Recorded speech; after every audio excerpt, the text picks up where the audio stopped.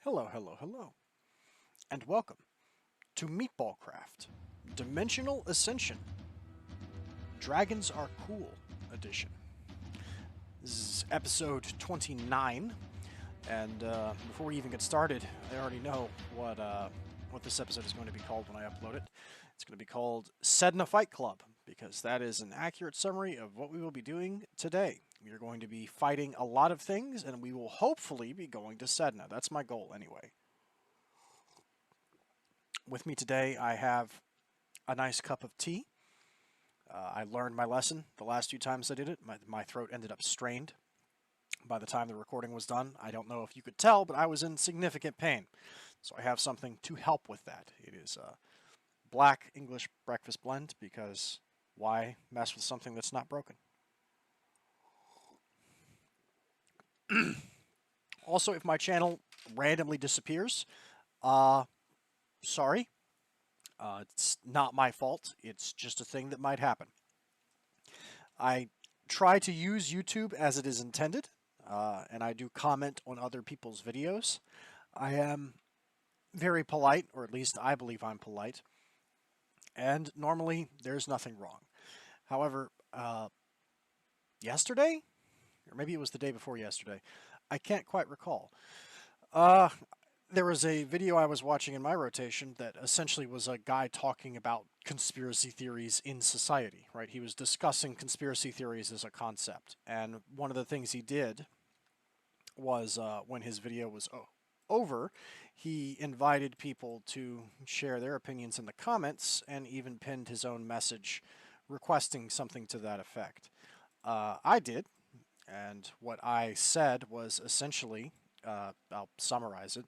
I think a lot of conspiracy theories are kind of bunk and they're not real, but some of them might be real, and I suggested that people should make up their own minds about it using their own opinions and their own facts and logic as they can find them and understand them. And I received a formal warning within 15 minutes. That post was removed, and I was given a strike for hate speech. Why anything I said in that post was considered hate speech by the YouTube algorithm, I do not understand, but it was, and my channel now has a strike on it. So my channel could theoretically disappear at any time. I don't know, because the problem is, right, like, if the rules are so vague that you don't know why you got a strike for something like that, then you can't avoid it happening again, right? Ignoring all of the other problems with that and why that just happened. If on a more fundamental level, if you don't know what you did wrong, you can't avoid doing it again. So I don't know. It seems very odd for a media platform's policy to encourage people to not engage with it at all. I kind of feel like if Elon Musk just randomly banned people permanently from, Twitter every time they said a random word of the day he kept secret to himself, and he just started banning people for it and said it was hate speech, I feel like Twitter would eventually become very empty, because a lot of people would be banned, and the people who weren't banned would be too afraid to post. But then again, I'm not YouTube, so what do I know? Anyway, don't worry about it. It's not a big deal. I only ever did these videos for fun anyway. I'm not trying to be famous. And although it hasn't happened yet, by the time of this recording, by the time you see this video, I will have gone ahead and ripped all of my videos off of YouTube anyway, and stored copies of them on my terabyte external hard drive. So don't worry about it. If worst comes to worst, I'll just re-upload these somewhere else.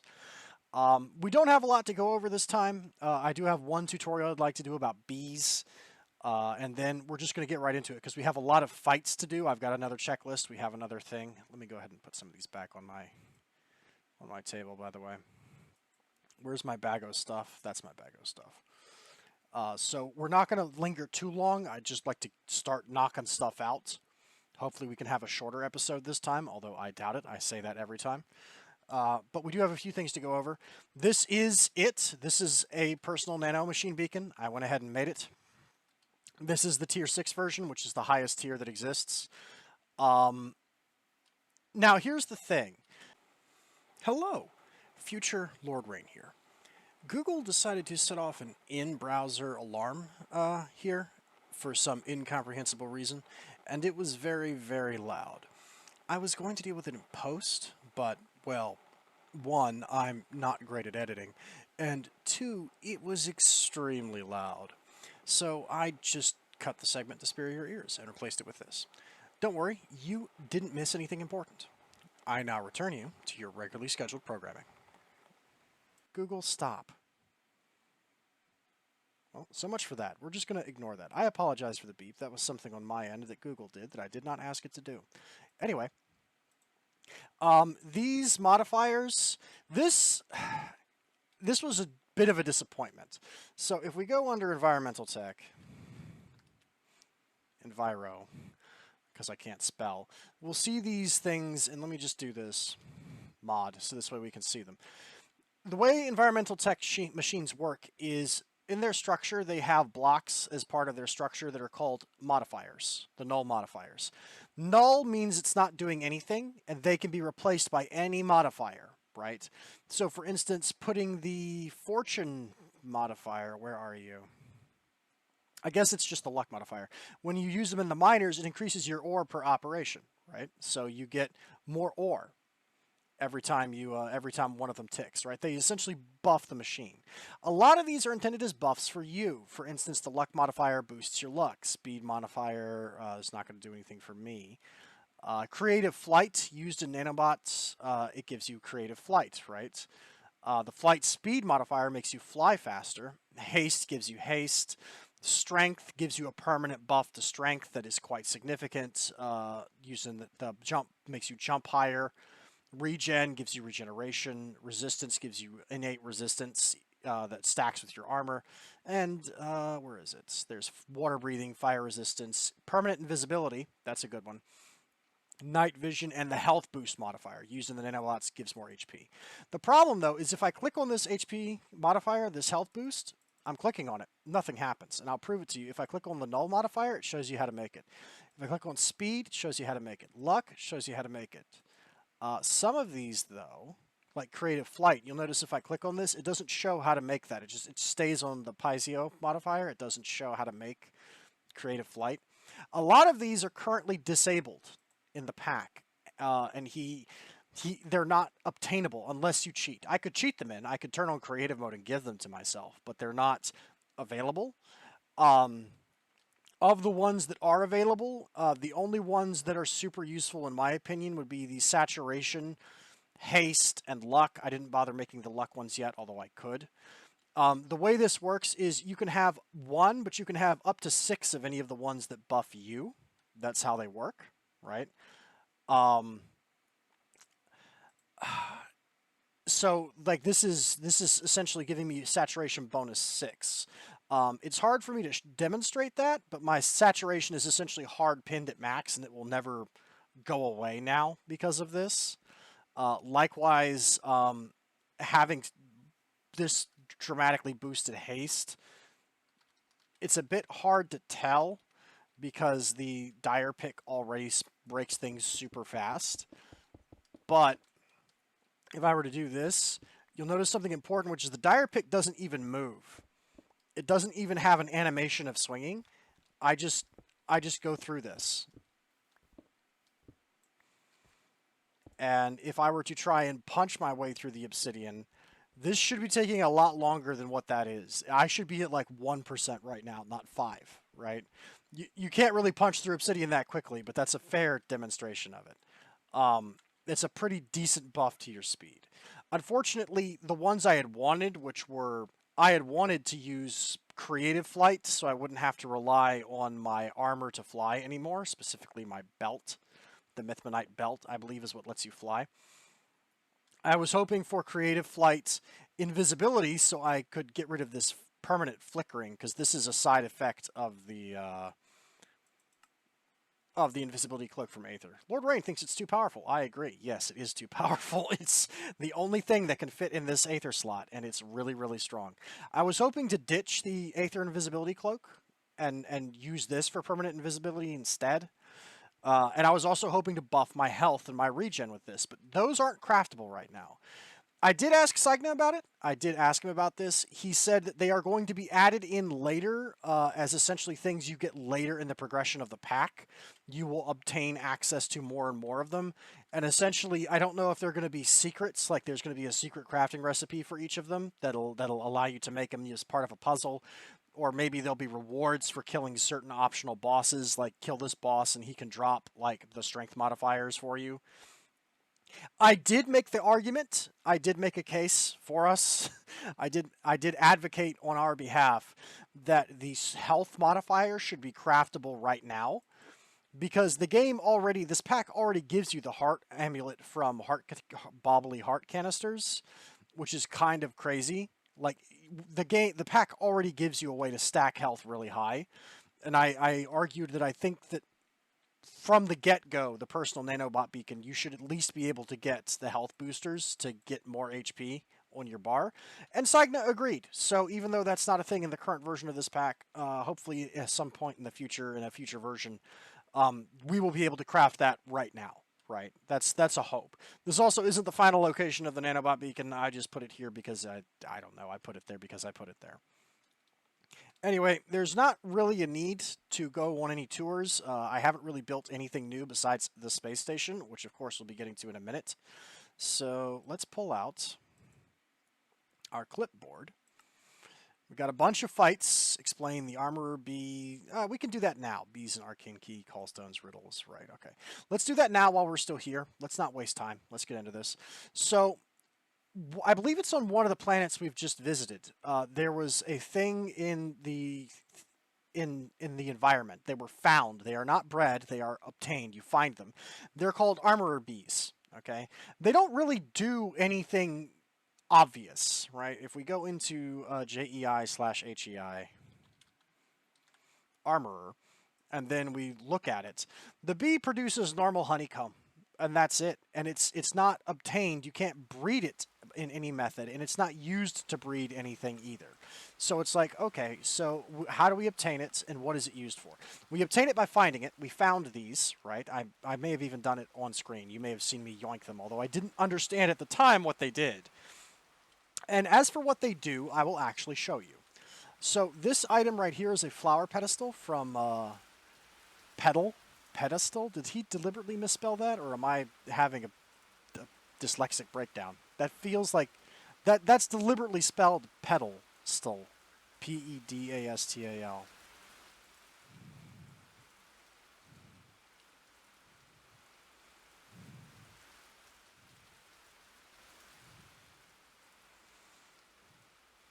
PEDE. It is deliberately spelled that way. That's either a misspelling or it's deliberate because it's a pedal. Ha ha ha. I'm going to assume that's a joke and not a deliberate misspelling. Anyway, Career Bees, which is the forestry plugin that this comes from, has a variety of bees that will do things to creatures. I'm sorry. Hang on. Be gone. That will do things in the environment as part of their effects, special things. A good example of that is the tax collector bee. We've already found those. They are needed later in the pack for progression. They're required. What the tax collector bee does is if there is a boss mob within its work radius, it will essentially produce that boss mob's drops as its byproduct, as what it makes in addition to its comb, its tax collector. So it will, in addition to making simmering honey and cocoa comb, the tax collector bee will also produce that boss's drops. So if we had a wither nearby, we could do that. And there is a way to do that. I don't know what it's called. Is it from a syringe in Ender Utilities, maybe? Yeah, it is. Okay, so this is it. Yeah, okay, this is it. A fermented spider eye mushroom. This is probably it. You don't know how to use this yet. You need camera stage first. Syringe paralyzer. The recipe ID gives it away. Enter utilities syringe paralyzer. So what this does is if we use it on a mob, it sets a flag on that mob. This stimulant tells you what it does. It unparalyzes mobs. The stimulant does. This is the paralysis one. And what paralysis does is it's a special thing from Ender Utilities. It applies a no AI flag to a mob. So if I were to use it on a skeleton archer from vanilla Minecraft, he would just stand there forever and not move and not attack and not do anything. He's essentially just a piece of furniture now because he has a flag on him that says no AI, which is essentially made him brain dead, right? He will never do anything ever again unless I apply the stimulant syringe to him to unparalyze him. Later in the pack, there's going to have to be, and this is just an example, later in the pack, we are going to have to obtain those in that stage, camera stage, whatever that is. We're going to have to obtain those and then use them on certain bosses with the tax collector bee to automate their drops. Right? And that's just something we'll have to do later. The armorer bee is similar to the tax collector. It does something to things that are in the world, specifically things on the flower pedestal. If you were to look at my armor, you'll see something new. Career bees modifiers. When on head, 100% armor. It's there at the bottom in orange. Career bees modifier. When on head, 100% armor. So what the armorer bee does, we'll demonstrate this on a diamond helmet. So the pedestal, or the pedestal, you can put things on it. And I mean, it can display items, and it even has an EMC value. So, you know, we could decorate with these if we wanted, or use them to show off and display items in our base if we wanted, right? That's a thing we could do. But it is meant to do something as well. Let me put the armorer bee back in real fast. Okay. Now, I'm going to speed this up in a moment so you can see it. No, you definitely have flowers. There we go. So if we were to wait, eventually, slowly, there's going to, yep, there it is. There's going to be puffs of yellow, which is the armorer bee applying a buff to this helmet. And I'm going to go ahead and pull it off. There's a few more. If we look at it, it's going to say, hey, look, plus 14.4% armor. So the longer we leave this here, the way it works is the longer we leave it here, the better that buff gets. Okay. And it takes a really long time. The early percentages are easy to get. They come fast. However, the frequency of them, as well as how much the armorer bee buffs it, dramatically falls off as the bonus gets higher and higher. The cap is 100%. Each of my armor pieces now gives me an additional 100% armor.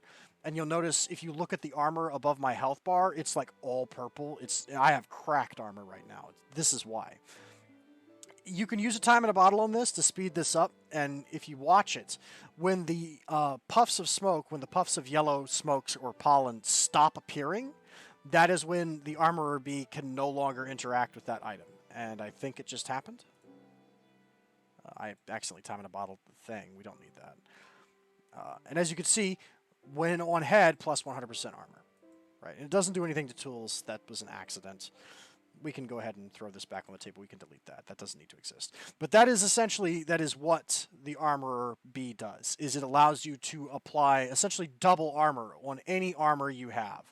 The armorer bee, kind of cracked, right? Just a public service announcement. Armorer bee's kind of dumb. Okay. Moving on, we can go ahead and tick that off the list. We talked about the armorer bee. Okay, let's do the other bee thing, and we can set that on passive while we are doing all of the other stuff. So let's get that out of the way right now. That sounds like a good idea. So there is a thing, arcane, right here. This arcane prison key. Thanks to Josset for the texture. Right-click to summon a boss. This is a boss call stone. Okay, this is made from 4 unique types of honeycomb: windy, fiery, watery, and earthy. It's made from 2 Gaia Spirit large plates, which are made from Gaia ingots, 2 Pandora's boxes, which are dropped from a tier 3 or a tier 4 Gaia Guardian. You can't use it until you complete the corresponding achievement, Killer Lady, and a bottled star. By the way, before we go any further, Gaia, there is molten Gaia added by more Tinkers. Right here, molten Gaia spirits from more Tinkers. Don't be fooled. This confused me, and I had to ask about it, and someone had to help me with this. Someone assisted me with this. Molten Gaia is not used in this pack. Okay, Gaia spirit ingots work just like wood. Okay, you need to put them on the tool part bench itself. You don't melt them and then cast the tool piece like directly, you can just craft the tool piece out of the ingot, right? The same way you would with wood or cactus or any other like malleable substance. Molten Gaia is not used. Don't stress about that.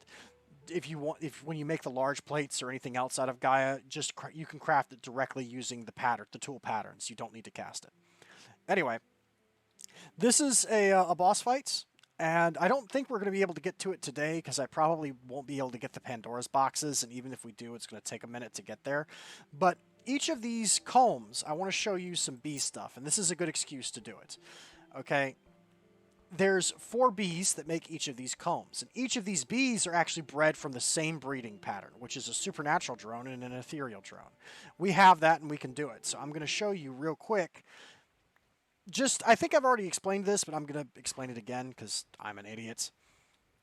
I'm going to show you how the gendistry stuff works, because I didn't understand it a while ago. I understand it a lot more now. By the way, in this setup, just so you know, there is a Botania thing called the Hyacinth. It is from Magic Bees in Valeria's garden. In Valeria's garden. It's very simple. It's it's a light blue, a cyan, and a blue, and then 4 mana powder and a redstone root. This takes mana and then randomly spawns bees. More specifically, it spawns all of the basic bees that can appear in magic bees and forestry. It can't spawn any other bees besides those, but it will just randomly spawn bees over time as you feed mana into it. They are being fed mana from this Kekimiru that is being fed cakes automatically. There's an EMC link over here that's making cakes. And then they are going into this large storage crates. The advanced item collector on top of it is picking them up. And then the bees are getting sent to these 6 genetic samplers and automatically being rendered down into their genetic samples, which I just automated this a long time ago. I don't remember if I showed this off before, but this is a way to passively get genetic samples for all of the basic bees, just without having to think about it. Anyway, get that drone out of here. Anyway, the problem of standing in here and working on bees is you're going to end up picking up a ton of bees in your inventory. Anyway, we have in our backpack a variety of things, and we're going to use them. Okay, so the great thing about gendistry is without gendistry, in order to breed bees, in addition to all of this crazy stuff, like all this crap we would have to do, we would also have to breed bees the same way. Like, if you took high school science, you know this, but there's that sort of diagram, right, of the box that looks like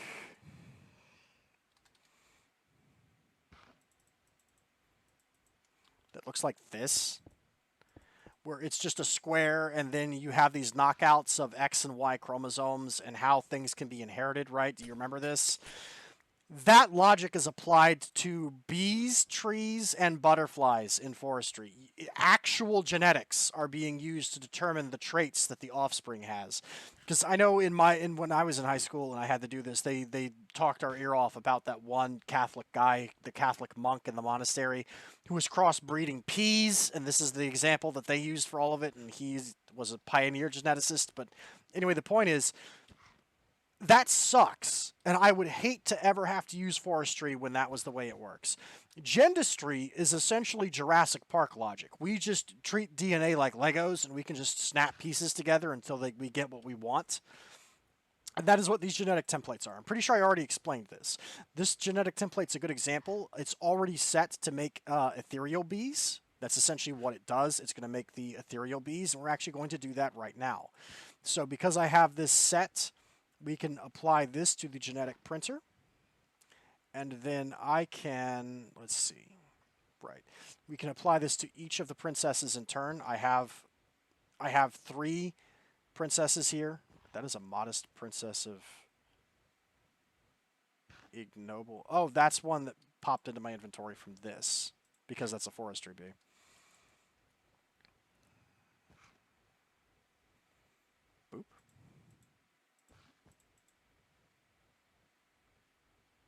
And this is just a demonstration of how this works, because I think I've shown the genetic imprinter off. I may not have shown the advanced mutatron off, and this is the real reason we're here and why I want to demonstrate this. Man, I am so glad I fixed this cup of tea. This is good tea. Anyone who hates on black tea because it's basic, consider yourself an enemy. You have foes out here in the wilderness, and I'm one of them. Anyway, we can go ahead and... it's mystical and it's supernatural and ethereal, right? So it's ethereal and supernatural. So we can throw out the mythical and the ignoble sorceress.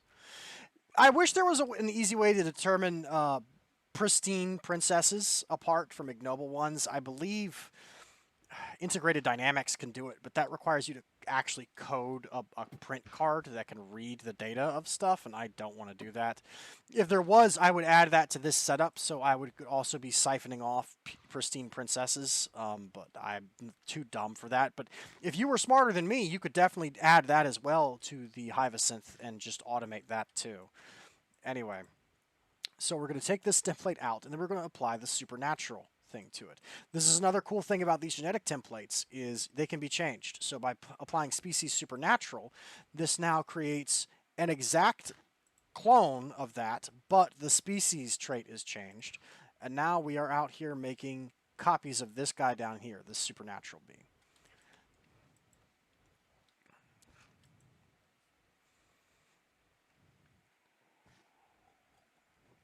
And I believe I did just mention this in passing, but the neat thing about this is each of these 4 elemental combs are made from the same breeding process, okay? Which is an ethereal princess crossed with a supernatural drone. And this is a great example of how bee breeding would work if we were forced to, you know, do it the way the bees mod wants you to do it. And it's a great example of how powerful Gendustry really is, as though the Lego genetics didn't make it obvious enough how much this saves. But I'll show you in a second why it's so powerful. Because certain bee breeding combinations can have more than one outcome. And in that case, you are essentially rolling dice to try and get the exact thing you want. However, by placing an ethereal princess and a supernatural drone here, we are allowed to select what species we want. We can pick it. Windy Queen, Watery Queen, Earthen Queen, or Fiery Queen. We're going to say we want a Windy Queen, and then we're going to get each of them in turn from this. Boop, a Windy Queen. Then we're going to get a Watery Queen.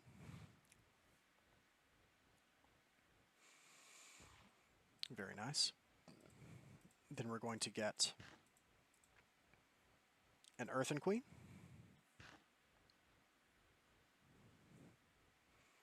Very nice. And then we're going to get a Fiery Queen.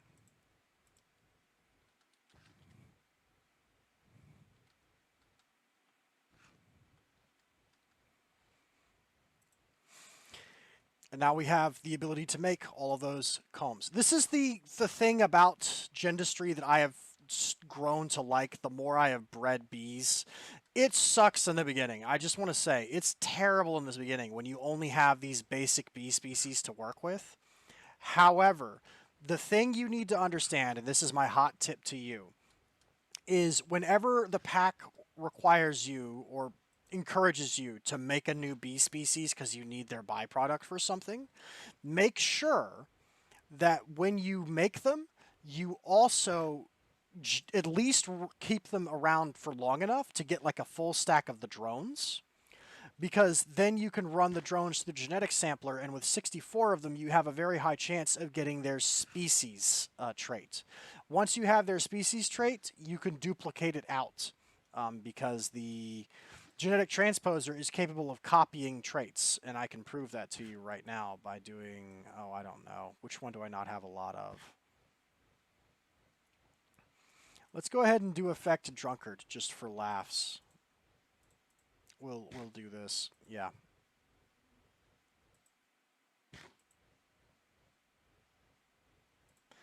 So, this is actually capable of doing this if I were to take Gen. And we do one of these? You can take blank genetic samples and do this, and it just starts duplicating them. And the great thing is, once it's done, the last genetic sample, the original you used, gets vacuumed down as well. So it's just making more of these genetic traits. As long as you have one, you can make more. So the reason you do that is because it lets you build up a library of species. It lets you build up a library of species traits. Species timely, charmed, common, sinister, esoteric, malicious, fiendish. The great thing about this is as you engage in more projects, the bees become easier to make because you're like, oh, I need a malicious bee? I already have that. I've already bred that once before. I have 70 of those species samples. I can just skip straight to that bee. I don't need to make it again. I can just genetically transpose it into existence using the random assortment of crappy bees I have, right? I don't need to breed an enchanted bee, right? I already have that species sample. So it does get easier over time, and I think a great example of this is the EMBE. The EMB.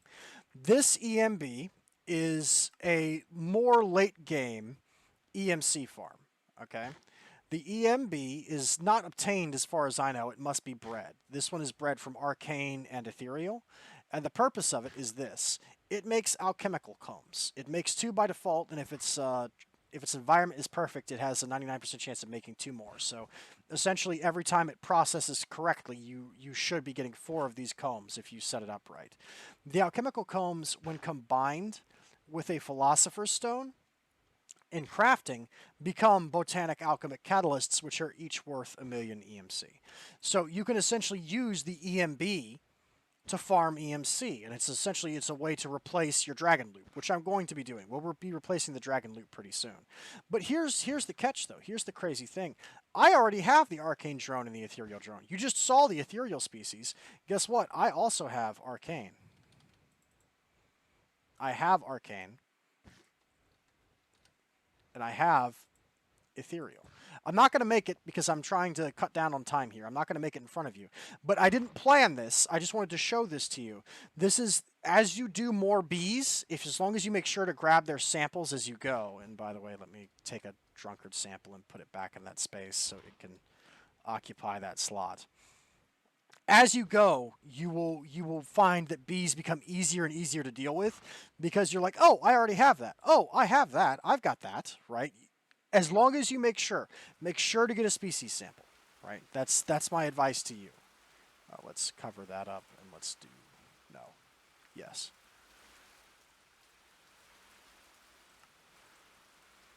Let's go ahead and set up each one of these elemental bees to start running. I doubt we will be able to obtain that key. But we can certainly try. Probably not for this episode. It will likely be next episode. That doctoral drone needs to stop. There we go.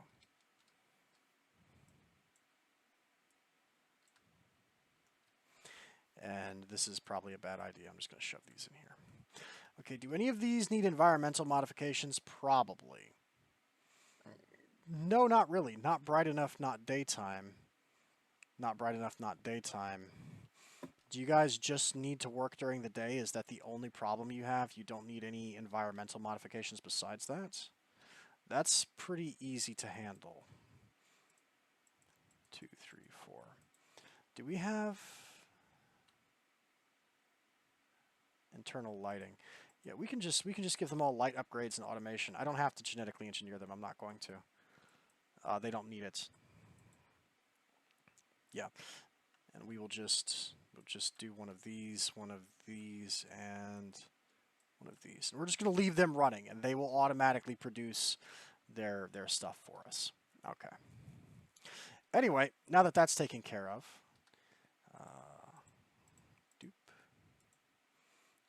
bees and the arcane key. We are working on that. Okay. All the Gaia Guardians, Chaos Guardian Fight, Arako, Sun God, Frostmaw, Callstones and Riddles, Quest Ram, Callstones and Riddles, Quest Ram, Space Station, New Planet, Sedna. Let's go ahead and do the Quest Ram next. I will show you how to find him. I've already found him. I found one ahead of time, so I knew there would be one, so this didn't turn into a wild goose chase. I will show you how to find one too. So there is a fantastic tool in this mod pack. It's in a lot of mod packs that use this version of Minecraft. It's very, very cool.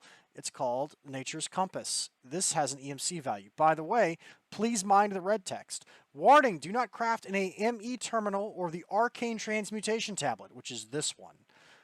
It could cause a crash. Now, fortunately, I had already crafted it in the other tablet, but it's essentially saying, actually, nature. It's essentially saying don't click this button, move items, and then move all of this stuff and auto-craft it here. It could crash your game. So just craft that manually. But this is from the Nature's Compass mod, which only adds one thing, the Nature Compass. Now, what does it do? Well, essentially, it lets you look, it's a compass, but it lets you look for biomes, okay? So we can set a biome to it and then tell it to find that biome for us. And we can erase the biome we were looking for by shift-clicking. If I click on this, we can select biome, we can start a search, we can sort by name, source, height variation, temperature, rainfall, the blocks that are on top, filler blocks, sort by name. And we can even do, I think, yeah, we can do that too. We can search by mod. So this is something in the Twilight Forest, and we are looking for, or at least I thought we could. Can we not? Also, there is a cheaty option to teleport to places. Source, space, height variation, temperature. Wasn't there an option to sort by...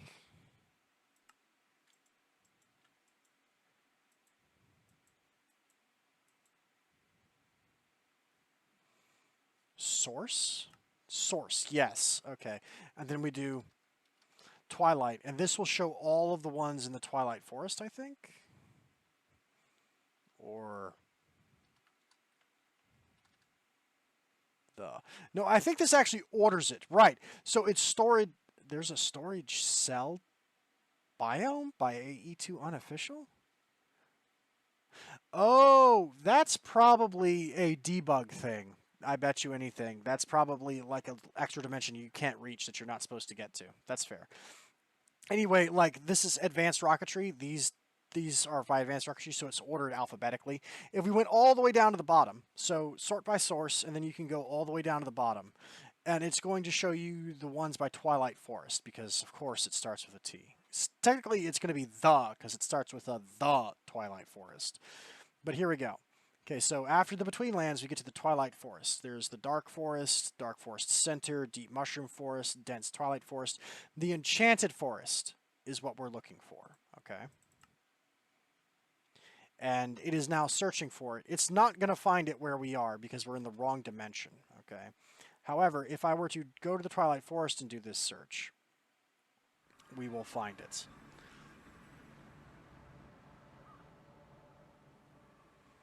We should. Yes. And it is in that direction, and I think I put a marker there, didn't I? This is the line I flew to get there. Yes, and I think this is it, questing ram. So you see, yep, this led me right to the questing ram. Now, how you can tell you're in an enchanted forest, by the way, is you're going to see rainbow trees. You're going to see trees with rainbow leaves on them, and that's your indicator that is where you are. I'm going to go ahead and do one of these. And we can just go there manually. I do have a warp there. Yeah, there it is, questing ram. You can see it. It's more or less exactly where the compass is pointing. It's not super precise, but it will lead you there. Also, the reason I'm showing you this is because enchanted forests in the Twilight Forest are very rare. And additionally, there's no guarantee that the questing ram is there.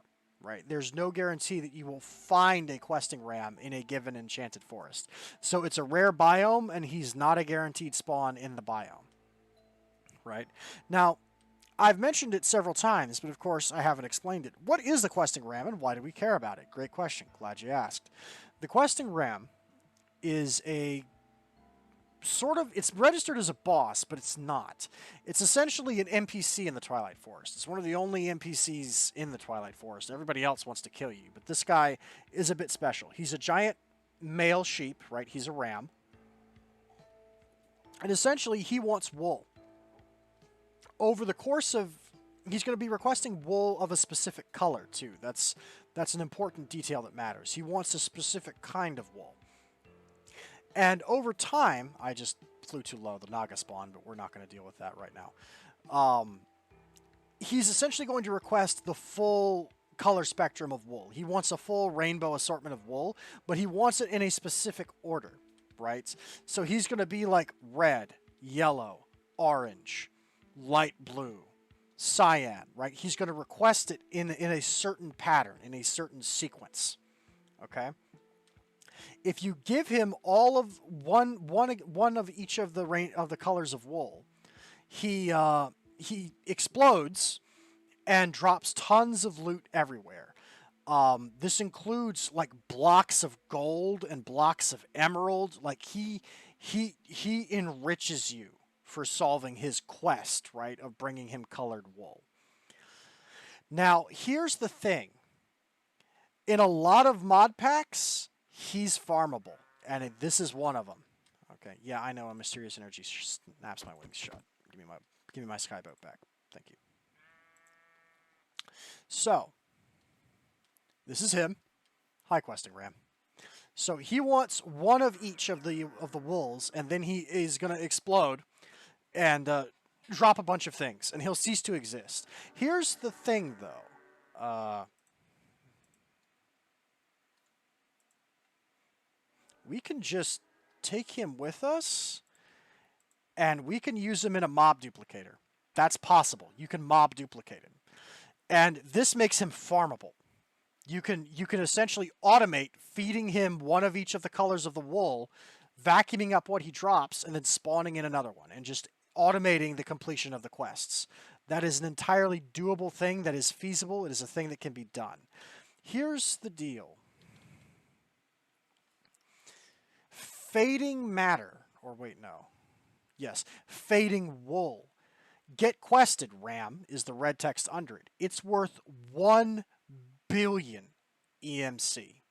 Now, we need fading wool, the maze breaker, which we found one. We have it in our collection of crap somewhere, and a maze stone to create the empowered maze stone block, which is a content tweaker block he made. It's custom for the pack. And although you can't see it because for some reason this isn't showing it, you need that to make, I think it's the, is it the Carbonite and Power that wants this? Yeah, the Carbonite and Power wants an empowered maze stone block installed onto the top of it right there underneath the Ascension input hatch in order to function. That's the upgrade. Replace the top middle Carbonite block for faster recipes. It works 5 times faster. So it's an upgrade for one of the custom multi-blocks in this pack, but the important thing is that fading wool is worth 1 billion RF. 1 billion. That's 1 billion with a B. 1G. The RAM is farmable, y'all. You can farm it. Am I going to make an EMCB? Or an EMB, as the pun is, and have that running to get alchemical botanic catalysts? Yes, I am.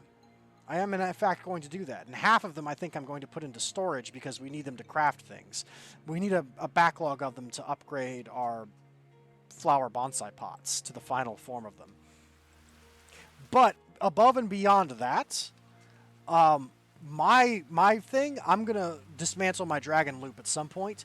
I'm going to automate the questing ram in a compact machine, and I'm going to farm fading wool for my EMC. And that way, every operation, we get 1 billion. All right. So I have now shown you how to get the questing ram, as well as how to find him, and I've explained why he matters, what you can do with him. In other mod packs that don't have things like Project E that lets you just 3D print stuff using this cookie clicker style number go up game of turning resources into points and then turning points into other resources. In other packs, it's not uncommon for the questing ram to be explicitly part of the progression, and they may ask you to use technology to automate his quests, and then later say, we need you to have absurd amounts of gold and emerald and iron and other things. You need the questing ram for that, essentially, to build that stockpile of stuff. The questing rams is quite a lucrative farm in the modded Minecraft community, the ability to do that. I'm going to go ahead and put him away safely.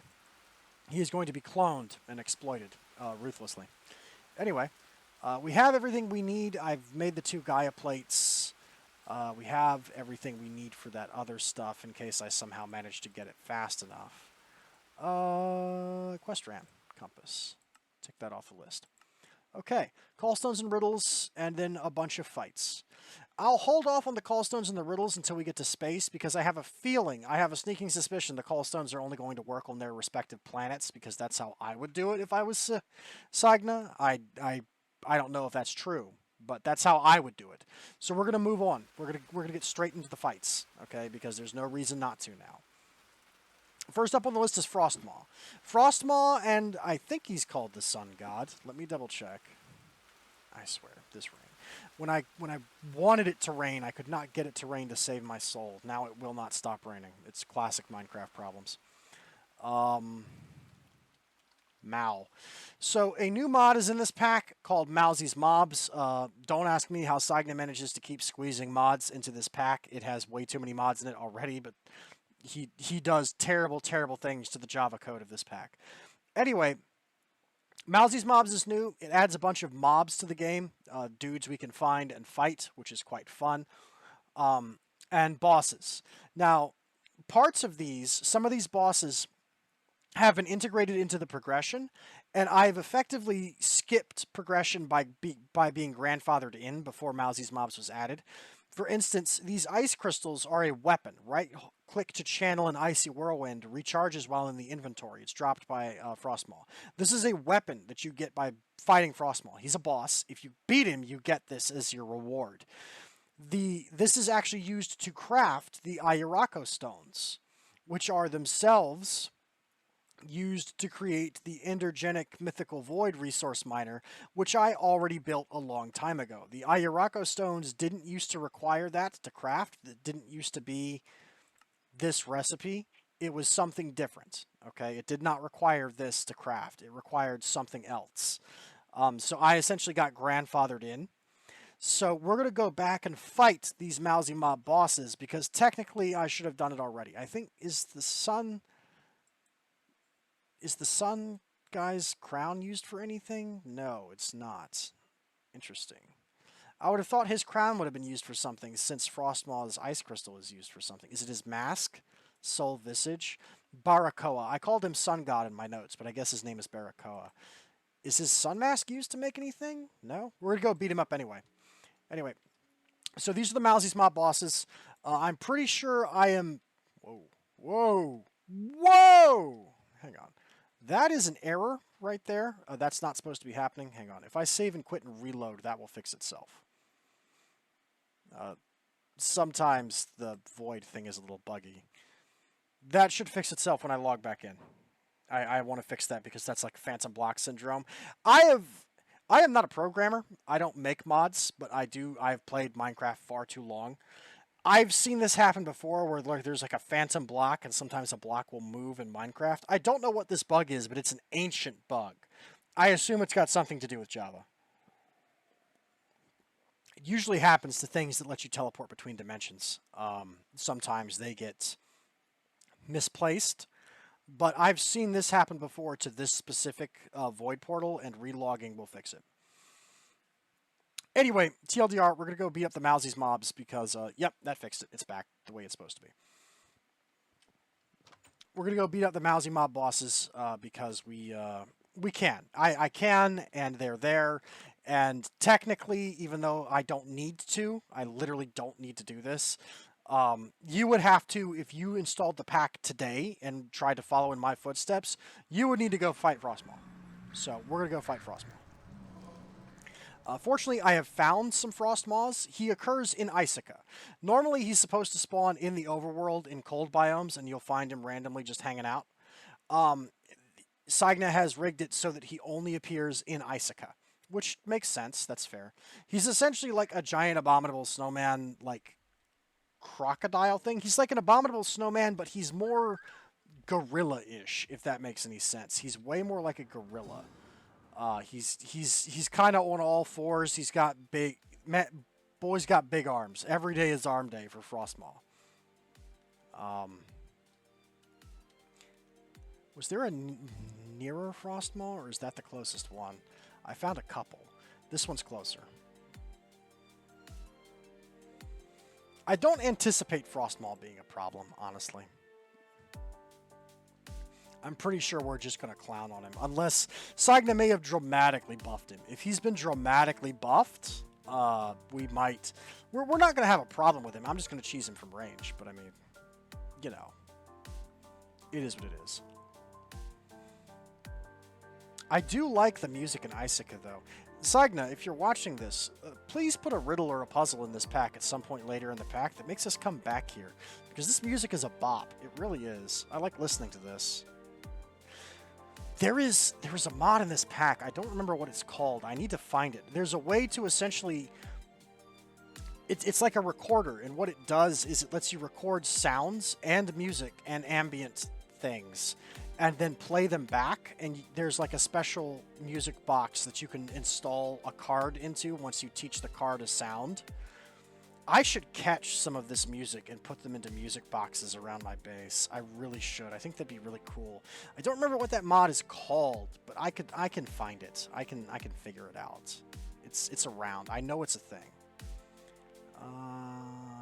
Frostmaw, what you gonna do? Where are you, big man? Hello?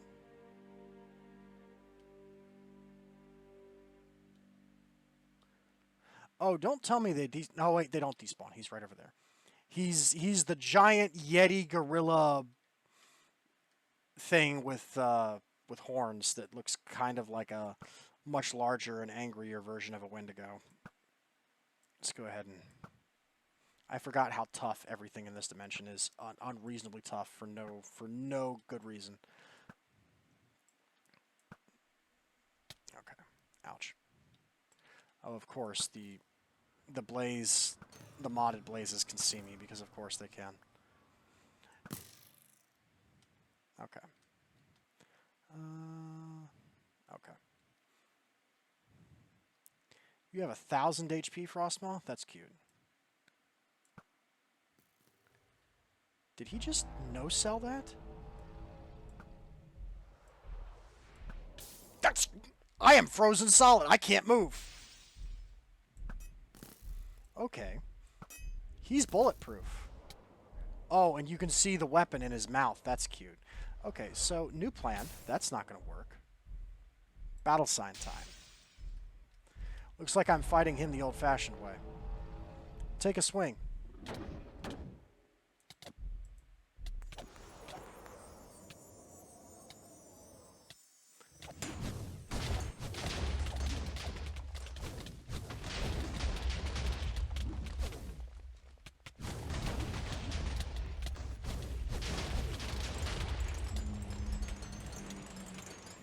I think the other things killed him. They did. The frosts killed him.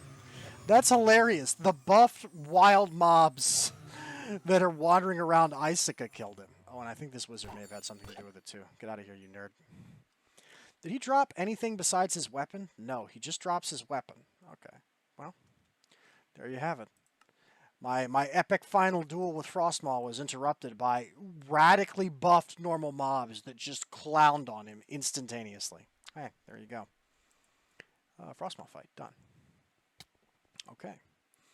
And I guess I'm going to go ahead and take that off the map. Okay, so this dude is in the overworld, this next guy. He's supposed to spawn in desert and savanna biomes. So I went looking to try and find one. I did find one. However, he wasn't in a desert or a savanna biome. Funny story. Because these dudes are like... How do I put this? I'm trying to think of a delicate way to put this, but there isn't one. They look like little goblin people wearing like stereotypical jungle person, like wooden masks. Had like I don't know. They look like little jungle cannibal goblin savages. You never see their faces because they're all wearing masks. Um, you know who they look like? If you ever played Banjo Kazooie, they all look like Mumbo Jumbo. Is what they look like, and their boss, their shaman, their chief, Sun Chief, the big guy that we're about to fight, is a giant fat one who sits on a throne. Here's the thing, though. I looked and looked and looked in all the savanna biomes and deserts I knew on the overworld map. Couldn't find one. Also, there's a dragon over there. I should probably... Are we getting clowned on by some fallen birds? We are. Okay. Anyway, the joke is kind of ruined because I turned around. But here's a fun fact for you. Did you know that nuclear wastelands from Nuclearcraft, the mod that adds the nuclear reactors, also adds a biome, the nuclear wasteland. Did you know that those apparently count as a desert and or or savanna in biome generation? So you're essentially going to fight him in the worst possible environments. Give me golden apples, please.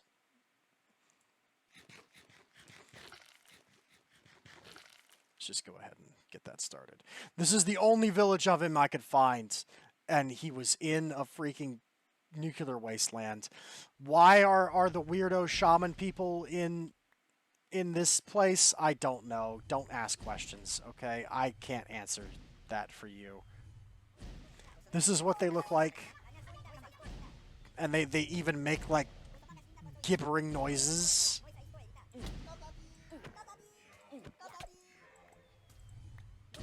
Mousy's mobs is a little bit goofy. Also, they're getting attacked by the radiation ghouls, which I think is very funny, because the rad ghouls are extremely hostile to all forms of life. So that's why I stayed away from this village. I didn't want to come near it, because they were going to get clowned on if I stood here for too long. He also, I think, just summons dudes. Do they drop anything? They drop the masks. Grants haste, resistance. I am getting jumped by just... Dude, that feral ghoul is attacking him. Holy crap. That feral ghoul is going for it. That's a Cyclops that is staring him down. Man, this place is cursed. Hang on just a second.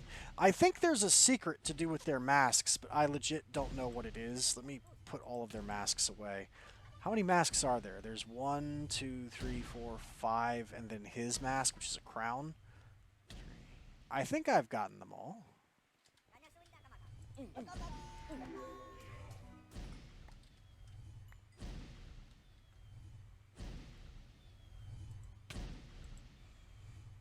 Yeah, I think I've obtained 1, 2, 3. It tells you how little I care about the damage he does. 4.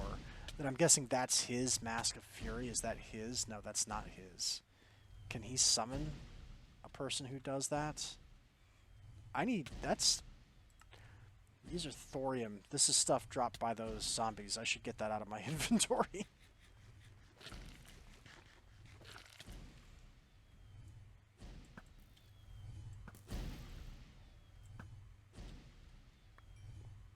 There's a secret to the masks. I think you could do something with all of them. Let me see if I can kill each of these guys before something else kills them and get a collection of each of the masks.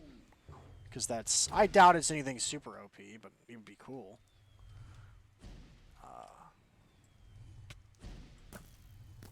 I'm going to fight him in a second. I'm more focused on collecting a full set of these masks. Because, again, it took me a long time to find this village. I don't want to lose out on anything.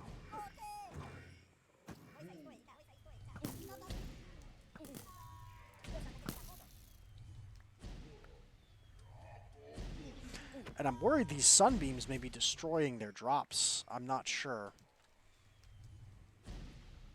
I haven't seen a Mask of Strength yet. I don't know if that's his mask or if one of them drops it and I just haven't seen it. We'll fight him in a minute. We're going to go ahead and fight him. I don't want to waste too much time here. It doesn't look like any of them are wearing that mask. So I don't know. Maybe that's the secret. We'll see. Give me just a second. Let me Son of a gun. You're gonna make me real mad in a second here. Your guys aren't immune to arrows. Okay. There we go. Just shot that big man. Did he just get eaten by his own mask? Painted acacia wood. I'm sorry, are you breaking blocks? Get out of here. The painted acacia wood is interesting. That's like a unique texture. Is that craftable? Can we even make painted acacia wood?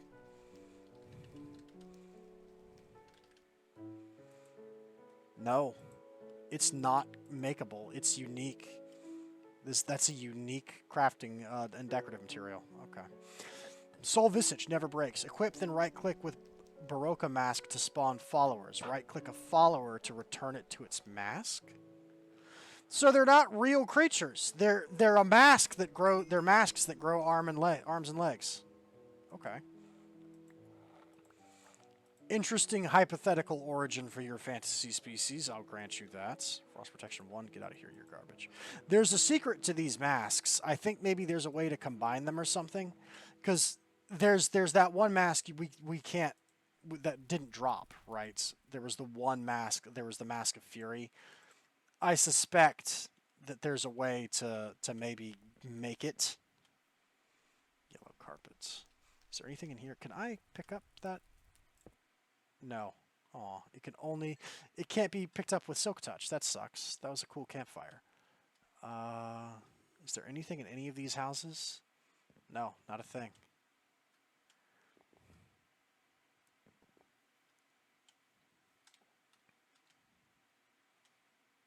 Alrighty then. There we go, I guess.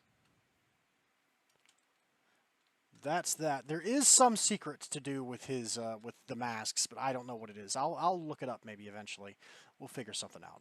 I should probably warp back home before I start dying of radiation poisoning. My armor has been plated in rad resistance now. I have obtained that, but I don't want to push my luck. Okay. Sun God fights. Ayurako fight. This will be a fun one. Last time we got clowned on by the Ayurakos. I summoned them. I was not expecting there to be 4 of them in one summon. I got beat up. I had to go home. I think we managed to successfully kill one of them. I am dramatically more powerful now. I'm a lot stronger, actually. And that scared the crap out of me. I thought that was a hole straight down into the void or something. I'm dramatically more powerful now, and I think we can take him. So here's what we're going to do. I have what is probably the most OP bow it's possible to have. Sid.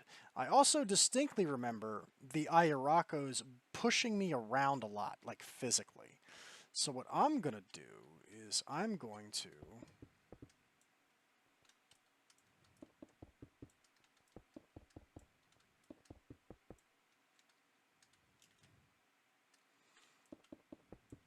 There we go.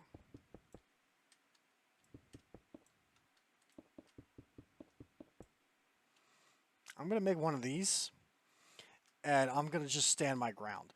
And I figure worst case scenario, I have to pull out the fiery battle sign, okay, and start blocking, and I'll just let them kill themselves on my fiery battle sign, and we'll play it that way.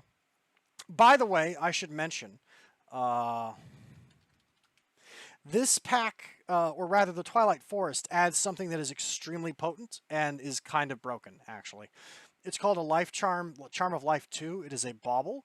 If you have played Minecraft and recently at all, the best way to describe this is essentially a Totem of Undying, except it is a bauble, so it goes in your bauble slot. You don't have to hold it in your offhand, and they stack. This means that if I were to die, instead of dying, one of my Charms of Life will just break, and I'll not die, right? So I essentially have 64 extra lives sitting in my pocket to prevent me from dying. So for all intents and purposes, I'm kind of immortal right now. I have, well, I shouldn't say that. There's probably quite a few things that could kill me, but I'm very, very strong. Let's put it that way. I'm extraordinarily strong. Life charm. The balancing issue for this, the reason that it's balanced in the Twilight Forest is these are very hard to find. Charms of life can be found very rarely in chests, or they can be crafted by putting 4 Charms of Life 1 together. And Charms of Life 1 are a more common thing that can be obtained in chests, but they're still kind of rare. So it's essentially an adventuring reward. You find them in loot. This deep mob learning allows us to manufacture Charms of Life out of pristine glacier inhabitant matter, of which I have thousands of, right? So I can essentially 3D print these. It's kind of crazy. Anyway, I just wanted to make you aware of that. That is a very strong escalation of power, and it's the reason why one of the creatures on this list that we're probably going to go fight next, since we're already here, is the Chaos Guardian. We are going to pick a fight with the Chaos Guardian because I think I can kill the Chaos Guardian once before the Chaos Guardian kills me 64 times. I'm going to bet on that. In fact, I'm going to actually probably... Can these be put in other slots? They can. I have more of these than just that. Let me do this just for wild nonsense, just to show you that I'm not joking around. Maybe it was in the gray bag. Was it in the gray bag? No. It was in this bag? Yes. I have more of these. What do you think that I can kill the Chaos Guardian before I die this many times? Any takers? I think I can manage it. I'll tell you this, if I can't, y'all can make fun of me for the rest of my life, because I feel like I would deserve it at that point. Anyway, this is actually mostly a joke. I'm pretty sure I'm going to be able to take the Chaos Guardian. The problem is I intend to fight the Gaia Guardian 4. I'm not sure I can legitimately beat her, but we'll see. Anyway, we've stalled for long enough. Are these not clickable? Or do you throw them on the ground? You throw them, don't you?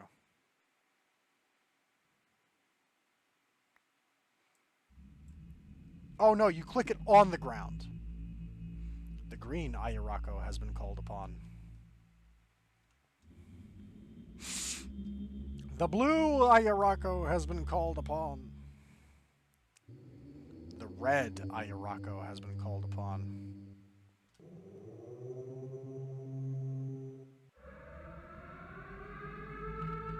I like how the horn for the last one is just a raid siren. That's still kind of funny. Okay.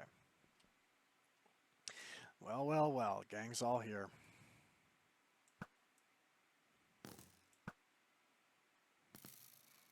Is he bouncing back my stuff? I guess they're not done forming yet.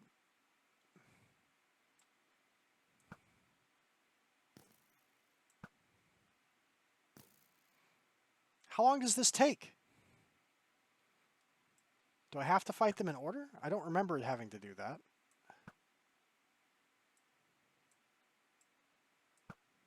Hello?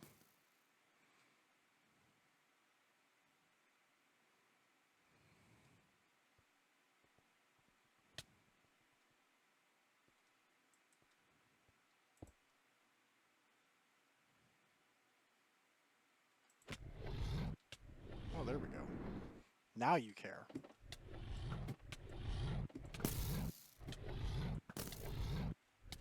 I'm sorry, are you taking damage from this bow? You're not. Why does the red text say to bring a good bow? Bows don't work.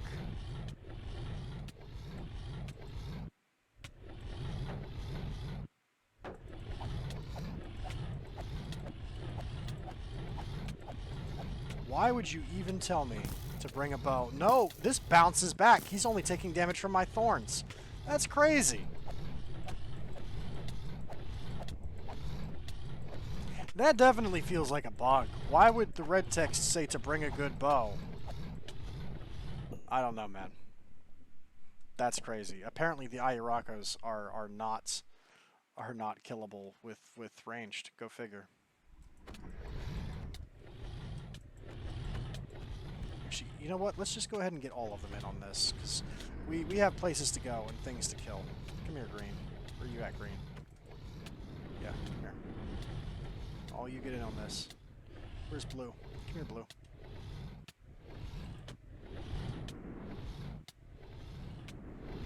Yeah, I kind of remember them being a bit derpy like this.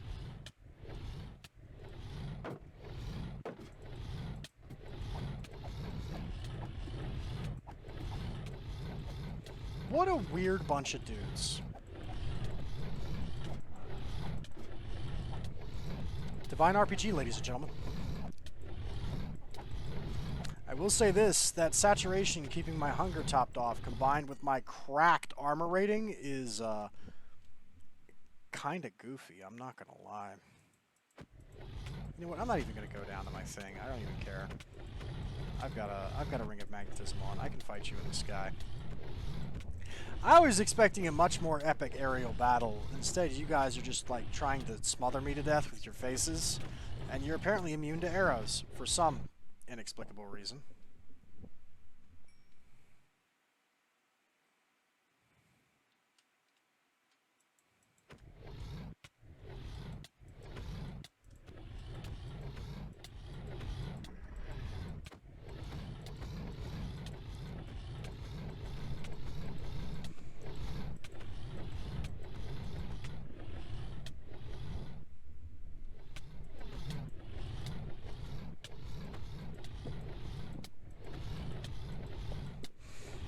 I'm somewhat convinced my massive thorns may be doing more damage to them than my my actual.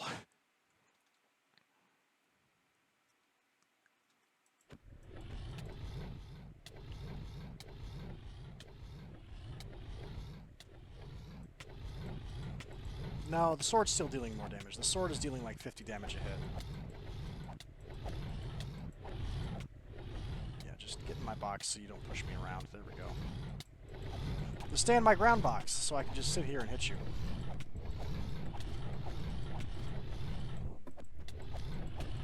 My tea is now room temperature, which is a bit depressing. It's still very good, but I liked it better when it was hot. Okay, so we have each of the Airaku statues now. We have the scales. I think the swords were used for something too. I don't remember.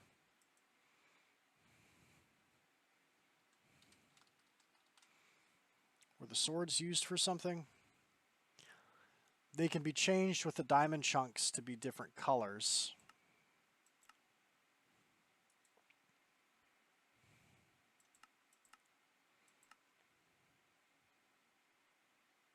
I guess it's just a cosmetic change. All right. Well, there you go. The Airaku, ladies and gentlemen. Let's just put all that in the bag. Okay.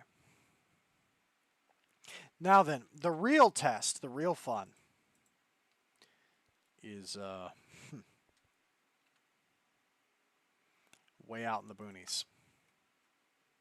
Far out in the city. Wait, where is it? Far out in the city, Chaos Guardian. Ah, it's the Chaos Guardian, excuse me. Now, I don't remember how close that brought us. It might bring us very close, dangerously close. I don't remember, but I do know that everyone I talked to about this suggested to use a shuriken. And I have a shuriken. I think I already showed me upgrading it.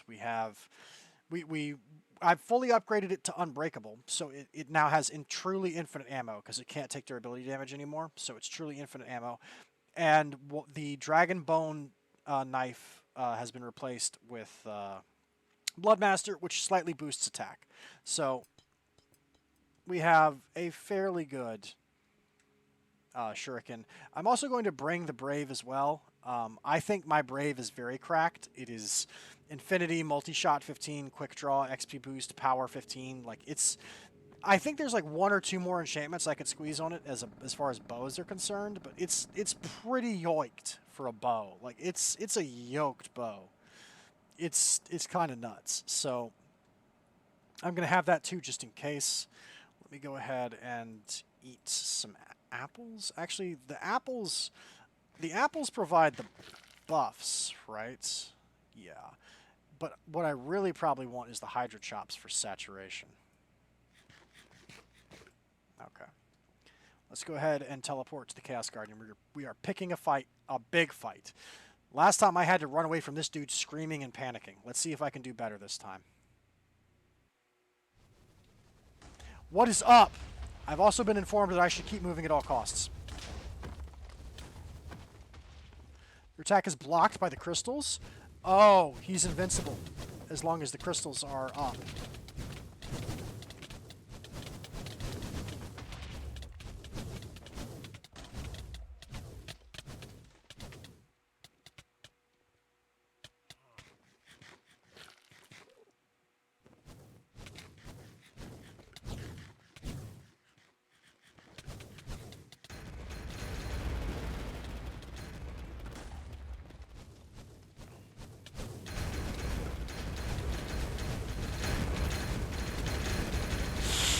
Oh, I'm not ready for this. I'm gonna have to bring the thing. See, the people who recommended this said keep moving, but how on earth do you keep moving when he drags you down like that? Okay.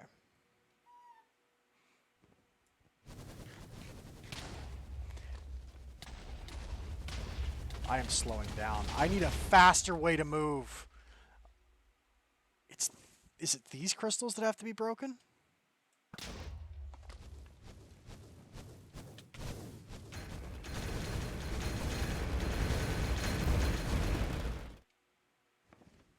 You know, I joked that I don't know if he can kill me that many times before I killed him once.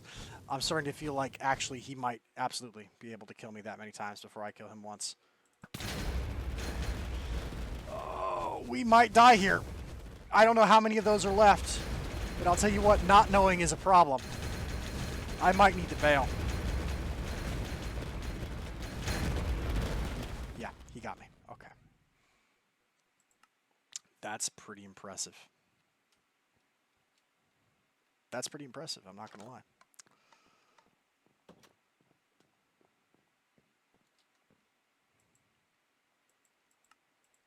Okay. There are other ways to fight him. There is a super enchant that's meant to be used to fight him. I was told make sure you keep moving, and I see why that is a suggestion, but my response to the people who told me to keep moving is how? Because when you start getting hit by that thing he does, because you weren't behind the controls, it's hard for me to describe, but that slows you immensely. Like, the moment you get clipped, you're done, essentially. Like, it's kind of already over. By the way, I could get my recovery, like, legitimately, but because we are on a timer and I'm trying to be fast about this, we're going to get it illegitimately. There is a command in Coriel Tombstone that lets us...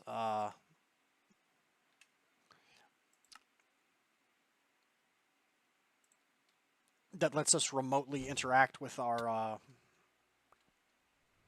stuff. Oh, wow, it dropped all of my Aether stuff on the ground. I guess that makes sense. I guess the Aether stuff is independent of the grave, isn't it? We will have to come back and deal with you later. That's crazy. Is he underground? Huh. Interesting. I'm sorry, I'm just examining this. Entity Draconic Guardian Cube. Are these things reactivating? I may have to look at a guide on how to fight him. I thought this would be more simplistic than it was. I thought he was just an incredibly dangerous end dragon.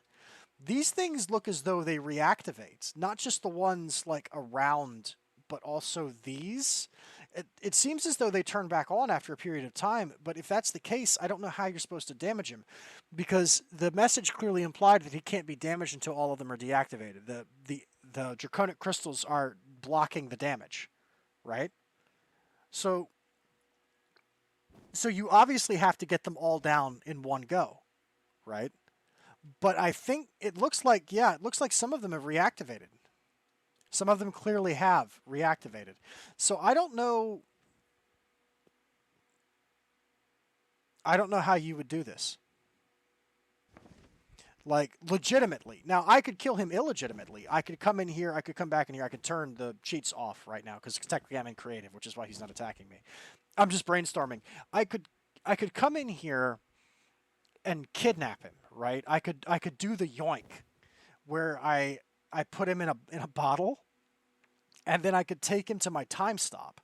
I could also bring the time stop into the end dimension, right? And bring the time stop down on top of him from a range and like bait him into it. Both of those are plausible strategies, right? But that feels really cheesy. I kind of want to kill him legitimately. But I don't know how. Are these things coming back to life? Sorry, I want to test something. This is technically kind of cheating, I guess, but I have a question that I want to answer. I want a question answered. If I were to do this and then you're just not going to let me do that, are you? Okay. Let me fly out of his range and turn creative mode off and then rejigger my stuff. I have a question I want answered. Wow, there's a end ship over here. That's cute. And a battle golem. If I were to do this, he shouldn't aggro. This should be far enough away. Put that there, put that there, put that there, put that there, put that there, that there, put that there.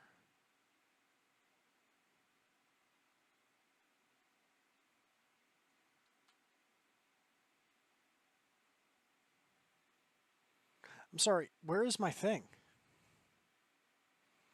Oh no, hang on. Where is... Something is missing from my inventory. Where is the remote panel that I do have creative mode on? Where's the remote panel that collects, that allows me to access my thing? Oh, I know where it is. No. It didn't drop. It went in here. It automatically went in there. That's where it went. Okay, never mind. I was worried for a second. I was like, wait a minute, hold on. But no, it went there. Really, the climbing gloves can fit in a ring slot? The heart amulet can fit in a ring slot? What can't? The repair talisman and the life stone, apparently. Interesting. I didn't realize the heart amulet... I guess he may have changed that because it does say bauble any.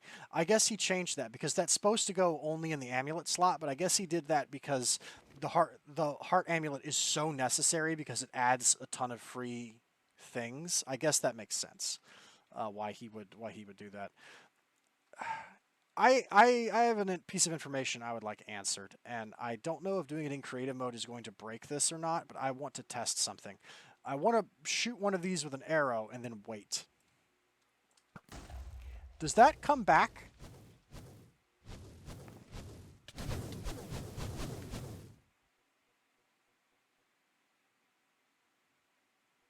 Your attack is blocked by the Guardian's crystals.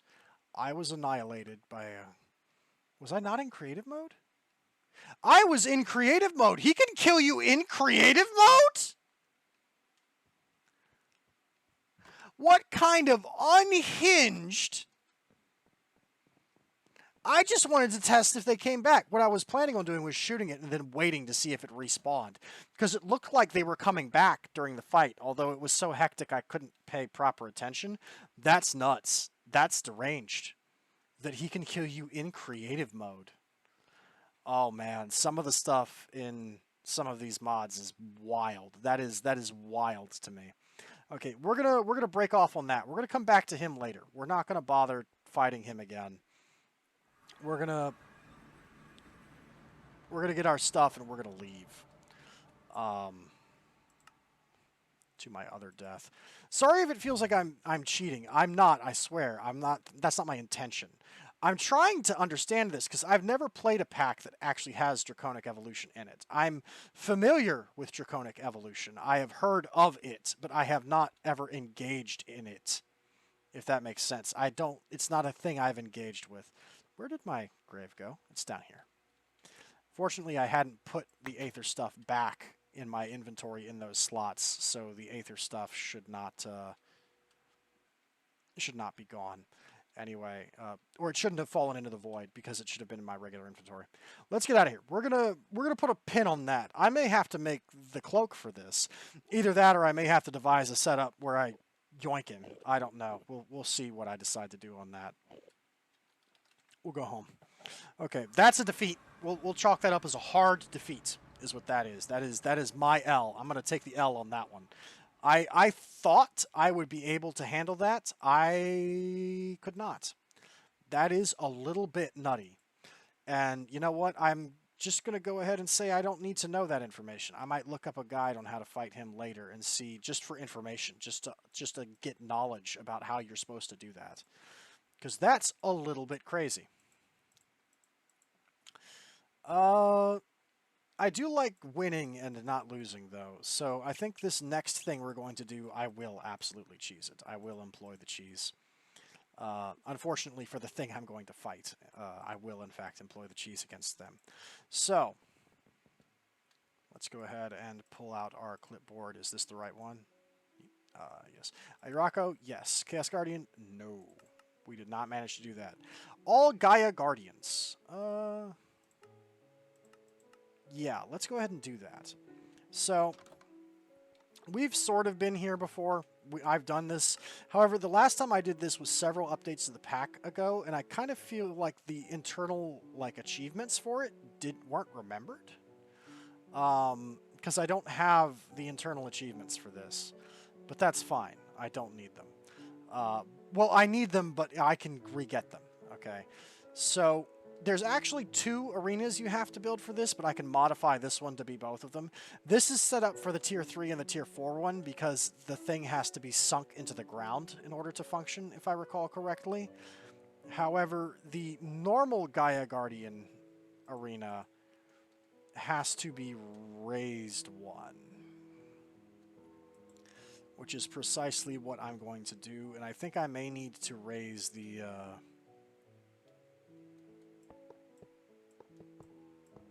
I may need to raise the plinths up 1 too. I'm not sure.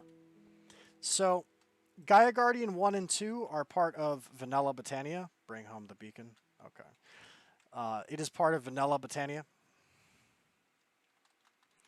Gaia Guardians 3 and 4 are part of a mod. As one can or a plugin, because Botania is also a mod, obviously. But the other thing, this is also part of a mod. So let's go ahead, and I believe we just do this by clicking the Terra Steel on it.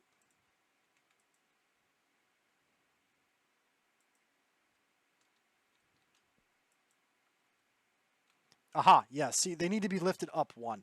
The entire, for reasons I don't fully understand, I don't quite get this, but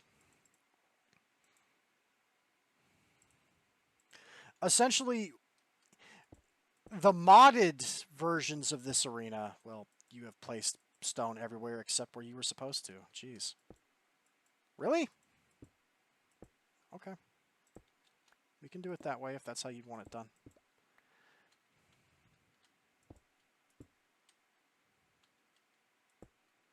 This might be easier. For some reason, the modded versions of this it's 1 lower, and I don't know why. I feel like that doesn't make sense because logically the arena should be the same for all of them, but instead you have to raise everything up by... I'm saying this backwards. This is the normal way the arena is supposed to work, is like this. For the other 2 fights, it has to be lowered 1, and I don't understand why that is the case, but it doesn't really matter. Give me the shuriken. We'll shuriken this. I'll actually do the meme. We'll do the meme. Give me the katana too. We'll do this. We'll do the katana for fun. Let me crank the sound on that real fast, because this is for once the sound is great. I apologize. I guess we'll raise master volume. We'll double it to 100. I will lower hostile creatures to 50. Let me lower that to like 80, because 100 might be too loud. Because this is actually a bop. Players, 50. Voice speech, 50? I don't even know what that is. Ambient environment. Friendly creatures. Okay. Let's try that. That doesn't sound much louder than it was. I'm sorry. All the way. That's still not very loud.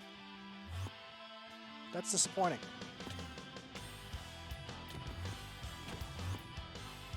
Hussa! Hussa! Feel the edge of my katana. Look at how edgy I am. I have a katana and a shuriken. It's meta! It's not that.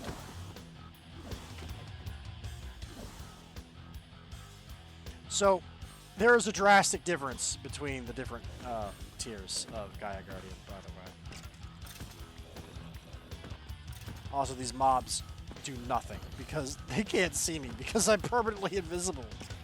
Lord Rain thinks this is overpowered. I do too. Yeah, this is why. It's because of stuff like this. They can't even see me. The boss can see me because its AI is programmed to see through invisibility.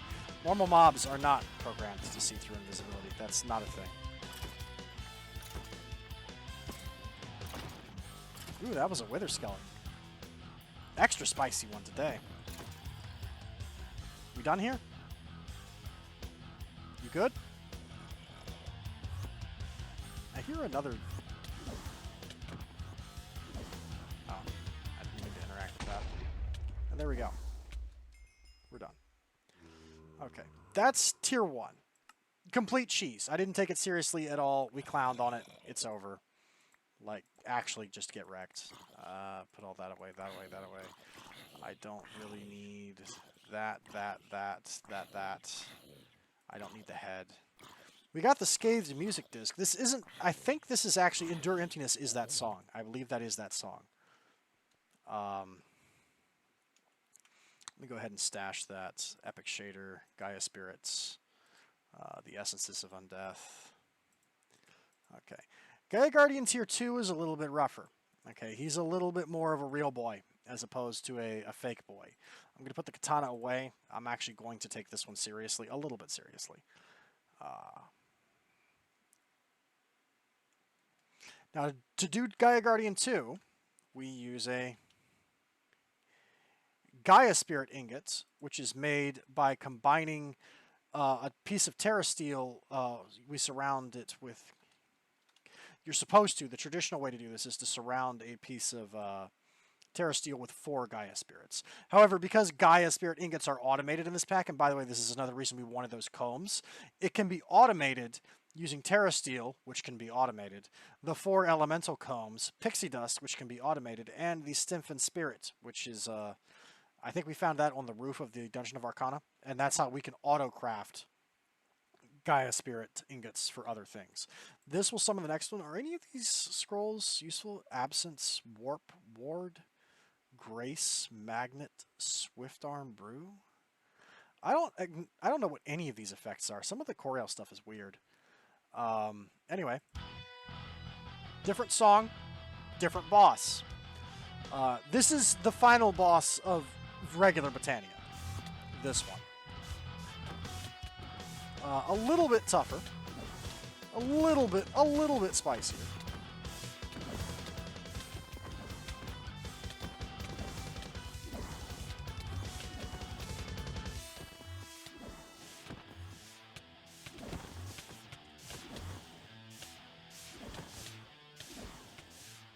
Not that much spicier, though. We're very overpowered. I don't know if you're aware of this. My gear is kind of cracked. I don't know I don't know if you were aware of this, but I'm kind of the best. I shouldn't say that. The Chaos Guardian absolutely clowned on me. I shouldn't be talking like that. I can't believe the Chaos Guardian can kill you in creative mode. I legit just wanted to test if those crystals regenerate or if it's a permanent destruction. That's crazy that it can kill you in creative mode. That's wild. That is nuts to me. That you could turn on creative mode and that boss can still just yoink your soul right out of your head. That's nuts. And of course, wow, this Gaia Guardian is quite strong. This Gaia Guardian is also quite dead. Get out of here. You're a loser. Okay. Now we get substantially more rewards for killing the Gaia Guardian 2, as is befitting of the fact that this is theoretically... actually, you know what? I'll take that Grave Dust. Let me just throw some of this. We're starting to get good stuff now. Let me throw this in. Grave Dust, Crafting Essence of Undead, Drops of Evil. Put that in, put that in. I don't really care about a lot of this, though. Trash, trash, trash, trash, trash, trash, trash, trash, trash. Witches drop so much crap, it's kind of irritating.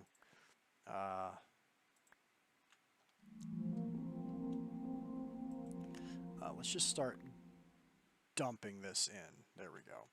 Now, this is more along the lines of the stuff you would expect from a Gaia Guardian 2. We got mana diamonds, we got a greater Gaia Spirit, which is a content tweaker item dropped by Tier 2 Gaia Spirit, Gaia Guardian, thanks to Photon Gravity for the texture.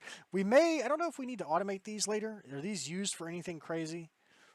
Das Rheingold. We may need some of this. Uh-oh. They're used for the crazy lily.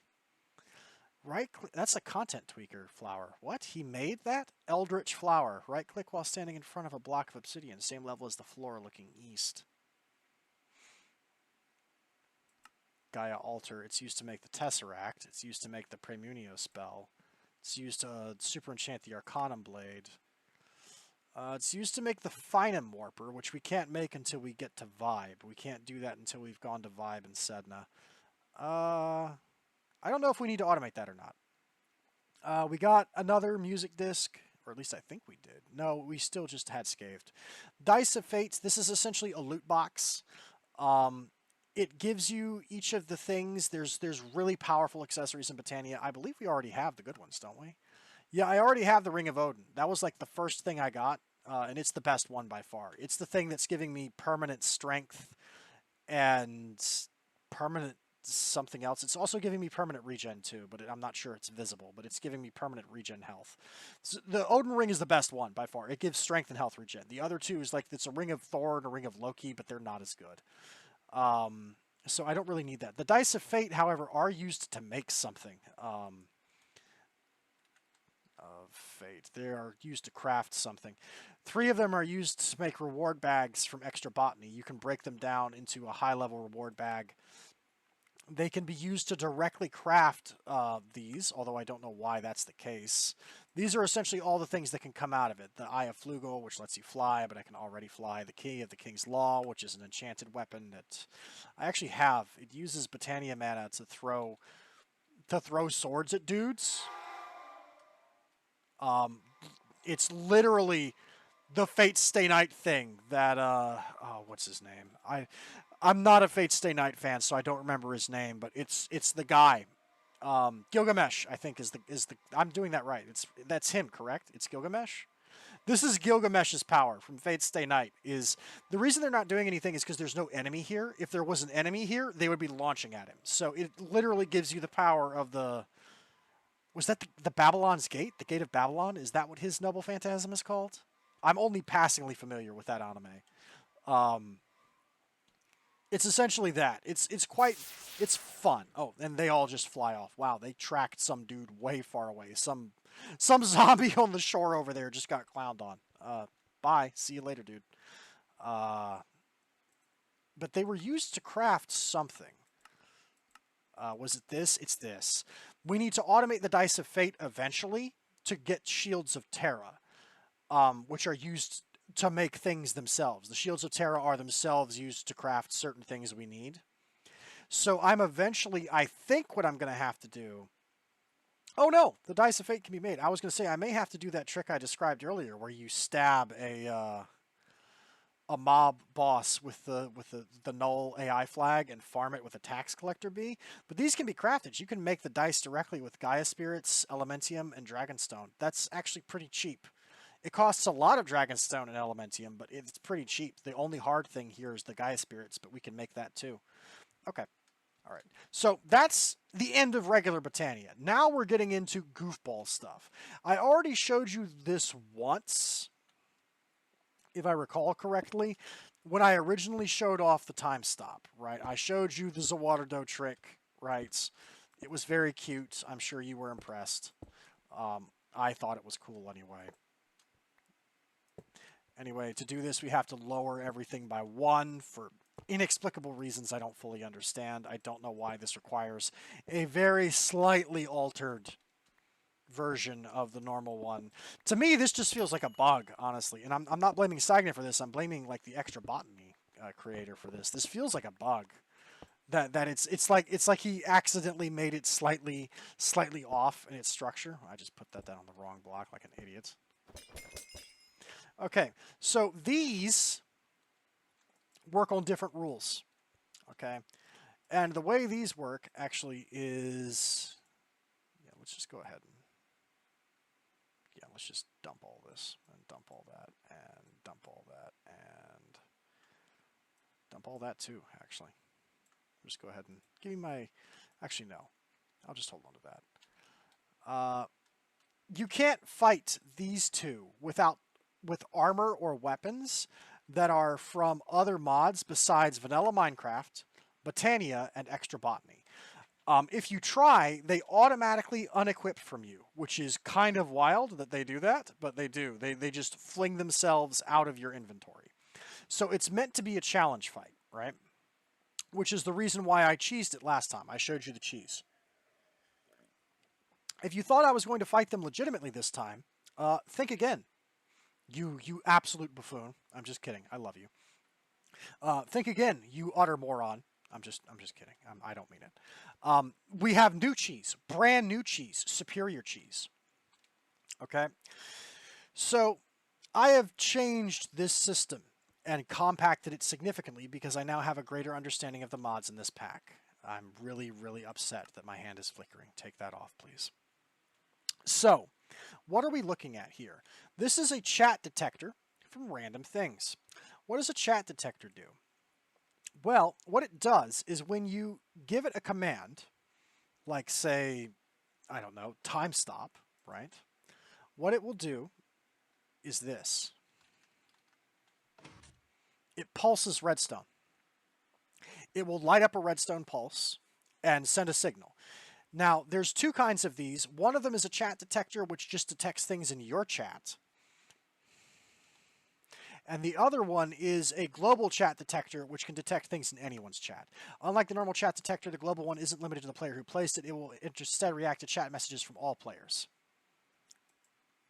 Okay, and this setting right here, what this does is this changes it. Because let's say you wanted to use this to hide an entrance to your secret base, right?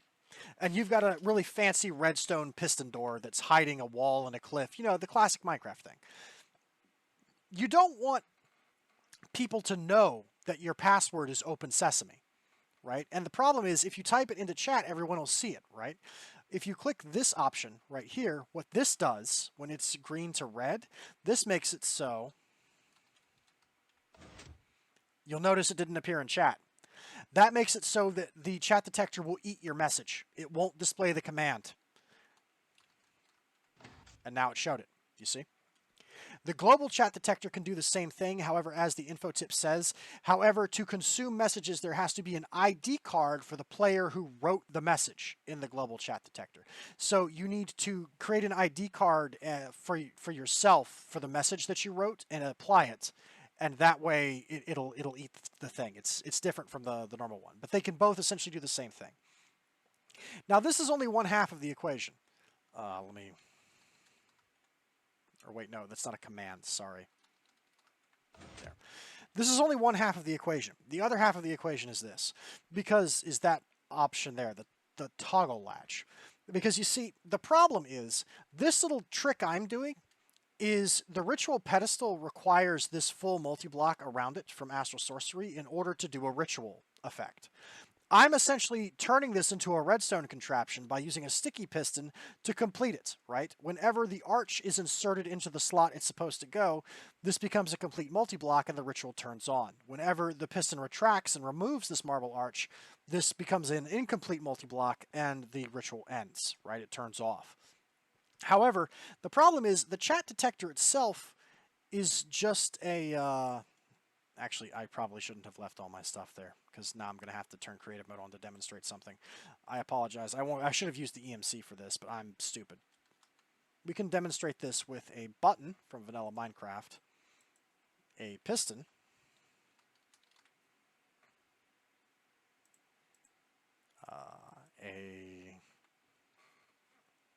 two granite blocks there. So we do have a problem though, and it's this. If I were to do this, we were to put a button on it, watch. If you pulse a piston, that happens, right?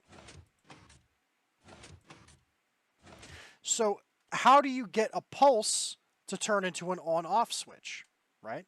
Well, this is a question that exists in... Sorry, did I... Yeah, turn it back on so I can break that and destroy it. Okay, thank you. Now turn it off. So how do you turn a pulse into an on-off signal? That's a great question. I'm not a redstone guy, but I have friends who do redstone. Let's just put it that way. I have acquaintances. What you need is something called a T flip-flop, which is essentially a setup of redstone that can turn a pulse into an on-off switch, right? Which is, you can make them pretty compact. You can make them fairly small. They take up like a 3x3x2 space. If you make a traditional T flip-flop in Minecraft Redstone, you could probably get that smaller if you wanted. However, this is modded Minecraft, right? And modded Minecraft has better solutions to problems than regular Minecraft. I'd like to introduce you to the toggle latch from Forge Multipart CBE. This is essentially like it's a plate. It's a single device that you put on the ground like a repeater, but it is itself a T flip-flop. It is a whole T flip-flop logic gate in one thing that you put on the ground, right? So this is how I've reduced my thing, because originally I was timing it using items that were flowing into a hopper, and it was a very large and clunky and kind of traditional redstone contraption. This is a much more smart, a much more intelligent and compact redstone contraption, okay?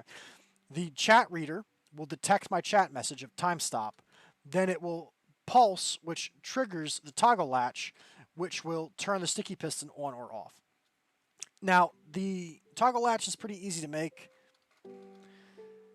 It's not hard. It's just made from some of these circuit plates, conductive plates, and levers. And the circuit plates are just made by cooking literally any stone in an oven, and you get 2 circuit plates for doing it, so they're very cheap.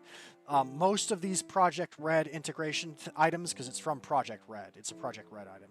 Most of these Project Red objects are EMCable. They have an EMC value. So if you are good at redstone, which I'm not, you can use this to great effect. I will say, however, if you want to copy this build, you can, but be aware that the facing, the orientation of the toggle latch matters. This is important, okay? Because if I interact with it, you'll see I can manually flip this switch. This is essentially moving the redstone pulse to this side, and then to that side, and then to that side, and then to that side. And if I were to, once again, I'm regretting giving up my slate, I'm sorry. I believe I'm not BSing you if I say that. I think if we put a piece of redstone on the other side, we can see that. Yes, it's essentially switching the pulse, switching it from one side to the other is what's happening. So we're using this toggle as a stand-in for a T flip-flop, right? This is what's happening. We're using this to convert a pulse into a on-off. Let me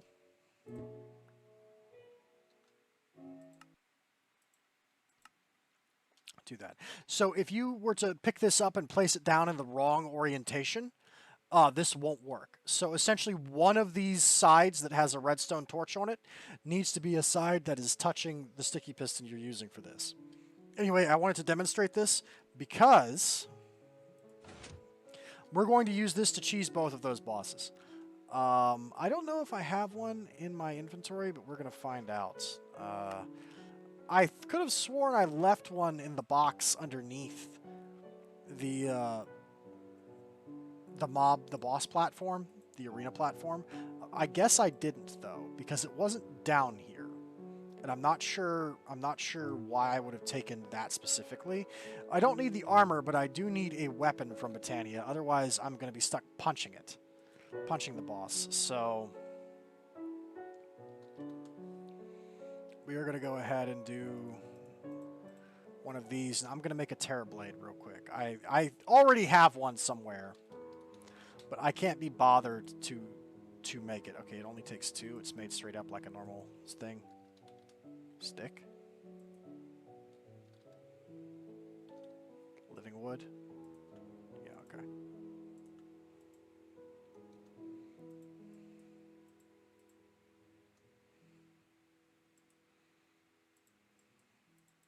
It's still going to take us a while to kill this boss by doing it this way.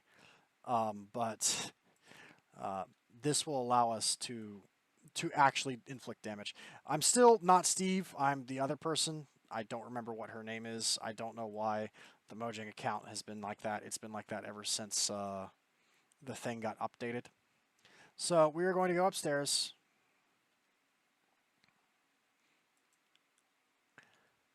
Yep. Guy Guardian Arena. Top. There we go. Okay. Actually, no. I'm sorry. I do need the. I do need this because I need to pull things out of my larger inventory. I apologize. Top, please. So, to summon.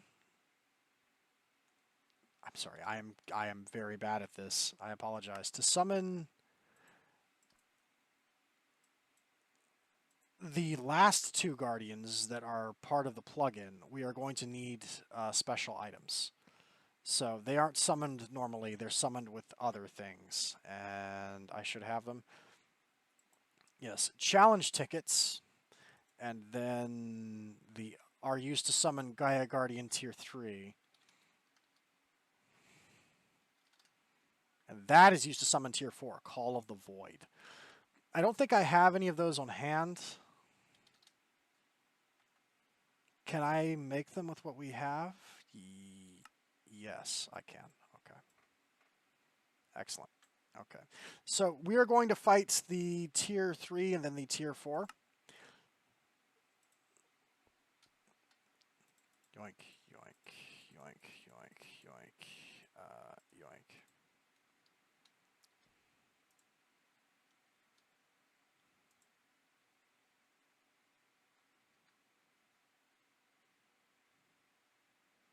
Are you reading my wireless crafting table and my...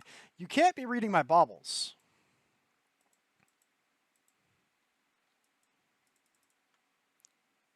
What could you possibly be reading? Is it... Do I legit have to go back downstairs and put everything away?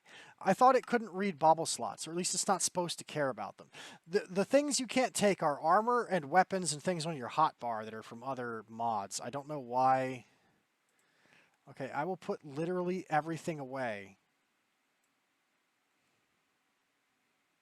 I guess. Sure, we'll do that. If this isn't it, then it's reading my baubles, and I don't know why.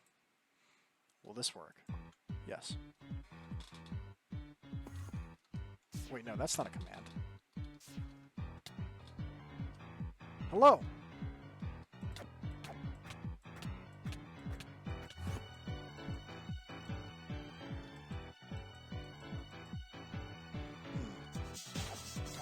There we go.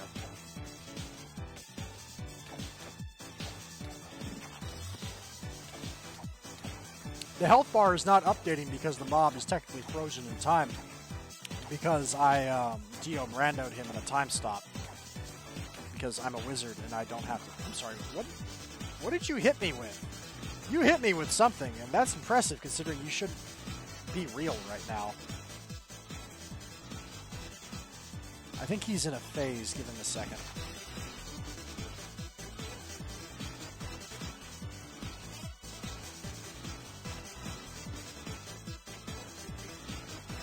This almost sounds like Undertale music or something.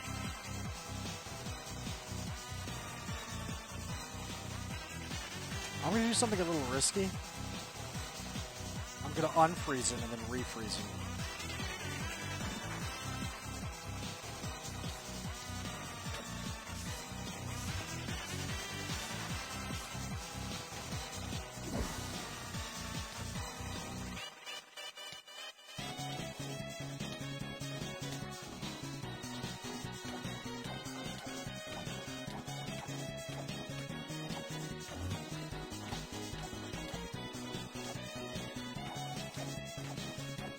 Just in case you were wondering, we're going to do this exact same thing to the next one, too. Although, if I was smarter, I would have kept the mana mirror in my inventory.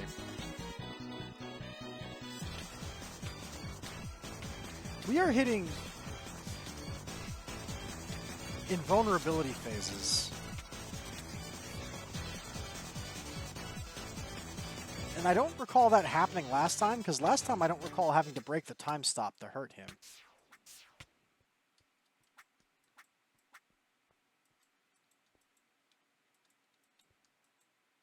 I'll do it again.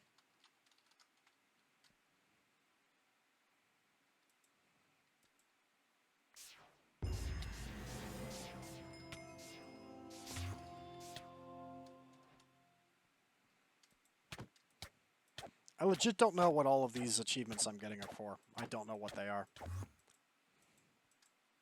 I'm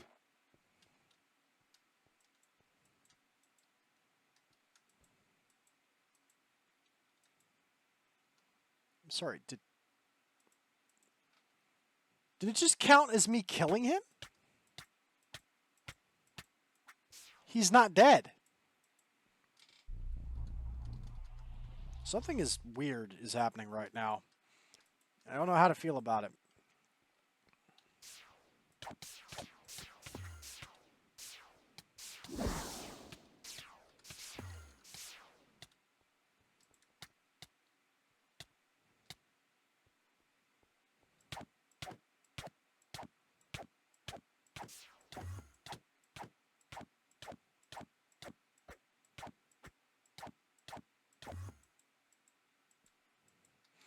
It sounds like he's teleporting somewhere else, but the game doesn't know how to handle it because the game wasn't designed. This mod wasn't designed with the Astral Sorcery time stop in mind, right? It wasn't built for that.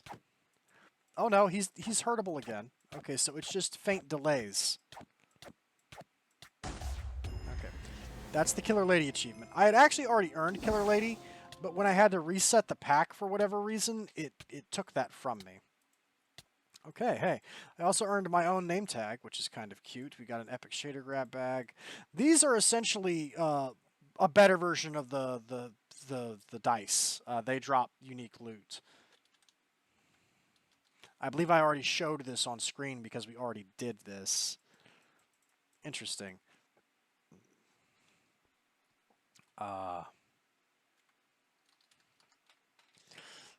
We will attempt to do the same thing to the next one, but considering the problems we just encountered, I'm not sure it's going to go well. I might actually die.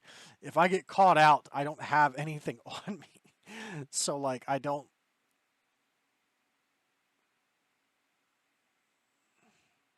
Is it really going to... Let me see if it'll let me keep that, because this is...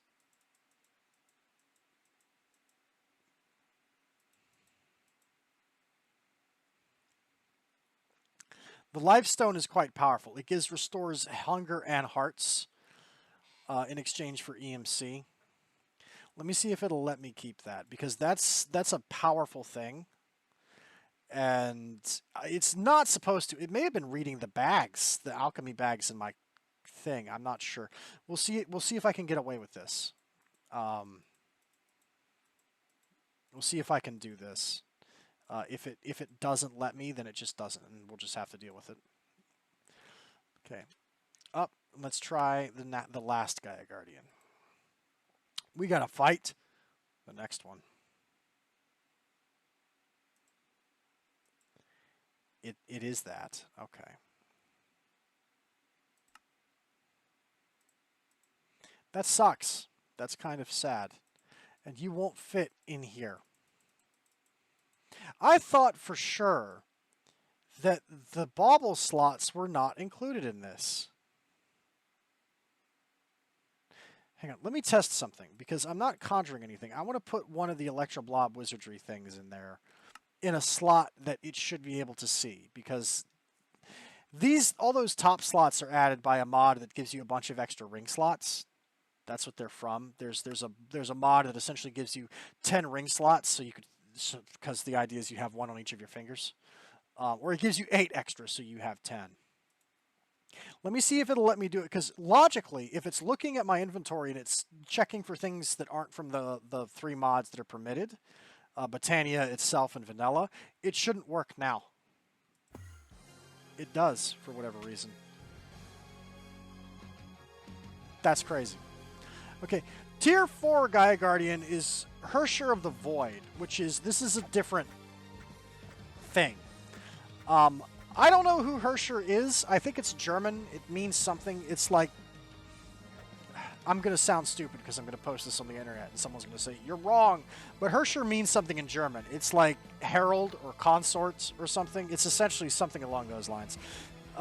Again, a lot of stuff in Britannia is based off of anime or Germanic legends. That's the idea.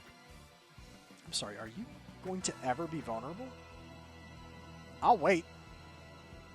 I'll wait 30 seconds.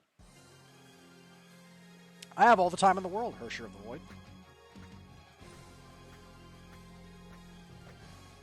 I probably should have enchanted this sword before I did this.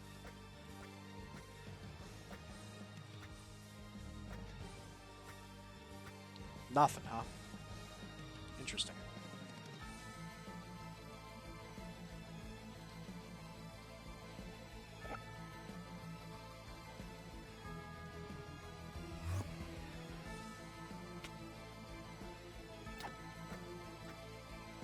Do you only get one swing on him? You've got to be clowning on me.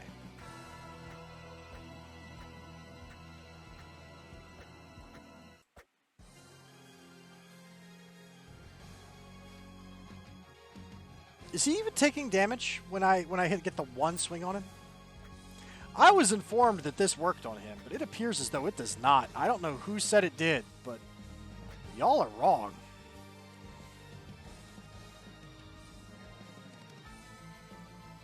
I'm preloading the time stops to turn it back on immediately because I'm terrified of how dangerous he is.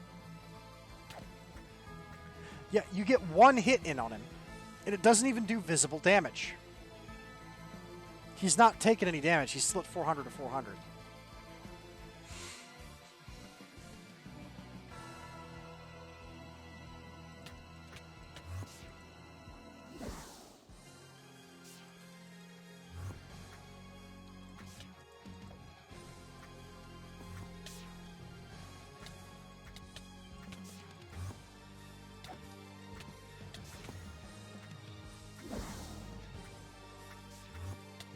This is going to take forever if he does this the whole time.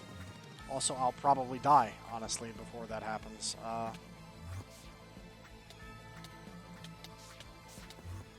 don't like that.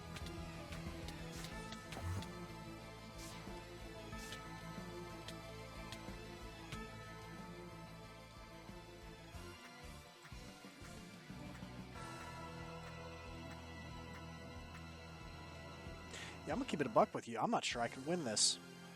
Or at least not this version. Actually, no, I can win it because of the saturation.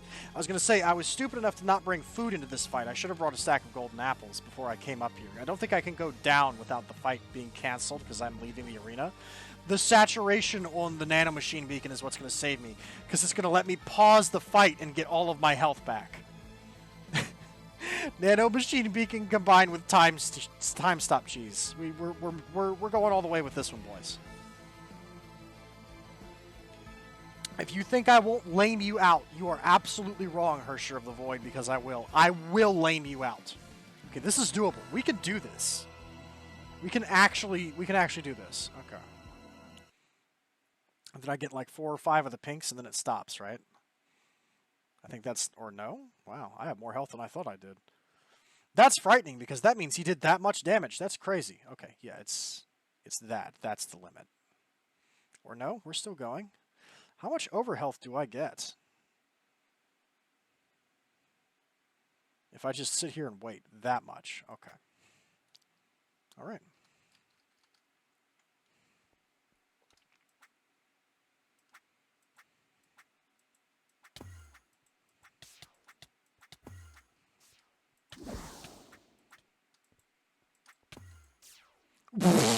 Oh! Just absolutely buffooned on. Okay. We might come back to that too. I'm not sure. What I need to do, because I didn't take this seriously. I didn't take it seriously because I thought I would be able to just cheese him in the time stop. For anyone who was curious about that, though, the time stop does not work that way. I was told that you would be able to just do it and then he would take damage there like normal. He was invulnerable during that. He was not taking damage. So what I might do is we might postpone this until next time, and we will have to deal with him and the Chaos Dragon next time. And what I'll do is I will super enchant. I'll put some strong enchantments on probably... Oh, I guess we could do... I'll think about it, but we could do either the Battle Maid armor, which I don't want to do because that's kind of dumb. I don't like the Battle Maid armor. Y'all are real... Some of y'all are weirdos, and you need Jesus. I'll tell you that for free. Also, put that in there. But there's a couple of armors we could use that I can put a ton of big enchantments on, and we will essentially come geared using the stuff that the mod wants us to use. I think if we actually had stuff, I would be able to win. I went into that kind of naked because I assumed I would be allowed to do my cheese. I was not permitted to do my cheese. I was informed very rudely that this is a lactose-free establishment, and that me and my kind are not welcome, which is quite rude.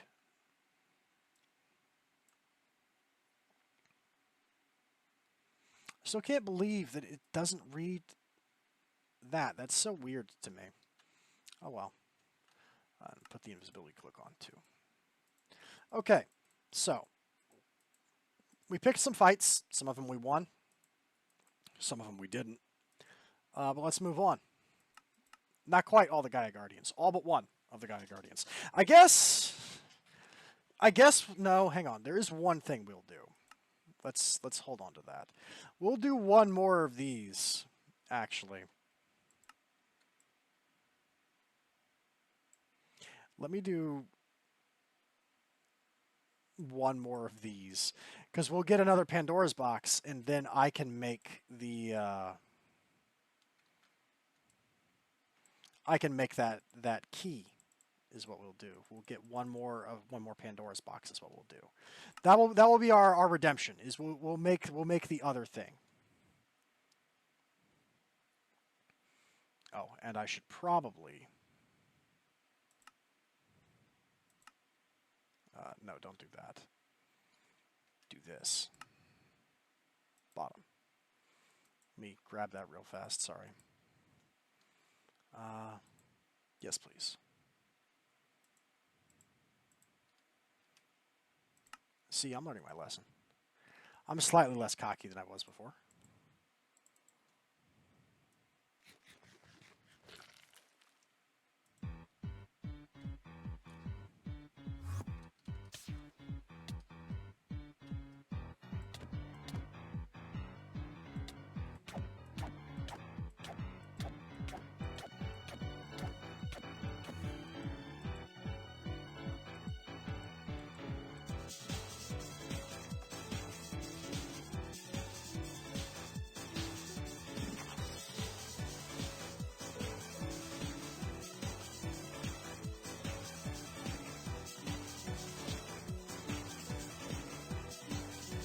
You became vulnerable again spontaneously. I remember you doing it. You can't gaslight me out of it. I saw that happen. If I keep swinging, eventually I will hit you again. I saw it.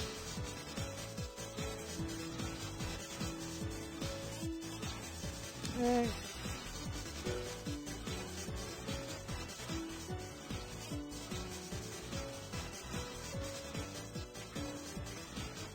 fine. Maybe you can gaslight me out of it.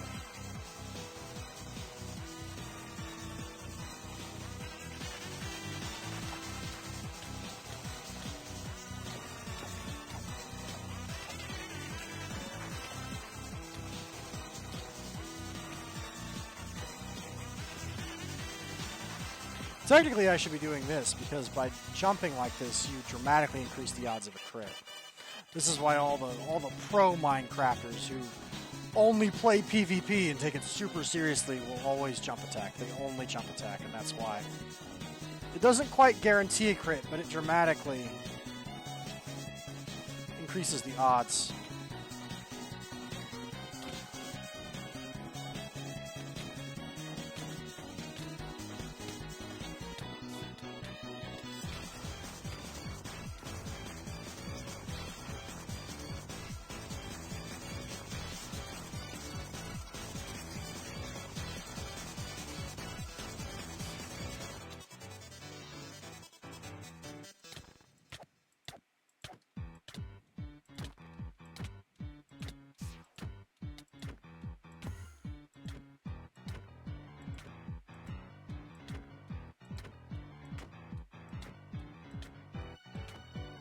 Sometimes when he tries to warp away, it doesn't seem to work. Sometimes it does. I swear, his hitbox moves somewhere else. I get the distinct feeling that I could still hit him if I knew where he was in the arena. I think that's what's happening, is his hitbox is moved already to the location he's trying to warp to. But I can't see where that is, so I don't know where to swing. It's fine.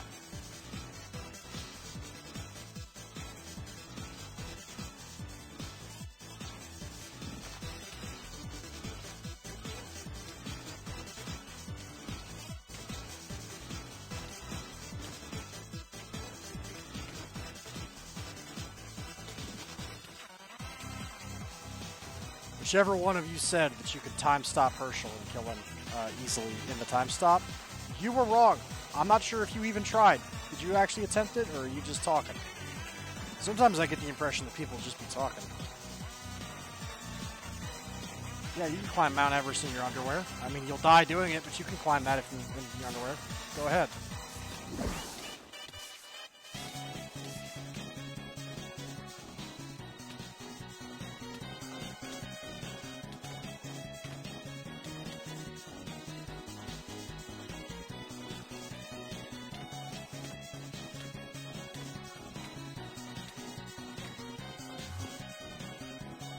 He warped to avoid the last hit.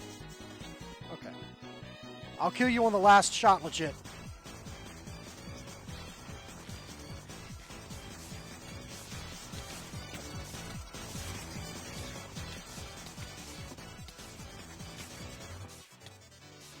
Did you just yeet my sword out of my hand? He did. I'm not dying again. I think I got him. Did I get him? I can't tell if I got him. I do not understand why that happens. Some people are saying that they can do it in one shot. And I swear I did it in one shot too. I thought I did. Why are you still here?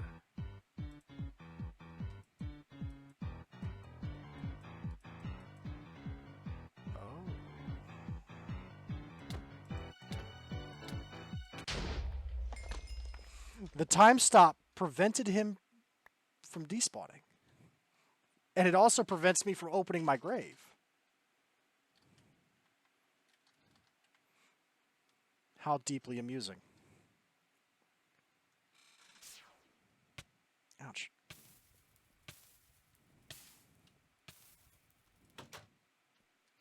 Okay, that's 2 Pandora's boxes, though, which is all we really came here for. Put that stuff back in there. Throw that in the trash, because I don't want it. I don't want it. All right. Yeah. Remove. Teleport. Okay. Put that away. Take that back.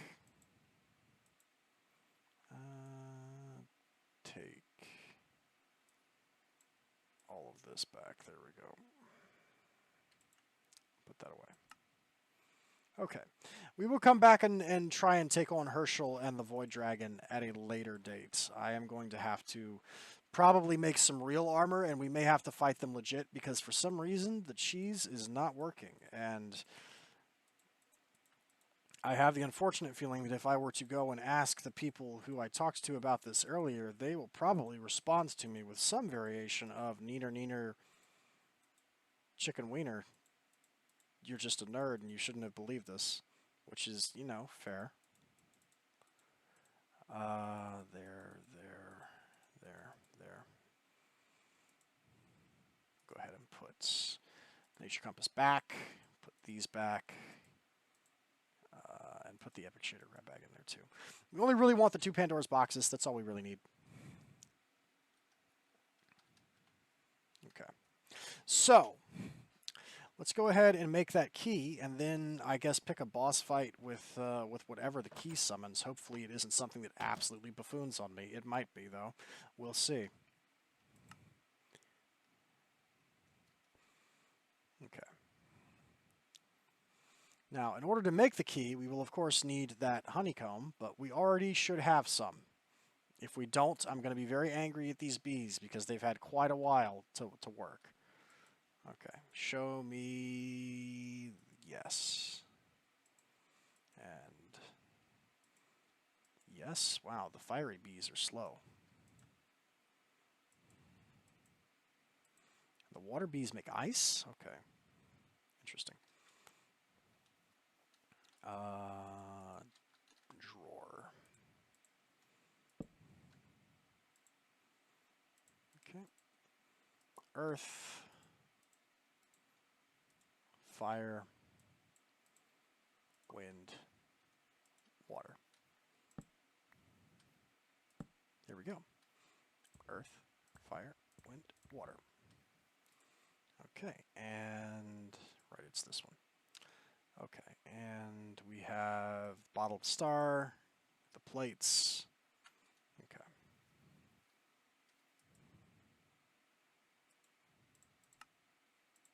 Okay, and this needs to be used on the roof of the Dungeon of Arcana, which we can go to right now. What will this summon? I don't know. It is a boss, that's all I know. The only information I possess is that it is a boss.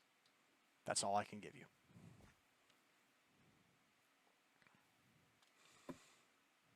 You know, it's funny. The dragons, the pet dragons, are already becoming obsolete to a certain degree. I've asked Sainagh to look into seeing if he can make them immune to the damage you take when you're in a vacuum, when you have no oxygen, because I think it would be really cool to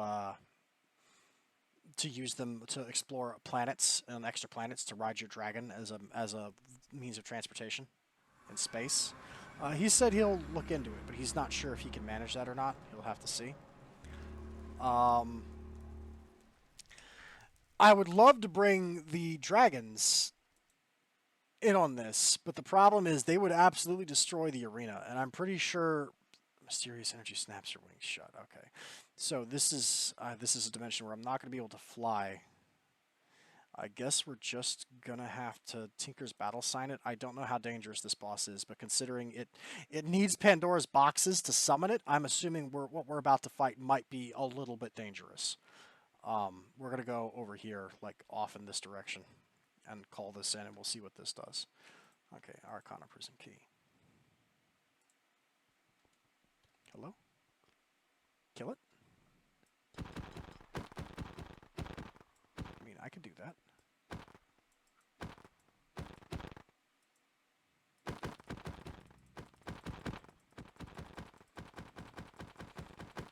It doesn't appear to be very dangerous, but it is extremely durable. Also, I'm not willing to let it hit me. For all I know, he has made it so it can do 1 billion damage, which it might. That thing will probably absolutely obliterate me if I let it touch me. That's what basic video game logic tells me. I'm not sure it can see me. I think... oh no, it can. I was going to say, I think the cloak is actually straight up making me undetectable to it, because the Death Hounds are supposed to be always hostile. I guess their AI is hostile, but it's one where they... invisibility can trick them, but once you hurt them, they know where you are. There's essentially 3 kinds of AI in Minecraft, as far as invisibility is concerned. One of them is what I call animal AI, one of them is what I call monster AI, and one of them is what I call demon AI. Because the demon AI in vanilla Minecraft is only ever really seen in the Nether. It's on blazes. Blazes can always see you. They just know where you are. They even have wall hacks. They'll rub against walls in your general direction to try and get to you. I call it demon AI because I play a lot of packs that have bewitchment, and all of the bewitchment monsters have it. Okay, we killed it. The last wolf. We killed the last wolf? Oh no! Oh, but that's how we get the Simpan spirit. Okay. So that's what that is. And we get some collector fragments. That's kind of sad. I summoned the last wolf in Asgard and murdered it. I guess we can tell ourselves it was a mercy killing, since Asgard basically doesn't exist. The whole thing was melted down into a cosmic Slurpee and then drunk by aliens. So I guess it was a mercy killing, but I don't feel good about that. I still have deep emotional trauma from killing Sif in Dark Souls, the giant dog. So the giant wolf. So I'm kind of upset about that a little bit, actually, what we just did, but that's okay. All right, we did that. That's our consolation prize. We didn't get to do the other thing, but we did get to do this. So that's pretty much all of the Fight Club part of this out of the way. I can't believe I'm throwing stuff out of my inventory. I'm a moron. Okay, wait, this is my other thing. I'm sorry. This, okay. All Gaia Guardians, no. Chaos Guardian fights. We did... Did I not write that down? I guess I didn't write the key down, but that's fine. There's one more fight. I thought we were done, but there's not. There's one more fight we can do. There is a Crimson Warfare add-on for Thaumcraft, and all it adds is these altars. This specifically, the ancient altar from Crimson Warfare, and you'll see these structures out in the world. If you place a Void Pearl on them, it starts a fight. And I just wanted to see what this does, because I don't know what it does. I mean, okay.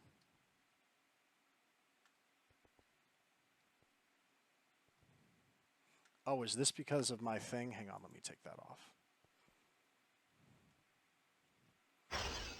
Greater Crimson Portal. I'm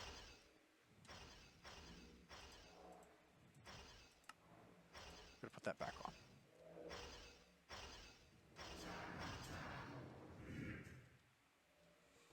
So is that it? It doesn't summon anybody special, it just summons a bunch of dudes? I can do dudes.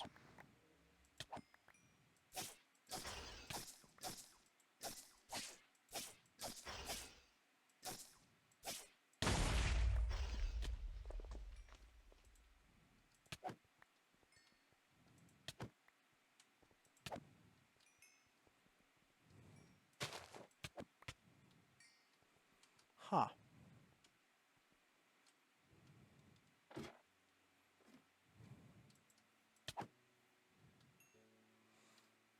Is that all? What do these guys drop? Did they drop anything of value? Besides a ton of their armor, which I realistically don't need. I'm just going to start throwing this in the trash, honestly. Don't need your swords, don't need your clothes. They drop Crimson Rites. Crimson Portals can be found in the overworld. That's a curio that is supposed to give you knowledge, but I already have all of the knowledge it grants. I got an Epic Shader Grab Bag, a Primordial Pearl. Is that it? That's all that happens? I mean, okay. I guess it's just a way to pick a fight. I feel like considering how rare Void Seeds are supposed to be, you have to collapse a large rift to get one, which in base Thaumcraft is not easy. That is not an easy thing to do. This seems really not a fair trade. We essentially trade a Void Seed for a Primordial Pearl and some random loot from the red cultist thugs. That does not seem like a fair trade, in my opinion. Okay. I mean, all right. I guess that answers the question of what it does. That's all I really cared about. We now know what it does. Okay, so Fight Club's over. I brought 4 of those Void Pearls in case we were going to get something really good from it, and I wanted to do it more than once, but we're not doing that again. I feel like the Void Pearls are worth more than that. So, now that we've done that, let's move on to space stuff, because we've got a fair amount of space stuff to do, and I'm running out of time if I want to try and make this video shorter than all of the others. So let's go ahead. I didn't change much around this base, but I did change the space station a lot, actually. And you're going to see that in a moment. Okay, so my basic premise for this is when I made the space station, I wasn't sure what I wanted to do with it. But I did know that at some point I wanted to build a wizard tower floating in the sky. I was thinking about doing it in the void world, near my normal base. Then I decided that it would be better off if the base I was using for a space station, maybe that should be the wizard tower instead, because I think it would be pretty cool and pretty magical if there was a wizard tower flying through space to explore the stars and the cosmos. That seems very epic level wizardy to me, so that's ultimately what I went with. So we're inside a wizard tower right now. I'll give you the basic tour. If we go up a level, we are now in this area. I'm not sure if I'm going to leave the warp core here. There's a part of me that wants to hang it from the ceiling, and the reason is I really like using the holographic. I'm actually going to cheat one in just to show you. I'm sorry. They're expensive to make, which is why I haven't made more than one yet. The pack gives you one as a quest reward, which is the one that I have. The holographic planet selector is actually really cool. There's a part of me, sorry, let me destroy that. There's a part of me that wants to have one of these on like the floor, kind of like this, because it creates a holographic like projection of all the planets in the solar system. And I think that's really cool. It's like an orrery, right? Which is, you know, just a machine mechanism that shows the planets and stars. It's like a holographic orrery. So there's a part of me that wants to put it dead center and scale it up to like 3 or 4. And just have this open space with the planets like hovering above the ground. And maybe I tear up some of this floor design. See, like this. They take a minute to form, but it would be like this. And maybe have some of this design instead be concentric circles of chiseled marble to make it look like that I've traced the path of the planets right on the floor. But to do that, I would need to move the warp controller into the ceiling and have it hang there. I'm not sure how I want to handle this just yet. I'm considering my options. It's mostly aesthetic, but I'm thinking it through. I'm trying to figure out what I want to do here. Just to show, this is what the current base looks like if we were to zoom all the way back. It is still very much a work in progress. It's under construction. I haven't finished it yet. We're still sketching out some things.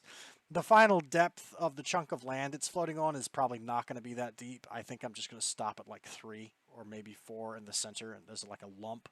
But it's just going to be about that deep, I think. I was sketching that out as a design, as a hypothetical. I'm not going to go that far down. I do like the floating ring, though, but the floating ring is also a work in progress. I'm not sure what height I want it to be at, where I want it to sit. So that's still a thing I am working on. The entire bottom part of this tower is also still a work in progress. Whoa, I fell through the floor. There was a bit of lag. This is also a work in progress. I've been using a builder from RF Tools to draw shapes like cylinders and things and circles, just so I can sketch out a design of a nice tower that I like. This is where all my crap is. As we go further back up, you can see more. One detail I will share, by the way, just because I like that kind of thing. Normally in space, if you put down any kind of grass in a vacuum in advanced rocketry, that happens. It turns into grass. Even other special decorative kinds of grass, like the Botania grasses, which are normally very resistant to being destroyed by normal things, they also get destroyed by the void of space. So you may be wondering, how on earth did you do this? Well, if you are familiar with me and my tricks, you may already know, but the answer is framed blocks. You can do this with framed blocks, and this way you can put grass in space. This is also the only way you're going to get leaf blocks in a vacuum too, because leaf blocks of all kinds instantly. No, get rid of that. Instantly are destroyed when placed in a vacuum. They just get deleted. However, a frame block will let it stay. Excuse me. And this is kind of what I'm going to do in space around here, is I'm going to have grass, and I may build a few fake trees just floating here on like little bits and pieces of land, just to make it look magical. And this is how I'm going to accomplish that, is by using frame blocks. That's how you do it. Also, I count when I measure. I measure things out using redstone blocks, because blocks of redstone, it's easy to see like 1, 2, 3, 4, 5, 6, because they have that blot of discoloration in the middle. I don't like, when I'm building, I prefer to use redstone over things like cobble for measuring distances and keeping things all squared up. Anyway, this is sort of a library / lounge. Serves no purpose, but it is here primarily because this is where the dislocator pedestal is located. If we go up one, this is the main deck. The controls are here. We have an orientation controller, altitude controller. The gravity controller is set to 100, which means it's 1.00 artificial gravity. That's why I can jump normally here instead of doing those giant floats. And the warp controller, which can take us to different planets. Going down isn't possible because that's up from where we just were. I haven't built anything below there yet. If we go up one more, we are going to see the purpose of this floor is essentially the door. I went ahead and installed the quartz door I explained last episode here, and when I was designing it, I decided I wanted to make it look like magic and technology had been fused together to make a door to another world, right? So you have these runes on the ground, you have sort of a vaguely industrial look with the plates and the yellow warning blocks framed in like a pair of tongs hanging down from the ceiling like they're magnetized. You've got these weird geometric, eerie, like void crystals, like growing towards it, right? Also, this is, of course, once again, shenanigans with bewitchment chalk. Regular ritual chalk makes white marks. I put it on the black marble, the sooty marble from Astral Sorcery for contrast. And these are the phasing chalk from bewitchment, which have the neat void effect, the void particles on them. And then, of course, the runes that are floating are coming from the leaves of transformation in the ceiling. So this is just the effect. And if you recall, I told you last episode that the purpose of this is going to be my teleportation hub for most of this pack, I think. And this is the door that lets me access my teleportation hub from the space station. We'll go through that door in a moment. The rest of this is entirely cosmetic. There's nothing super special here. Putting trapdoors on the bases of plants is as old as Minecraft, right? These are just little nooks for space. This is lava stone chiseled in a dent pattern with some framed stone walls and a stone brick to make it look like a little magical fireplace. Once again, my obsession with ottomans is overwhelming. I have these little things in the front of the sofas just to make them look a little bit more homey, a little bit more real. Now, excuse me. If we go up one more, this level is purely cosmetic. It doesn't need to exist. I've wanted to have a nice library in my base for a while. I built this. I decided to build it here because the theme of the wizard thing, the theme in my void base is basically Hobbit, right? I wanted it to be cozy. I wanted it to be homey. The wizard tower, though, is ostentatious. It is fancy. It is gilded. It is overtly magical. So I decided that if I was going to build a fancy wizard library anywhere, it would be here on this tower. So that's what this room is. These are, of course, sky blocks, which open out to reveal the skybox around us, right? Which is the advanced rocketry skybox is one of the best skyboxes in all of modded Minecraft. It's a fantastic looking one. I'll give the devs credit for that. So this is essentially a viewing screen or like a magical crystal portal thing that lets you see the sky around the base, right? This is just like a lounge where you would lounge here theoretically. And the idea is we're traveling through space, so there's stellar distances to cover. What else are you going to do on this besides relax in your wizard tower and watch the stars roll by with a book in your hand as you travel between stars to your destinations? Also, this room is done and it is pressurized. I can wait. No, why is that the case? It should not. Excuse me.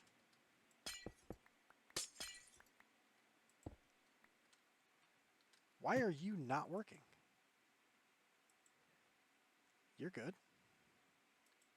You're good. You're good. You were working a minute ago.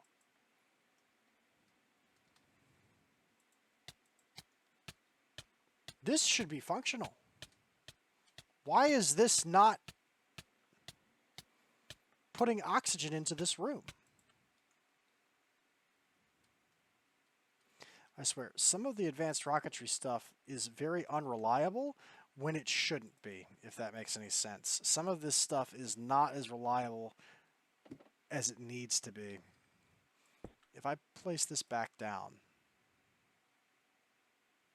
Oh, I know what it is. It's this. Redstone control inverted. That was the problem. A lot of the devices yep, you can hear the hiss as it's pressurizing the room now. Almost all of the devices in advanced rocketry, that's my bad, I forgot about that. Almost all of the devices require a redstone control to function, but you can sort of flip that on its head by going into the GUI and telling it to be inverted or disabled. So I think we're safe now. Yes, we're safe now. So this room is pressurized. The air vent is pressurizing it. This is also the system that I'm using, by the way. I'll take this back down and show you. This is the system I'm using for the whole base. The way the oxygen vents in advanced rocketry work is you can pipe oxygen into them, and I was doing that originally. However, the problem is, in my testing, it was sucking back so much oxygen, I felt it would be very infeasible, in my opinion, to try and do everything based on that. On oxygen, because it's just spending it too fast. There's another mechanic here, though, where if you have CO2 scrubbers next to your oxygen vent, it reduces the amount of oxygen they need to function. One CO2 scrubber cuts it in half. Two of them makes it so that only the CO2 scrubbers need to exist, and it doesn't need oxygen at all. However, if you do that, the CO2 scrubbers do need carbon cartridges inside of them. I was originally planning to mass produce these, and I have. There's a compact machine downstairs. The compact machine downstairs has this setup where I'm auto-crafting cartridges. However, what I didn't realize is they can be repaired in a powered anvil. So instead of having to just run through them and then throw them in a trash can and replace them with new ones, I instead made this sort of self-contained loop. And what's happening is each one of these has a limited item filter insert and an advanced item filter extract. The limited item filter insert is for one carbon cartridge because for some inexplicable reason, even though these things have durability, they can be stacked on top of each other, and I don't understand why. Seriously, what the heck, AR devs? That's crazy. That's not how anything in modded Minecraft works. I don't know why you alone are the chosen one when it comes to making damaged items stack. Please don't. That seems like a bug. But this is here to stop it from stacking because it's a limited item filter, so each one of these can only have one filter in it at a time. Then this advanced item filter, this one is set so that it will only extract when something has 25% or more damage. And this one is set so it will only extract when something has 50% or more damage. So this way they're never both missing at the same time. And then it will extract and go into here, where it will be repaired. And there is a third carbon cartridge that is fully repaired that is waiting in the output of the diamond anvil, waiting to be extracted and sucked into one of these. Because if you're relying solely on cartridges and not oxygen to pressurize a room, if I were to take one of the cartridges out for a moment and leave it out, the room would depressurize. So by having a third cartridge in this rotation, this makes sure that the room will never depressurize. So this is essentially an entirely self-contained system, and the only thing it needs is power, which I can wirelessly transmit to it from an external source. This is going to be in every single one of my rooms in the tower by the end when I'm done with it, and that's what I'm going to use to pressurize the tower. Again, most of this is cosmetic. It doesn't really need an explanation. I did put ladders on these bookshelves to make them look a bit more realistic. Also, fun fact, these are bouncy plates from random things. They have an EMC value. And the reason they have an EMC value is because they're very cheap to make. Bouncy plates are made from one slime ball and 4 plate bases, and plate bases are made from iron ingots and iron bars, and you get 8 of them for that. They're very cheap. What they do is they bounce you up into the air when you step on them. They're like a trampoline, and as it turns out, this is the exact height they need to bounce. Right? If you walk over it, it does this. So this enables me to effortlessly get up to the second floor, even if I, for whatever reason, hypothetically didn't have flight available to me. Right? So this is the library. I think it's very cool. This is definitely where I would hang out if I was an immortal wizard on a flying enchanted wizard tower, traveling interstellar distances, sipping wine, contemplating magic books. This is where I would hang out. One more thing I'll show you, because we're going to have to see it eventually. Oh, is it doing it again? This must be... Okay, I knew this one was oxygenated because I tested it. This must be I know what's happening. The internal configs of these vents are resetting when the servers are reset, aren't they? Yeah, redstone control normal. Redstone control disabled. I'm... Oh, that's infuriating. I'm actually going to have to not rely on that then. I'm going to have to actually do this to start... sorry. To make this reliable, because that's resetting. After every time the game is closed, the server's closed and then turned back on. These aren't remembering their own configs. That sucks. So I'm gonna have to put a redstone block next to each of the oxygen vents to keep them running so that they don't do that. Anyway, the same system is installed up here up under the landing pad. Now, this is very interesting because if you look up above you, you will see space, and you may ask, well, how on earth can you pressurize this? This is a rocket pad. You're supposed to launch the rocket up and then come back and land. And clearly you can. How are you pressurizing this? Well, the first way I thought to do it was with these force field projectors. These are from Advanced Rocketry. And they look like this. If you power them with redstone, they project a force field 32 blocks in front of them until they hit something and then they stop. I was really, really hoping this was going to work like the force fields in Star Wars, because like they've got that thing going where there's like an invisible force field. Obviously this isn't invisible, but it's like ships and people and things can pass through it, but it holds the atmosphere in like a bubble, right? Like a soap bubble. I was hoping this was going to be like an atmospheric force field like that, and I would be able to create a layer of it above here. Unfortunately, force fields from Advanced Rocketry are actually indestructible and completely impassable. They can't be broken, they can't be blown up or destroyed, which is useful in its own way, but it's useless for what I would want to use it for, which is a docking bay for ships. So I tried that. That's not what they're used for. I'm glad I didn't make too many of them because they're quite expensive to make. They're not cheap. They cost machine frames from Advanced Rocketry to make. They cost these machine structures, and those aren't cheap. So what I did was I turned to Ender IO. It may look like there's no ceiling. That's a lie. If I float up, you will see in the top of my screen that I am looking at enlightened fused quartz. Okay? Now, here's the thing. In Ender IO, we have a whole bunch of different glasses. This is because the fused quartz from Ender IO can be imbued with a variety of different properties. Okay, it can be enlightened, which means it emits light, and it can also be darkened, which makes it so it blocks light. Light won't go through it. Okay. However, it can also be given permeation properties. This is fused quartz. It's not solid for monsters. Okay, we do this by taking fused quartz and then combining it with a monster token, right, to make fused quartz not solid for monsters. The monster tokens are made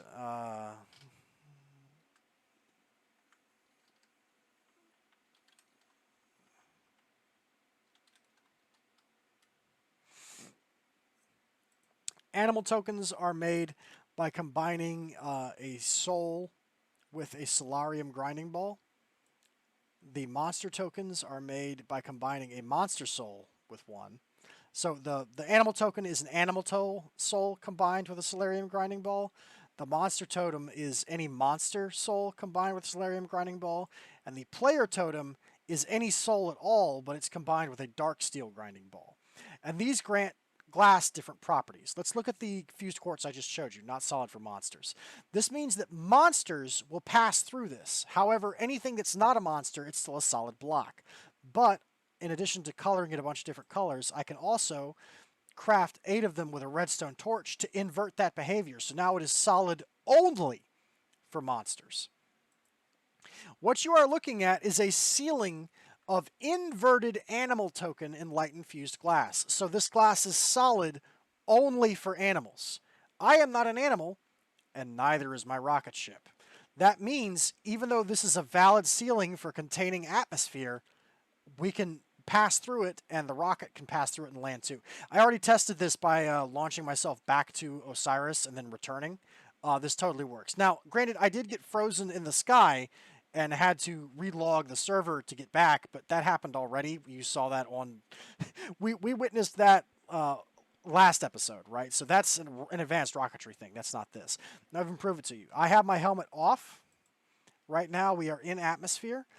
However, this line of cyan enlightened blocks is showing where the force field line is. If I pass through it, then I come back and I'm fine. Anyway, so that's the space station for now. We have some stuff to do. Okay, let me pull out my thing. So first of all, we have some call stones that we can use. Okay, including the furnace call stone and the demonologist call stone and a few other call stones we can make. Now, the demonologist call stone was very easy. There's a puzzle with each of these planets, by the way. The demonologist call stone was made by combining demonic bee samples with simmering combs, imp skin, which I had to conjure imps using the conjure ritual from Bewitchment. I did that off screen. And a sigil of power. Hame will guide you. I believe we did this on screen. I made the sigil of power. If I didn't make it, we at least figured out how to make it. We solved that puzzle, right? And that's the demonologist call stone. I believe one of these clipboards actually detailed it. It's not that one. It's this one. Sigil of ruin, battle, luck, and cleansing, surrounding an Invar singularity, creates that sigil. We figured that out from the first planet. So that made the demonologist call stone. I imagine this has to be used on Hame. So we are going to go back to Hame using my teleportation hub and use that, right? So that gets used. The furnace call stone will probably have to be used in the furnace dimension. We may return to Earth for that real quick because there's a whole chain of stuff we can do there. So the other two. I had a bit of a dilemma with this because I was curious. I was thinking about whether or not I should show this on screen because Meatballcraft has puzzles, and that's a big part of what Meatballcraft is there are secrets and there are quest chains that you're supposed to figure out to progress. In order to progress in the pack, and it's not going to become immediately apparent, but it will become apparent eventually, right? We need to obtain one of each of these spinals, okay, from each of these planets. The spinal is essentially, we get at least one spinal from each of the call stones that are associated with the puzzles on these planets. They can be hammered into plates, which can be used to make special armor that's associated with each planet. But the spinals themselves are also used in combination crafting. We get one of each of them. We combine it with a mundane ring from Thumbcraft to make a spinal ring. The spinal ring is required to make all of the high-tier jetpacks now. It's required to make the energy chicken call stone, which the energy chicken is a chicken that lays eggs that can be converted into RF. It is a custom thing in this pack, as many weird things are, and it is a very high-end way of making energy, is to get energy chickens to lay energy eggs. The spinal ring also allows us to convert any cobblestone into each of these unique resources that are found on each of the planets. The planets, they're a bit hard to find, but they're down there, right? We also need an energy chicken call stone and more spinal rings to make the biome ritual call stone, as well as making the terraformaciflora. Use me. I guess that's something that we need to use later, right? And we also need 4 of them to make innervated skystone, and we need them to make wildwood blocks as well. They're necessary to progress in this pack. We're going to need the spinal rings both for progress and because the spinal ring allows us to automate the production of these unique materials. Each one of these materials, pink marble, travertine, feldspar, serpentine, metagabbro, agate, and onyx, are found on the planets in Sol. Okay? Found on a planet or moon in the Sol system, mined using netherite tinker tool. It's found near rupee ore. The reason we want to automate this is because while they themselves are used to make things, it's like the infused soulstone, which is needed for progress, they can also be crushed in a rock crusher, and you can get essence of alloyed ores that we can't normally obtain the essence for because we can't craft those seeds in this pack. So like fluxed electrum, aluminum brass, electrical steel. If we passive the creation of onyx, we can start making this very simply and quickly using a basic crafting chain. So there's lots of benefits, both necessary and convenient, to solve these puzzles. They're kind of a secret. I'm not sure if I should show myself solving them or not. I have the solutions to several of them ready to go. But I don't know if I should do them. My decision that I have made for now, I will show the solutions to the puzzles as I come across them and explain why. If people complain, like if you guys don't want me to explain the solutions to the puzzles, please let me know in the comments, and I can just show up in the next episode with a bag full of call stones to use and leave it to you as to solve the puzzles yourself. I can do it either way, but for this episode, since these are some of the first puzzles that actually kind of matter, I will show the solutions to these ones, okay? And then if you guys don't want me to do that anymore, please let me know, and then I will not do it anymore. Or if you want me to do it, just let me know and I'll keep going. Anyway, one of the puzzles was the bee armor, right? Okay, and it was where was it?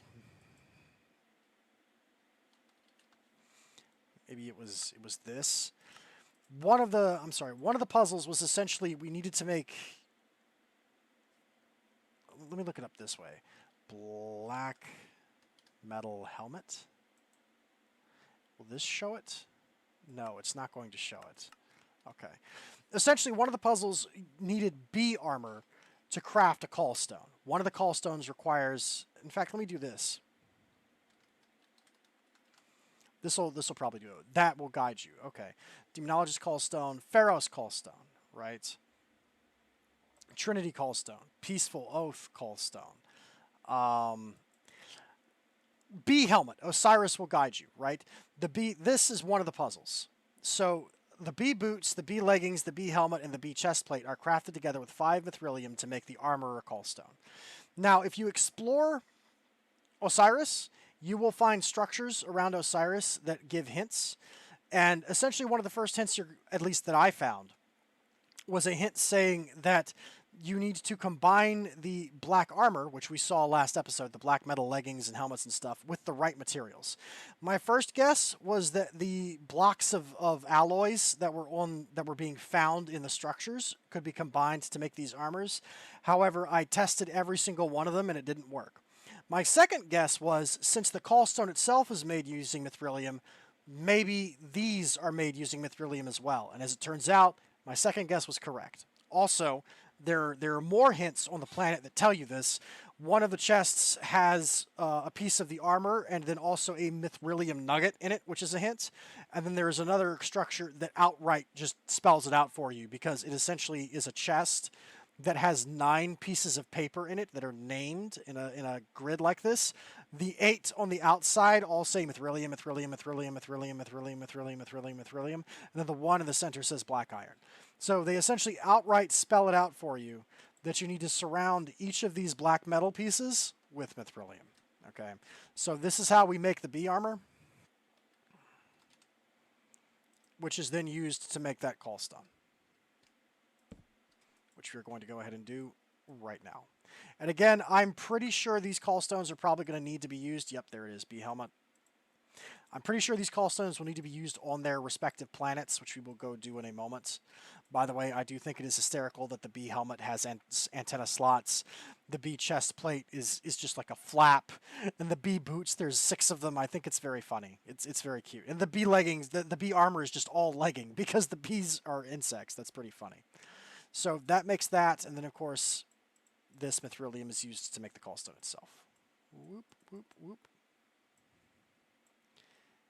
What was the configuration? Helmet, leggings, excuse me.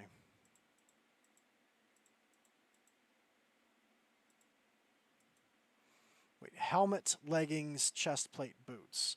Helmet, leggings, chest plate, boots. Okay. Armor call stone. Okay. And I had the solution for one more, I believe. Where is it?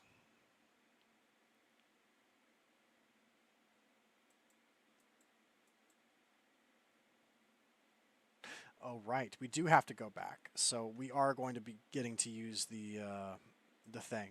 I remember where the solution for this one was. It's not here. It's back at my base. Hang on just a second. Armor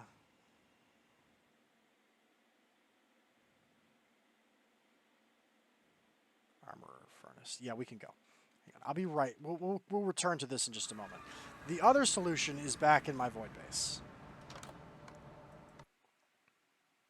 So essentially, this was the solution where I was like, maybe it's the potions, right? That we kept finding, the big Botania flasks that we found. I was like, maybe this is the secret, right? This is the Pharos riddle. It's not.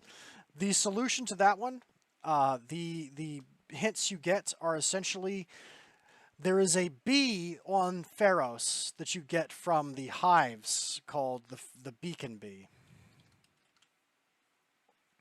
And if we search how to make beacons, we can find it. So the radiant bee will create clay and beacon combs found on Ptah. The hints that this gives you, that this planet gives you, they spell it out. They essentially say the way to make the callstone is the solution is in the bee comb that the radiant bee produces. Okay, so bee comb found on Ptah. We need to make each of these reagents 1, 2, 3, 4, and 5, and combine them all together, and that will make the callstone. So the magnetism reagent, the acquisition reagent, the haste reagent, the lightning reagent, and the air reagent. By the way, the lightning reagent is from Blood Arsenal. It lets you shoot lightning at people, but it is a pain to make. You have to put the following things in water: binding reagent, glowstone blocks, redstone blocks, gunpowder, iron block, and gold block, and then hit it with lightning. I found lightning reagents in loot somewhere and just had them lying around in my giant pile of loots. I still have one. I found 2. I don't remember where I found these. You may not be lucky enough to find them. I don't remember where I got mine, so I can't tell you where to go to get them. But if you are having trouble finding it, please remember that I think it's from Cyclic. Is it the Cyclic staff? The engraved thunder staff from Cyclic shoots lightning. It will cause lightning to attack things. It can be used to charge creepers if you need charged creeper drops for something. It can also be used to make this sigil because it can be hard to bait lightning into a strike. It's hard to do it naturally, but the cyclic staff is, I think, the easiest way to do this if you actually need to make it manually. Anyway, I have everything here that is set up to make it, including an Enlightened Queen. The Enlightened Queen was found on that planet too. I don't know what the Enlightened Queen is. It appears to be just a named queen, like that bee that just started exploding. So I'm going to guess that it doesn't matter, and maybe it's just there for lore or something. Anyway, each of these reagents we need to craft. So the air reagent is a ghast tear and 2 feathers. We will go ahead and make that. And that will craft. While that's crafting, the next one we don't need to make. We had a lightning reagent on hand. The haste is cookie, sugar, cookie, stone. So cookie, sugar, cookie, stone. And by the way, these are great to automate because these reagents can be combined with the bee combs to make these condensed potion vials from reliquary. These are actually OP. I don't know, like the condensed potion, this one gives you flight 2 for 60 minutes. This gives you 520% speed for 60 minutes. This gives you plus 40% attack speed, haste 4 for 60 minutes. This gives plus 20%, 26 luck for an hour, and this gives magnet 2 for an hour. So don't sleep on this. It may be worth it to work out a way to automate each of these reagents and have a beacon be running, because that's kind of cracked actually. Just being able to have all of those on hand is kind of crazy. So don't sleep on that. That's actually really powerful. This bee would let us make a lot of crazy potions.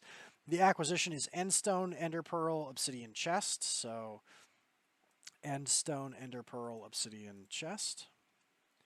Okay. And then the magnetism reagent is string, gold, iron block, gold. So string, gold, iron block, gold. There. The gold wasn't supposed to stack. Okay. So, it didn't give me an order, or at least I explored that planet for a while. It didn't give me a specific pattern to follow for crafting this, so I'm going to assume it doesn't matter. It doesn't. Well, let me switch that to make sure I didn't just get lucky. Yeah, it doesn't matter. So that's the Pharaoh's Callstone. Okay. Those are the secrets I have figured out so far, is the Demonologist Callstone, the Armorer, and the Pharaohs. If you guys don't want me to do this again, and you would like the rest to remain a mystery so you can do this yourself in your own playthrough of this pack, again, please let me know, and I will respect your wishes. If you guys would like to see me solve all of the riddles, we can do that too. Anyway, I'm going to guess that the Furnace Callstone needs to be used in either the Overworld or the Furnace Dimension. And then I'm also going to guess that each of the Callstones need to be used on their respective planets. So let's go ahead and get that out of the way very quickly, because I would like to make it to Sedna, and we're cutting it close, but I think we're going to be able to make it within. Once again, this is going to be like 5 hours. I hate that so much. I would love for these to be like an hour and a half to 2 hours, but there's just so much to go over. Does it work here? No. Got to be in the first dimension, of course. Naturally. Where is the furnace dimension lighter? It's around here somewhere. There.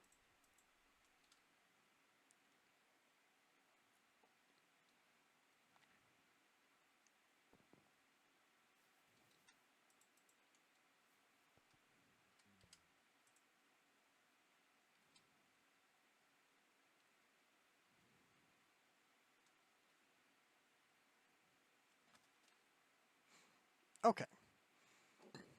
I think this summons a boss, so I'm going to go ahead and get my shuriken out.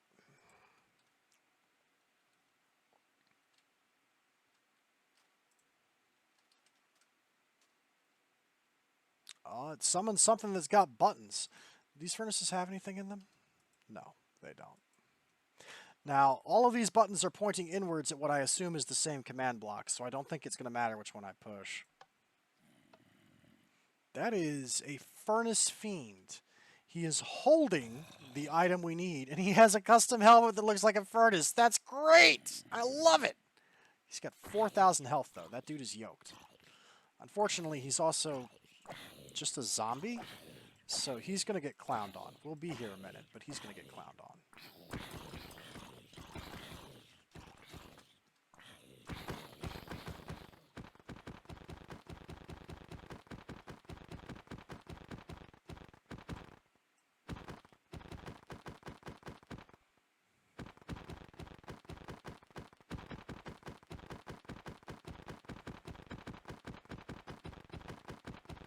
Adol is a person in the Discord who has helped me a lot, and I am very appreciative of it. However, I must say, just use your shuriken against the Chaos Guardian and keep moving, and it'll be fine. Like, bro, that's like telling somebody to fight a professional heavyweight boxer and just saying duck and weave and don't let him punch you in the head. You'll be fine, bro.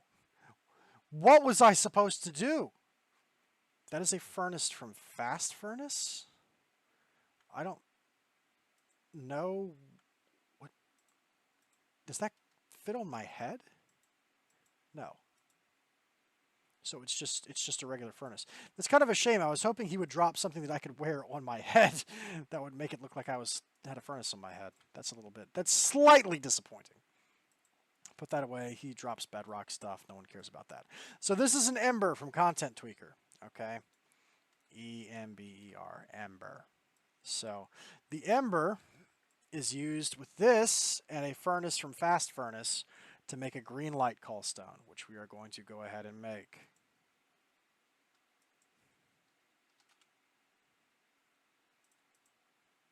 And I have Telos sand all around me.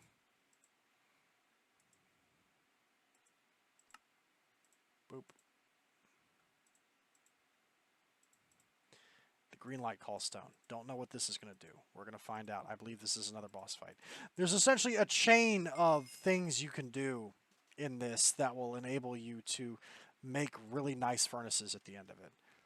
What on earth? Is this like a mausoleum of... Press this if you want to stop the fight. Oh, that's ominous. Okay. All right, buddy. All right, Sainagh. Challenge accepted.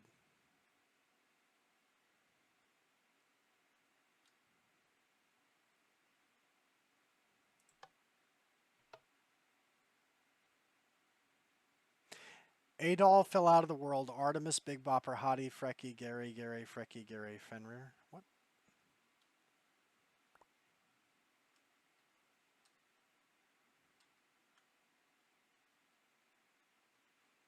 Mobs will keep on spawning till the boss is defeated. Press the button on the roof to reset.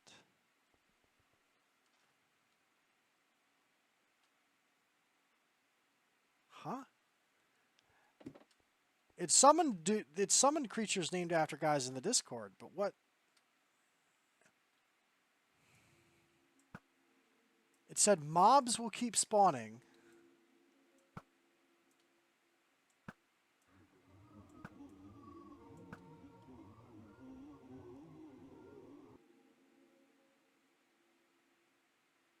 Mobs will keep spawning until the boss is defeated. Press the button to reset? What? But...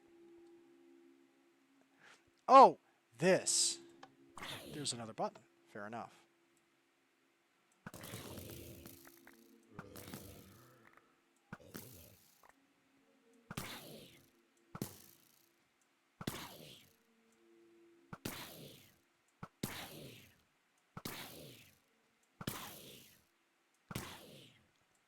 Sorry, it blended in with the floor. I didn't realize that was what was going to happen. Also, the Brave is very strong, especially when you put all the enchantments on it that I have. It's very silly, actually. And Thwip. Very nice. Okay, so once again, let's start throwing things out that we don't need. We don't need any of these. We don't need that, we don't need that, we don't need that. Plated Corallium boots? That dude was wearing Corallium. That's kind of spooky. I don't like the Corallium armor or anything to do with it. I'm throwing that out. That causes Corallium corruption in the biome that you are in. That's not good news. That's bad news bears, actually. Okay, so now we get a green light ember. All right. Put that away. Put all that away. Now, a green light ember is used with saltpeter essence. I don't think I have saltpeter essence that is used to make the white fire callstone. Warning, do not place 2 or more of these within render distance, they will bug out. And then the white fire ember is used alongside a furnace and 3 inferium to make the inferium furnace. These are the furnaces from Mystical Agriculture. They are very, very, very fast, and they have very, very increased efficiency. They can be upgraded all the way through the different stages. The ultimate furnace is the best one. It has an efficiency of 9001. I actually have ultimate furnaces in my base because, once again, I played this pack early, and I was playing this pack before this particular chain of quests was added. So I grandfathered my ultimate furnaces in. You're supposed to do this quest chain to be able to get them, though. They work very, very, very fast is the idea. They will blow through a stack of stuff to cook basically instantly, and the 9001% efficiency basically means one piece of like coal can smelt like 10,000 items. Like, it's crazy. It works super fast and it lasts a very long time. Anyway, I don't think I have saltpeter essence on tap. I would need to make it, and I'm not going to because we're running out of time. So we will go ahead and put that on hold for now. We will put a bookmark in that, and we will return to this later. We will come back to that the green light essence and finish this quest line later. Let's go ahead and go back to space and start solving these other... You know, I think it's because if I accidentally open an inventory while I'm warping, because I think it did it again when I was doing the other thing. When I accidentally clicked my table. I think that might be what's causing that. I'm sorry. I know we're running out of time, but I don't want it to stick that way. I don't think it can stick that way, but that worries me. Let me reset that real fast. Anyway, let's go ahead and go to each of the planets and attempt to use their call stones there, because I believe that's where I would logically make you have to use them. And get those spinals, and then let's go to the last place. Now, technically, we only need to visit one more planet to be able to visit Sedna. To visit Sedna, the way advanced rocketry works in a vacuum, like outside of any mod pack that alters progression or changes how things work, to reach other planets, you need to build like an asteroid catcher and like sift through stellar debris, and you need to essentially look for artifacts from a planet, right? That'll let you learn information about that planet.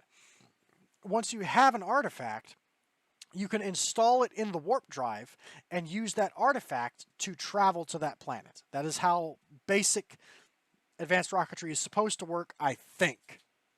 I'm not super familiar with how vanilla advanced rocketry is supposed to function.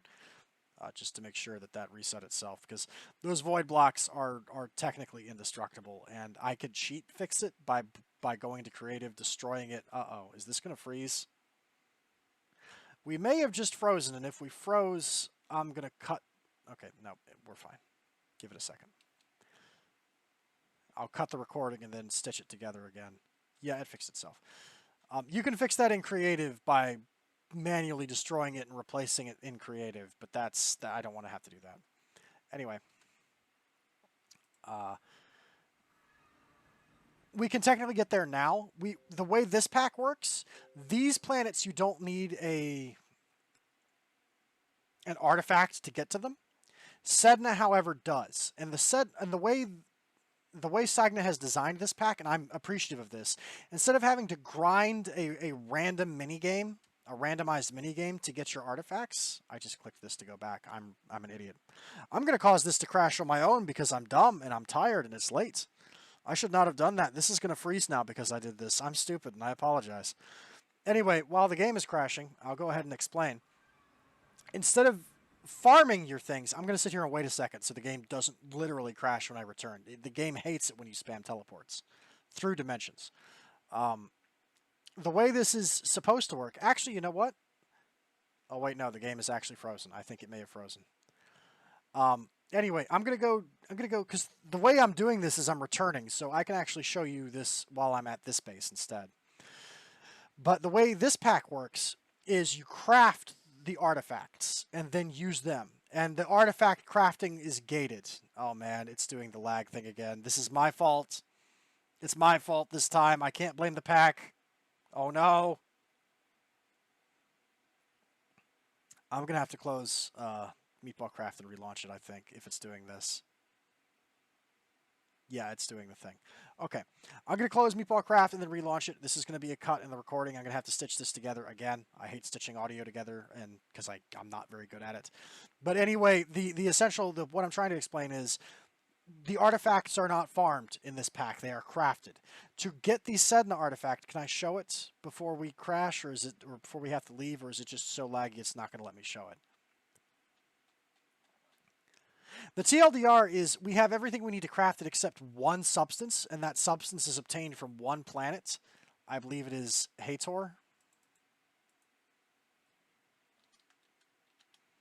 Yeah. The Sedna artifact, which is what we're looking at right here, it's that ring. It's not showing it because the game is lagging and crashing, but it's there. That's it. If we need one substance to craft it, which is fiery pyrite. Start warping from the closest planet, right-click before entering the planet. Used in the warp controller. I'm not sure what it means by right-click before entering the planet, but I will try. I will follow those instructions. If we click on it, again, give it a minute because it's having to think. It's crapping its pants. Okay. Fiery pyrite found on the surface of the lava planet. Mined using a netherite tinker's tool. So I know which planet the lava planet is because the pack tells you which one it is. It's in one of these descriptions of items. It tells you where fiery pyrite is found. I think if I were to do this, it's World Gen, Hator. It's found on Hator. So I'm going to go ahead and close, but I'm going to close the pack and quit it and relaunch this. But what we're doing is we are going to Hator. We are going to find fiery pyrite. We're going to craft the artifact, and then we are going to go to Sedna. We won't have time. I had hoped to have time to visit every planet. we're not going to have time to visit every planet if I want to cut this in the next 30 minutes, which I really, really do. So we are going to Hator, we're getting Fiery Pyrite, and then we are going to Sedna. And then that is going to be our victory. That is why that's when we will stop, is when we get to Sedna. Once I get to Sedna, that's a major milestone in the pack. We are now on the final steps of Chapter 3, and we are in the downward slope into Chapter 4, which is a major upgrade in all respects. But we are shutting down the internal server now.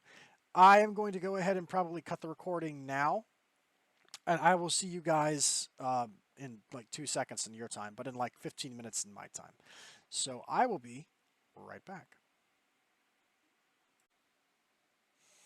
All right, welcome back.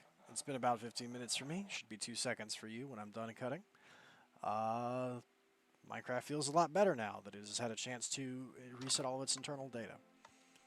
I know I've explained this before. I will explain it again, but Minecraft really does not appreciate it when... Actually, you know what? I'm going to go back to the space station for this since we've reset everything. We don't need to do this from here. Oh, wow. It has broken my desk. They are no longer connected. If I take, like, one of them off and do this, will you remember that you're supposed to connect? Sort of. Anyway, Minecraft is coded in Java, and Java can have serious issues with its memory, especially over a long period of time. And especially when you do things like teleporting between dimensions rapidly in Minecraft. It doesn't like any of the things I just described. It hates all of them, actually. It despises them. So it is what it is. It's not a fixable thing. The memory cleaner and the other things that you see running occasionally are a solution. They are a solution to the problem, but they are not... They're a treatment. They can't really fix what's going on. Anyway, to the teleportation hub. Now, this is going to be changed rather dramatically from what you saw last time. I fully excavated all of the blocks, so we now have the full internal space to work with. There we go. So this is the amount of size you have to work with your personal pocket plane in Dimension Doors. This is the full scale of it. This is what you get. I'm using mine as teleportation hub. I haven't done it yet, but this is going to be a 2-deep like pond of the hot springs water that I used in my own main base, and there's just going to be jutting magical crystals sticking out of the floor of it. Okay. There are different teleportation portals I built at different locations.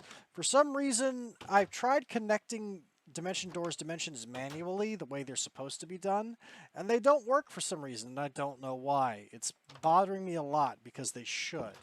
You can connect doors to each other manually using stabilized rift signatures to store location and then create 2 rifts that are linked together.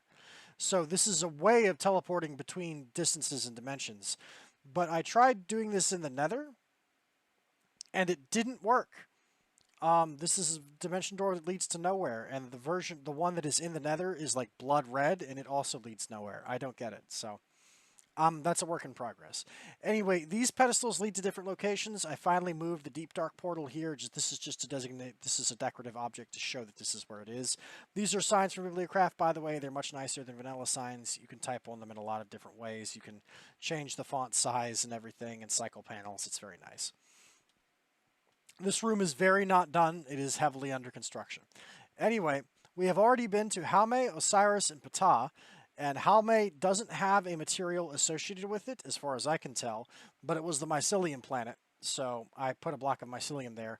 Osiris is where we find serpentine, so it gets the serpentine block to define it, and Ptah is where we find travertine. Okay, so the next place on our list is... Let's see. We were going to Hator, weren't we? Right. Hator, okay. So, first off, Ptah, armor, Jaume. So we're going to go to Jaume. There we go. By the way, I don't have returns set up just yet because I'm a goofball, but I will have that eventually. So I'm assuming The Demonologist Call Stone must be used in this dimension, because that makes sense to me. So what happens when I use it, like, where's a clear spot? Like over here somewhere? Kinda. Let me knock down this mushroom tree real quick.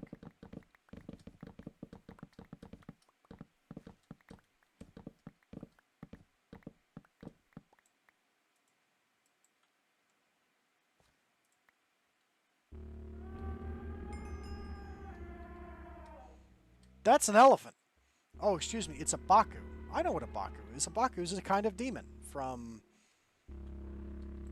India or South... No, wait, it's Japanese. I'm sorry. I was going to say, is it India or Southeast Asia? It's a Japanese thing. I should probably catch that before it runs away. It's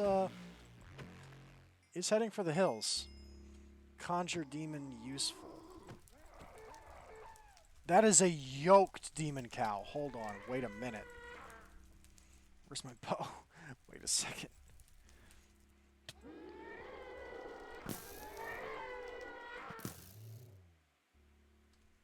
That's crazy how strong that is.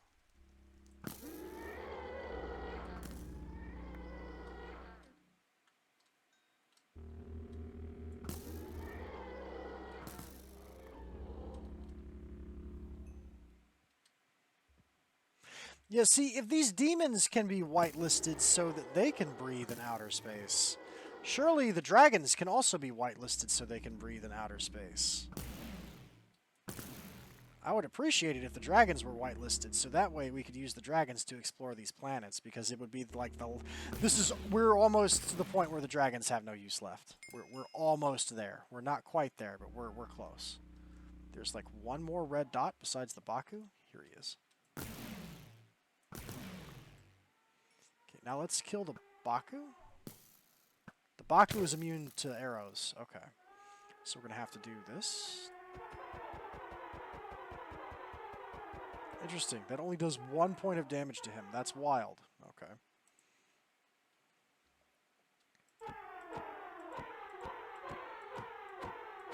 The Baku is what, if I remember correctly, it's the creature... It's partially the creature that Drowsy is based off of in Pokemon, isn't it? Drowsy is a tapir, but the Baku and Drowsy are both based off of the tapir. The Baku is like a demon that eats people's dreams.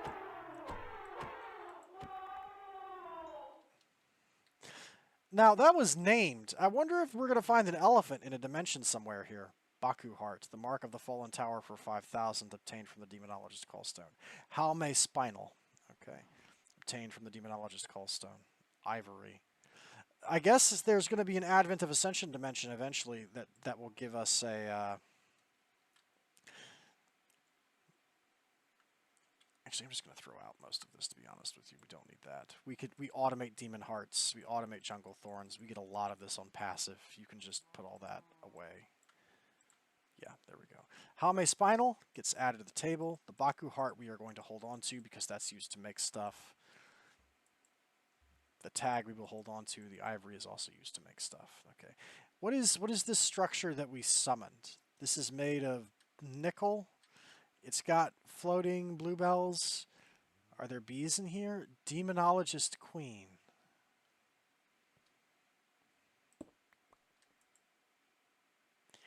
This seems to be lore, I suspect, because I know the bees had a civilization, right? This isn't a real bee. This is from forestry. You can tell, and it's been named because the name is in italics. So I'm guessing this is lore. I guess there were bees that were studying demons, and we just summoned an enclave of demonologist bees and killed their pet Baku, or something to that effect, I suppose. I don't really know. But that would be my guess. Okay. So, that seems to be more or less what I expected it to be. That is not intended to be a pun. Let's go ahead. I really need to build a return to my central warping hub, by the way. It's kind of vital that I do that.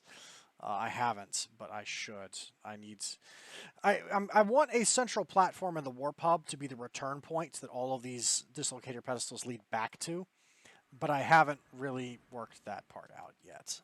It's not built. Ptah will guide you. The Armorer Call Stone...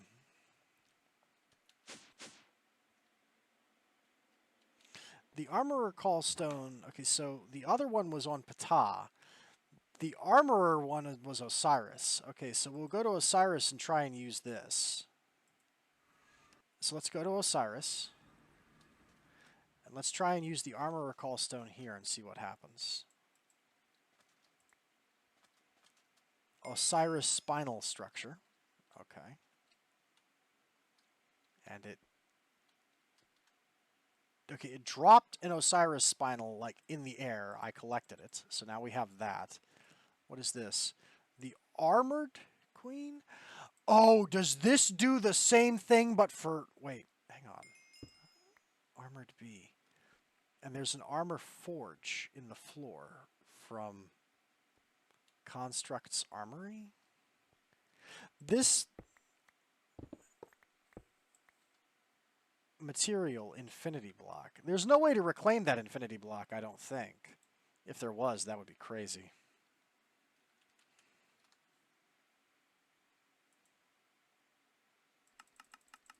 No. It's 2 of them are needed to make the dimension builder, though, and I guess if we want to get the dimension builder early, we would need to build this call stone again, would be my guess. We would need 2 of these to make the dimension builder from RF tools. What does the Armored Queen do? What do you do? An armored drone and a radiant drone make an experienced drone. And the experienced drone, I see. Oh, she makes Shields of Terra. Oh, that's crazy OP. So you don't have to craft this. I was worried we would have to automate this. I thought this was the recipe we would have to use. That's crazy. So we get a bee that does it. Okay. And she's also used to make the experienced bee, and I know what that is. The experienced bee is a custom bee he has made, I think it is, and it makes condensed essence, which can be turned into experience. So it is essentially a bee that produces experience. So we now have Shields of Terra on tap. We can make those, which is good because they're essentially a consumable that you can use that gives you a ton of absorption in one shot. And that's great, actually. That's fantastic news. Okay. So that's what that does. And it also means I can set up an XP farm using bees. Very cool. Okay, we'll go ahead and put all of that stuff in the bag of things. And then the Pharaoh's Call Stone is the last one we have. Then we will go to Hator, I think it was, and set that up. And we will find Fiery Pyrite, and then we will use it to craft the Sedna artifact and travel to Sedna. Okay. One last time.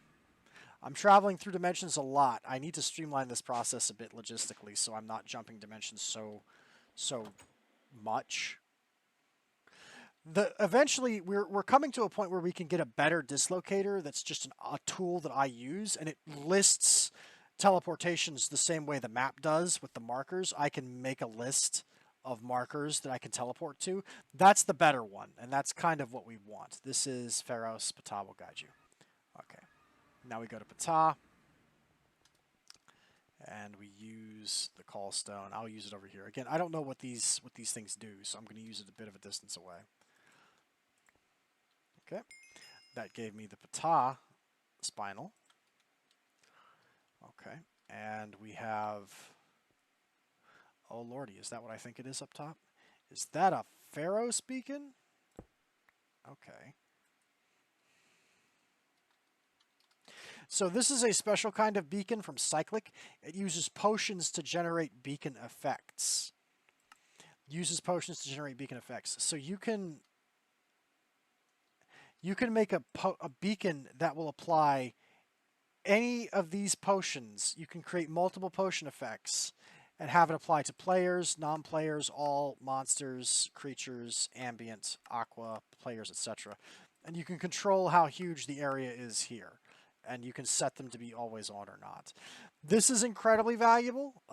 This is gonna, because we have access to incredibly cracked potions. You saw the potions that we could make before, and this also gave us those flasks. I don't know if the Botania flasks can be used in a Pharaoh's Beacon, but if they can, that's cooking with propane right there. That's a spicy meatball. Is there anything in the center of this? Doesn't look like it, no. Okay, that's fine. I just wanted to check. That's very valuable. I may actually make more than one Pharos thing to make more of that, because that's crazy. That might actually help us. I don't think it'll help us in the Chaos Guardian fight, because the Chaos Guardian fight is so huge. It's going to be hard to set up a beacon there, but that's definitely going to help us out against the Tier 4 Gaia Guardian. That's going to help us up against Herschel of the Void. Okay. So, now that we've done that, we've gotten our stuff. Let's go ahead and travel to Hator. And I'm going to double check that one more time to make sure that's the correct planet that we need to travel to. We are now, by my approximate estimation, we should be either at or coming up on the 5-hour mark, so I have once again failed in my goal of keeping this short. I apologize to everyone involved. We failed that. We succeeded in that. Callstones and riddles, we just finished. Space station I showed you. New planet Sedna, last thing on the list. We're almost there. Okay. So, just to double check, fiery pyrite is found on Hator. Okay, so we are going to go to the warp controller. We're going to select the planet. The planet we are going to select is Hator.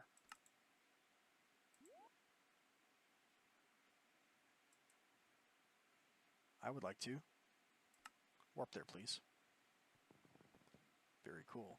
And now we get to see our thing travel through space. Look at this. This is the scene I wanted to see. Look at how good this looks with the windows.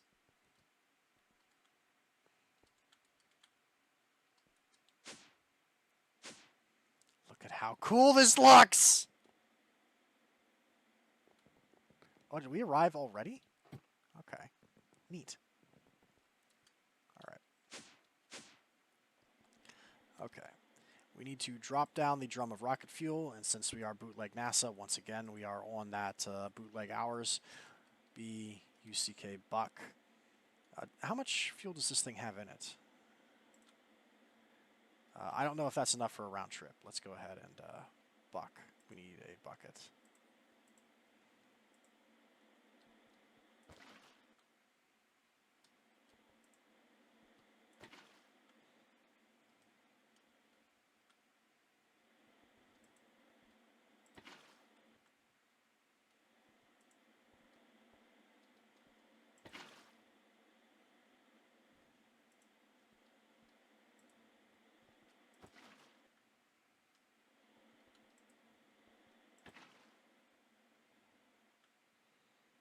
We'll once again aim for a half tank. There. We will take the fuel with us in case we need it. This is a brand new dimension we've never been to before, so it's going to take a minute to load. Destination Hator. So it's going to take a minute to load. Hopefully we don't get stuck in the skybox again. I hate it when that happens because I have to relaunch the game. Well, not completely, but I have to relog to fix that problem. See, we passed through completely. Did you see it? We passed through it. We did it. My bootleg Star Wars force field works exactly as intended. Me and my rocket can pass through it because it is everything except animals. We're going to descend. We have made it to Hator. It is doing the thing where I am stuck in the sky again. I am full of rage and spite.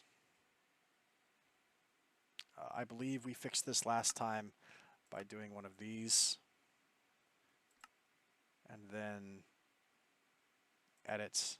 Let's cut that in half from 1,000 to 500.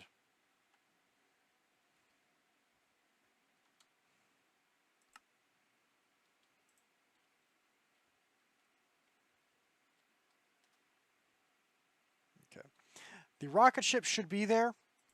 It was there last time when this happened. It's just invisible because this weirdo glitch that happens sometimes with advanced rocketry. I don't understand why, and I don't appreciate it. But as far as I know, I don't think there's any way to fix this. But the rocket ship should be there. It was there last time. Remember, this happened the first time we landed on a new planet, and I panicked because I thought the rocket got eaten by the transition between worlds. But no, it's there. It's just invisible. Now, it says pyrite is on the surface. We should be able to see it. Okay? So we are going to have to travel on the surface and see if we can find some. We only need 2. Well, technically we only need 1 because it has an EMC value. Man, that world load is taking a second. Minecraft is taking a fat minute to think about things. Where's my rocket?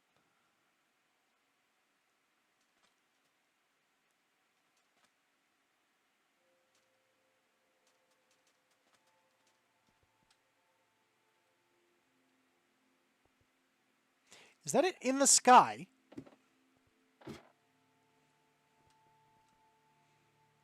Hang on.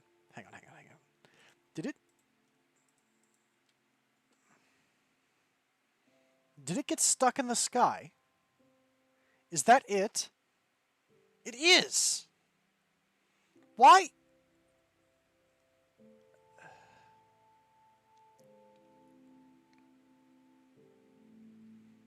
Okay, here's what we're going to do. ANG. Angel Black.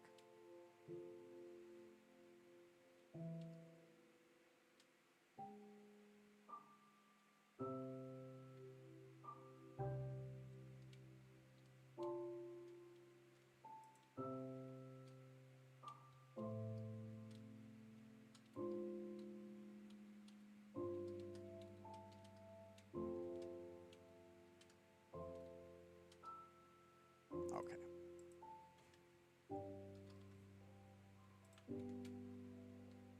Listen here.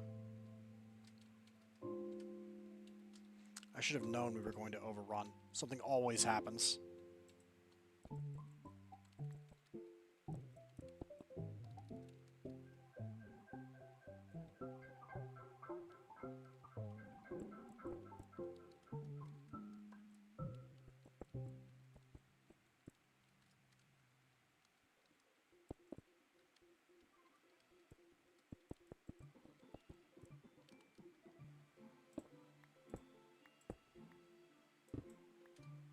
Okay.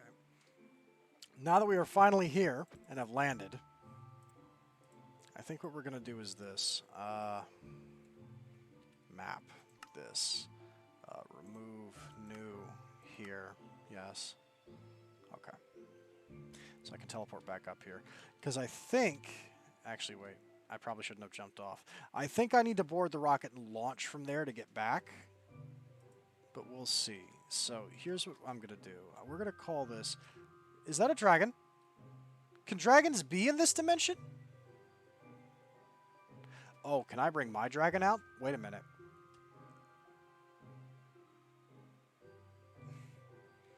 M. Hator spawn. We'll call this Hator spawn, and we are going to plop down one of our dislocator pedestals here.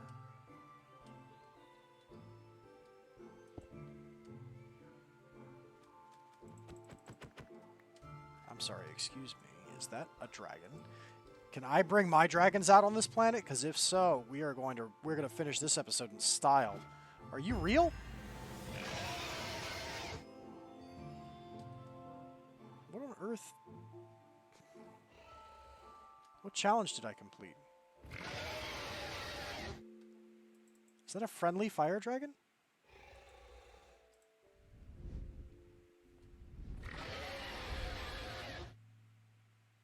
That's a friendly fire dragon. Why is it friendly?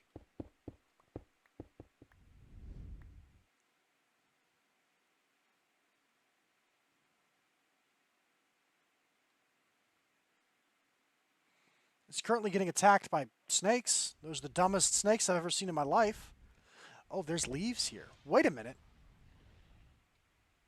Oh, are you picking a fight with me now, or are we fighting now? Okay, we're fighting now.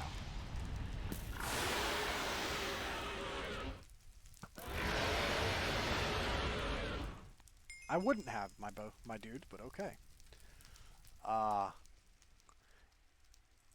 Are we good? Holy crap, we're good. This planet is cool. Oh, we can ride our dragons here. Okay, yeah, I know exactly how we're searching for our stuff, and it's the swag way. We are doing we are doing this the cool way.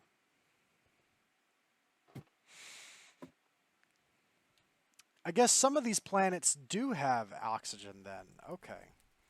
I really wish dragons could be whitelisted on all of these planets. I have said that before. I won't repeat myself. I'm sorry, but why does it say tameable? Wild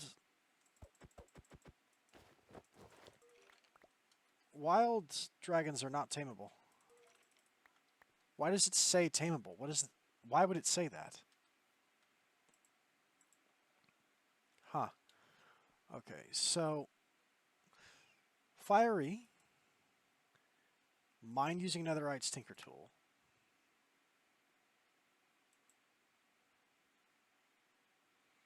It's found on like height 204. Does that mean it's found in these buildings? Because we're at height 88 right now. Height 204 is crazy. That's super high up. That's gotta be up here, right?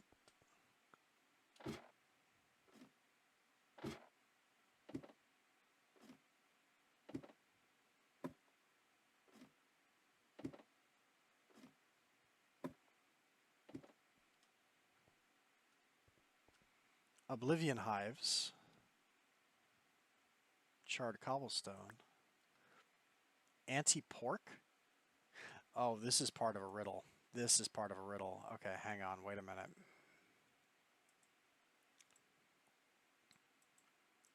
Anti-pork. Where is my scoop? I'm going to take these bees.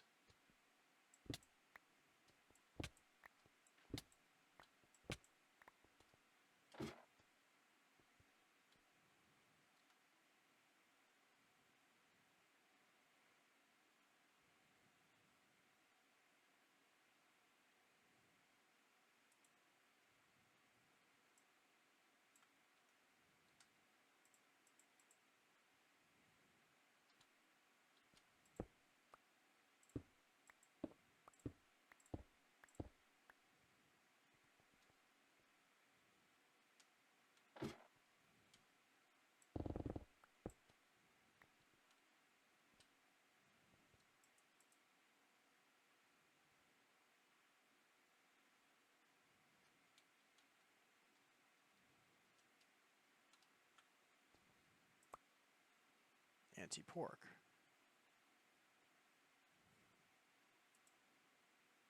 This has to be some kind of clue.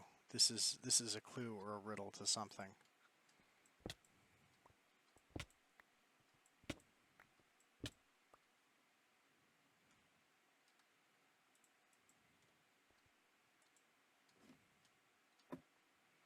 We're still not at the proper height. This is 160, which means... Wait a minute.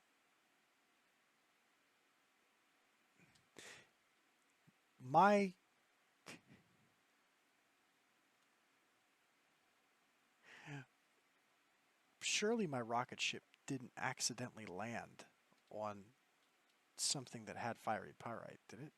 That would be the craziest thing I've ever heard of. The wildest long shot possible. Is there fiery pyrite visible inside it? I don't think so. But we're not that far off because the highest height that it can be found at is Y level 204. But that's right here. That's within height. That's Y level 204 is right here.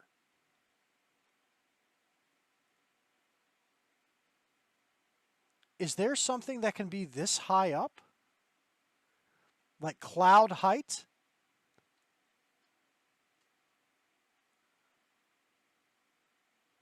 That's a different structure.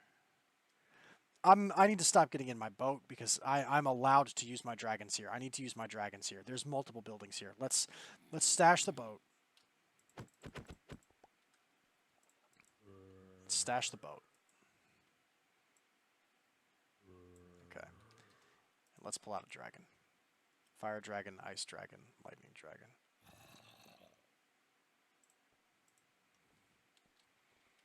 We'll use my fire dragon to leave. So this is dragon nest blocks from ice and fire. Okay.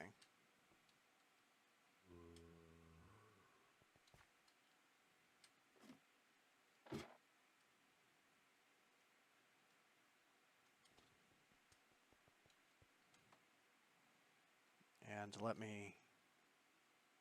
Okay, there we go. Sorry, that was a lot of lag. Let me put that away. Let me put that away. Let me pull this out. Let me pull that out. Put that on my belt.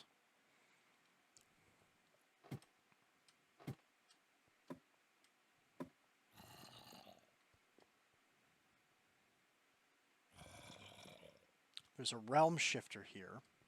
They're a kind of merchant. We can talk to them. He's silver coins for ancient rock is his trade. Okay.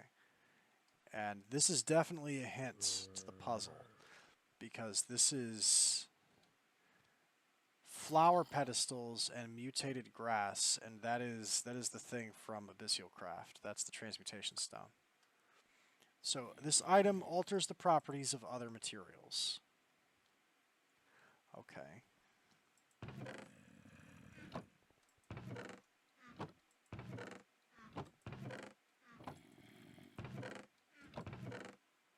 Ooh, wait, there was something in that one. Triquetra, found in Hator, automated after completing the puzzle. Okay.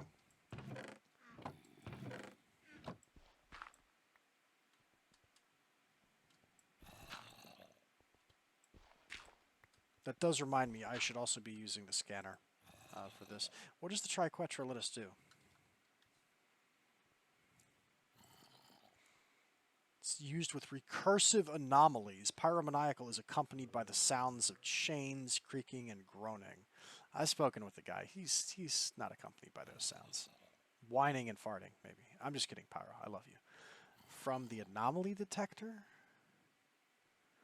Superconducting sednite found on Renia. It's used to make more spadal anomalies and more superconducting sednite is the purpose of it. So essentially it's used in a duping process. Okay. And is this the scanner? Floating. Yeah, this is the floating scanner.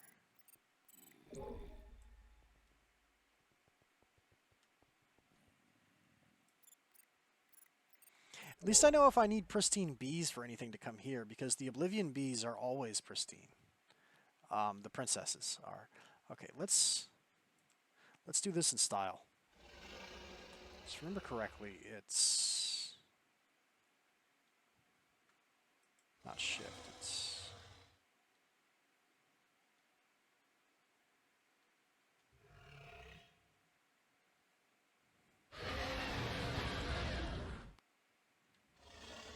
How do we do verticality again?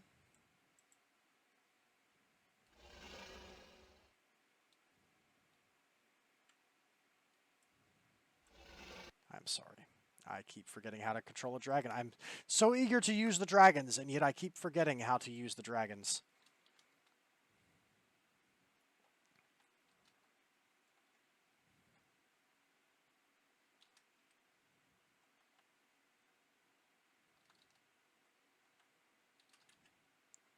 Dragon down is X.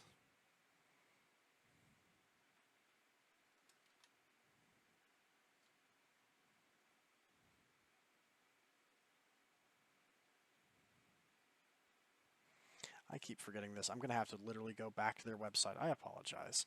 Ice and fire dragon controls. Because the websites, their mod website tells you how to do it. I keep forgetting. Do I have to rebind this? I don't, do I? I don't care about their abilities. I don't care about that. I don't care about that. I don't care about that. I don't care about that. Where? Okay. Spacebar makes the dragon rise if it's in the air. How do I make it rise if it's not in the air? Oh, you have to keep holding spacebar when it's on the ground. Okay, so you have to do this. Yes. Man, this is cool. In fact, this is so cool, I'm going to... I fell off my dragon. This is so cool, I'm going to take my invisibility cloak off so you can see me on the back of my dragon.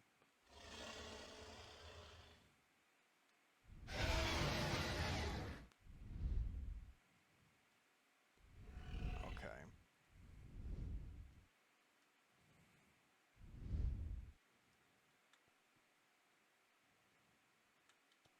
Dragon sleepy. Betty bye Bobo.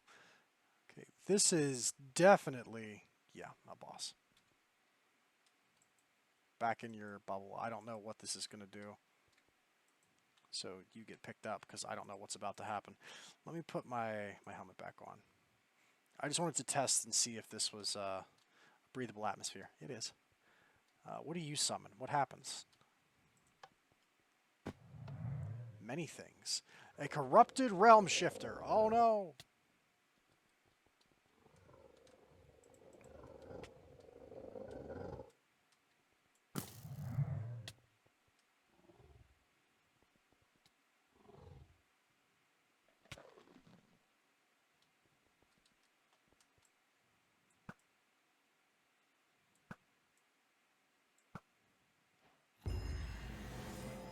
Put it on the side. Oh, that's right. I'm not invisible anymore. That sucks.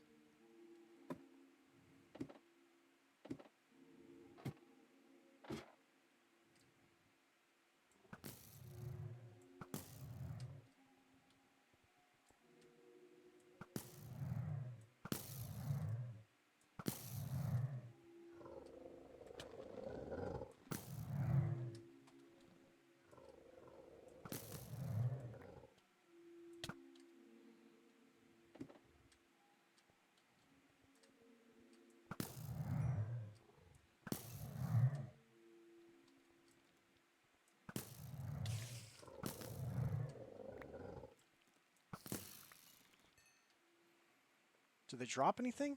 Corrupted hyperspace heart found on Hator. Wow, that's weird. I'm gonna put my thing back on, actually. I don't like being jumped by literally everything. We'll figure out what the corrupted hyperspace heart does in a moment.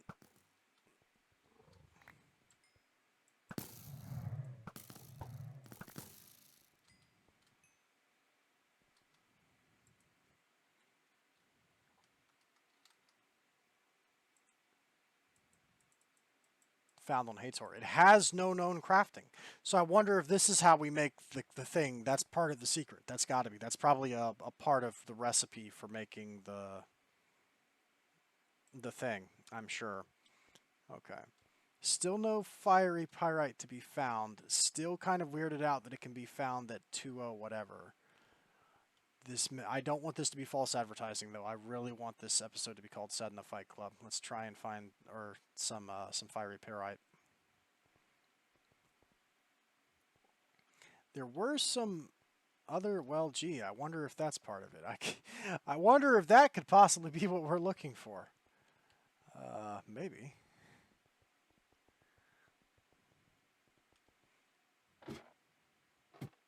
There's a Kings of Scorchers in here. This is definitely some kind of boss fight. I get the feeling we may be about to find our fiery pyrite. We will come back here next episode for more exploring. I might hold off on the exploration. Oh dear. Those are hydras. Do I have anything that does fire? Not really.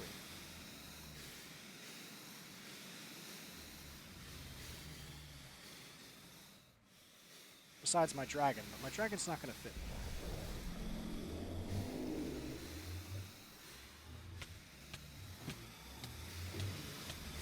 Well, I found the fiery pyrite.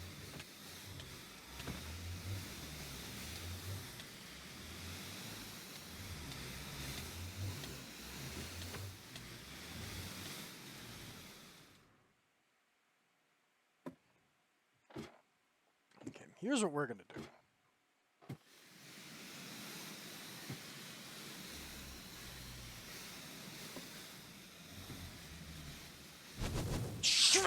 I decided to come through the roof, but the roof was also a trap. Okay.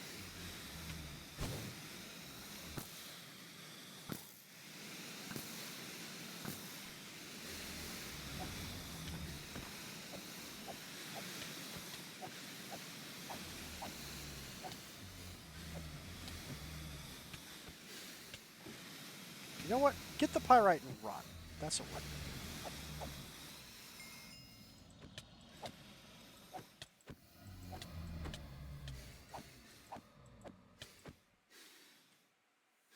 So we need a netherite pick for this. Let's go ahead and get one.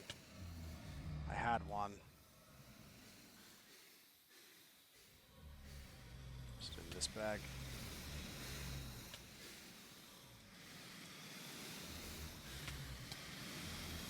Yes.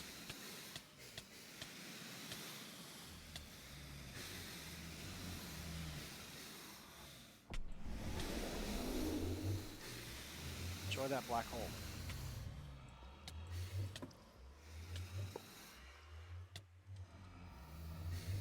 There, I got it.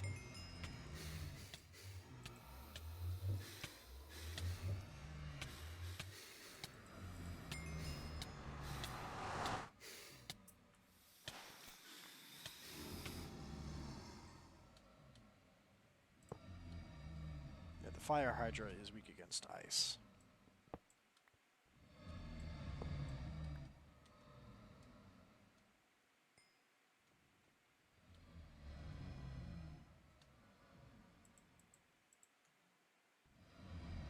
There's like 4 raccoons outside my window. What are y'all doing out there? There's literally 4 raccoons outside my window. What are y'all doing out there? Is it a raccoon party?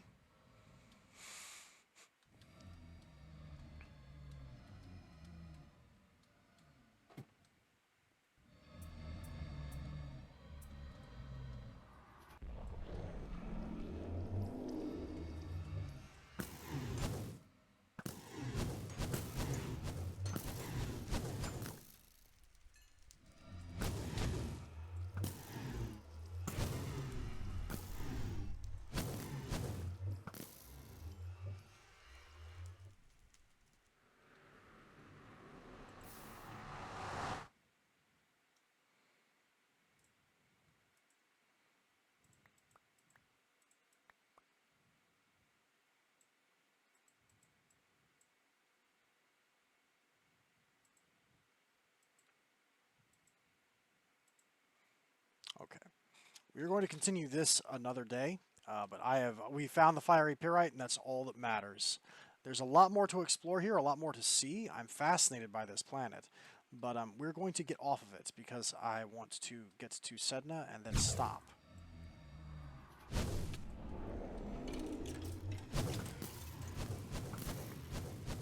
We have the fiery pyrite we need, so we are going to go make the artifact. We are going to reach Sedna. Once we do, that's a major milestone for us. Anyway, back to our ship. Map. That. Wonderful.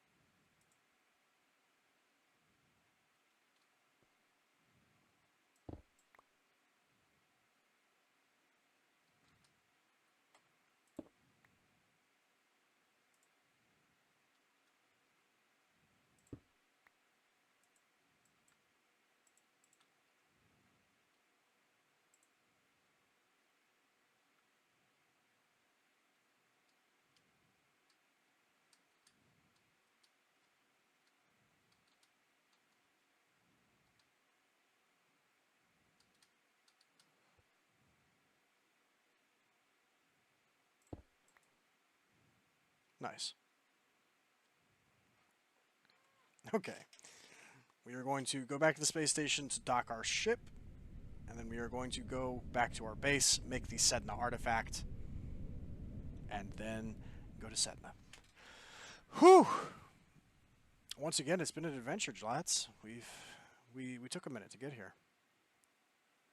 Please auto-descend now.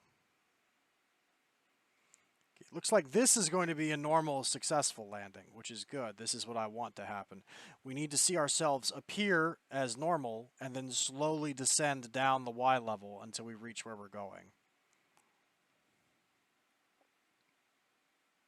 Also, there is a rocket beacon you can use to set where your rocket will appear above in your space station, right? You can do that if you don't want, because by default it appears in exactly the middle of the dimension.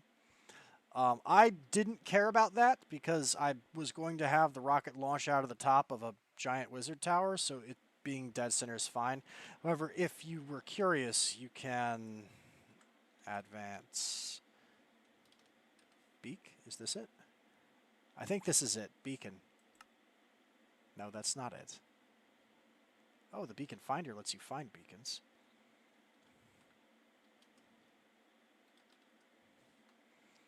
Is it rocket monitoring? Loader, unloader, rocket assembling. There's a block that you can essentially place down in advanced rocketry that says rocket descend down here. I just didn't bother with it because it was unnecessary. Because my rocket is already where I want it to be. Okay, so.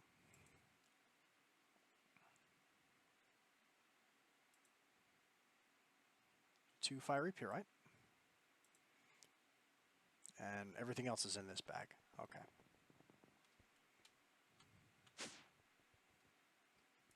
Yoink. And we can fly here.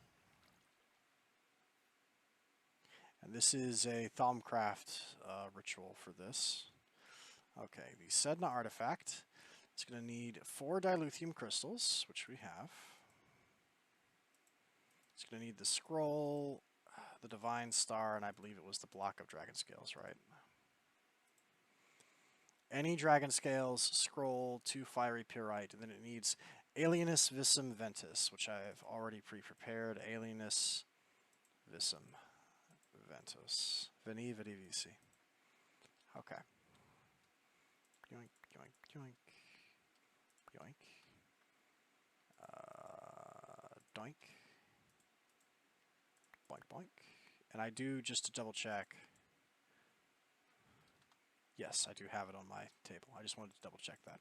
I knew I had put the first one there, but I wanted to make sure I had put the first one there. Doink. Okay.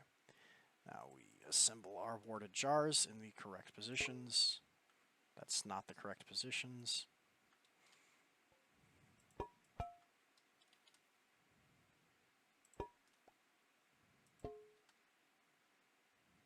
Okay. And then the glove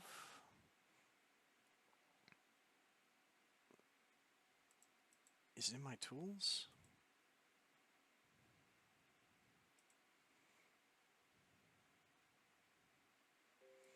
Where did my white bag go? My white bag is in here. Yeah, my glove is in here. Okay. So, we do this, and then... Or wait, no, sorry. I almost did this wrong. The divine star goes in the middle. I was going to say, doesn't something go in the middle? It does. The divine star does. Okay. It's crafting. Now, this says, using the warp controller, start warping from the closest planet. Right-click before entering the planet. I don't know what that means, that last part where it says right-click before entering the planet. I guess we're going to find out. Does it mean right-click the relic?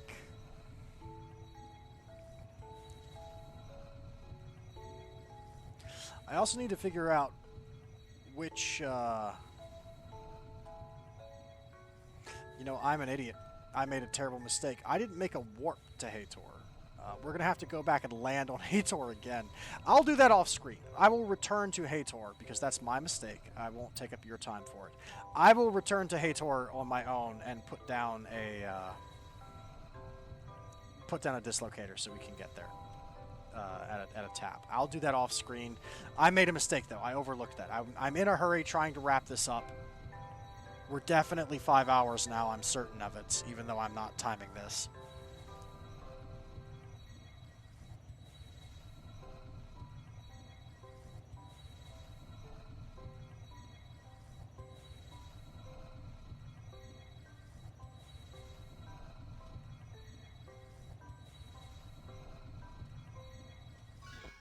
There we go. There it is. You unlocked stage Sedna. Stage Sedna unlocked for Lord Rain. Oh, it's a stage. That's what it meant by right-click it. It's because it's also a stage unlocker. Okay. Good to know. Now then, we return to the space station. We've opened up a stage for ourselves. Very cool. I guess next episode we're going to have to figure out how we're going to beat the two bosses who walled us this time during the Fight Club. I am an idiot. I clicked on that expecting it to take me up. I don't know why I keep clicking on that expecting it to take me up. The elevators are what that's for. So we insert this in the warp. Hang on. Used in the warp controller. Planet tracking. Search for planet.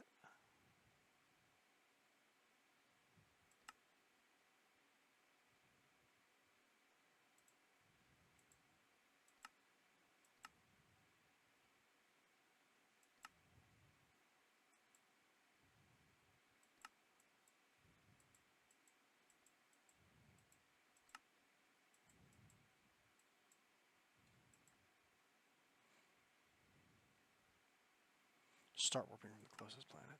Maybe, hang on. Planet list. Okay. So wait, we can see Sedna now. That's what that does. So by slotting that in, we can see it. Vulcan series. What's the farthest out?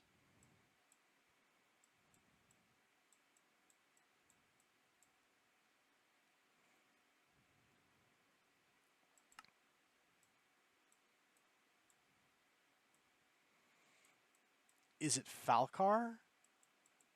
Sedna's got to be in another star system, right? Like, that's got to be Haume. No, Haume is the farthest out. Because that's Sol, that's Osiris, that's Ptah, that's Terra. Haume is the furthest out. So if we go, I guess we go to Haume and then try and warp.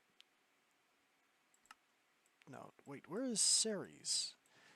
Because it says Ceres is... I'm not sure how it says, how you're supposed to know what the closest is. Haume is the farthest out, though. It's like completely outside of the ecliptical orbit. So we're going to go to Haume. Okay, we're going to warp there. And then I'm going to attempt to jump to Ceres. Or not to, yeah, to Sedna. Of course, that is not ready. Why? Why is the core not ready?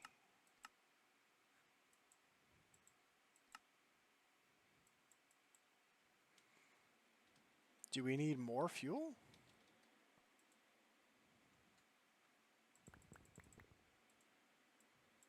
We can't possibly put more fuel in it. Why is the core not ready? Core status not ready. Hang on. Hello. Post-editing Lord Rain here, once again. This problem took me about 15 minutes to solve, and when I did solve it, I didn't understand why it was fixed. However, Since then, I have done more research into advanced rocketry and asked around with some questions, and I know how to fix this somewhat reliably. So I'm cutting the 15 minutes of me fumbling and replacing it with this brief explanation of what you should do if you also have these problems. Occasionally, the warp core will glitch out, and you may need to break and replace the whole thing. This isn't a very common problem, but it can happen. This wasn't my issue, but according to the internet, this has been a problem for some people in the past. So breaking down the warp core and rebuilding it could fix those issues for you if you are having them. The more common problem, and the one I had, is actually a fuel feeding issue. The warp core can hold a maximum of 999 fuel, although sometimes it has slightly less due to stacking issues like 995 or 998. However, if you manually dump the dilithium crystals in, the core can essentially stop feeding the fuel because it gets confused. This will result in a situation like mine, where the needle on the meter of the warp controller is forever stuck at not ready, because the core doesn't have the fuel needed to make the jump you're asking it to. You will know this is what has happened if your fuel number on the controller stays permanently fixed at some number that is much lower than 999, like, I don't know, 183 or 250 or something. To resolve this, pull all of your fuel out of the input hatch and then put it into whatever container you're using to store the fuel, which in my case is a storage drawer. Then attach a pipe or conduit to your fuel storage and let the pipe feed the fuel into the input. For some reason, the warp core's internal logic is capable of understanding and feeding the fuel properly if the fuel is being inputted by a conduit or pipe. It's when you feed it manually by like opening up the hatch as like an inventory and dropping the fuel in from your own like inventory. It's when you feed it manually that it can get confused. So those are the two solutions to the issue. The fuel feeding problem is much more common than the core glitching out, and if you have problems with getting the core to make warp jumps, it's probably because of the fuel not feeding. I will also state as a final note that some objects are so far distant from others that a jump between them is not possible, because the jump would require more than 999 fuel. Thus, you need to move closer first before you can jump to them. This is why the pack directs you to move to the closest planet to Sedna first before attempting to jump to it, because Sedna is so far out from the Terra system that reaching it from other locations simply isn't possible. So if you can't get the warp to jump, always check the fuel first. If the fuel line says fuel required is if the line that says fuel required is displaying a number greater than 999, you need to jump from somewhere else to get closer to it, right? You're not going to be able to make that jump. If the line that shows your fuel amount is some number that's lower than 990, then you've got a fuel feeding issue, and that's what you need to fix. Anyway, thanks for listening. I now return you to your regularly scheduled viewing. Okay, now it says we're ready. Warp. Okay, we're going to Halme, because that appears to be the farthest out. It does say go there from the closest planet, which I assume is Halme, because I think we're leaving the star system to get to Sedna. And then we will attempt to warp there from Halme, and we'll see how this goes. Ooh, we didn't make it in time, but I wanted to see it from this perspective. Oh, that's cool. Look at that. And take my helmet off so the night vision ends. I want to see this in...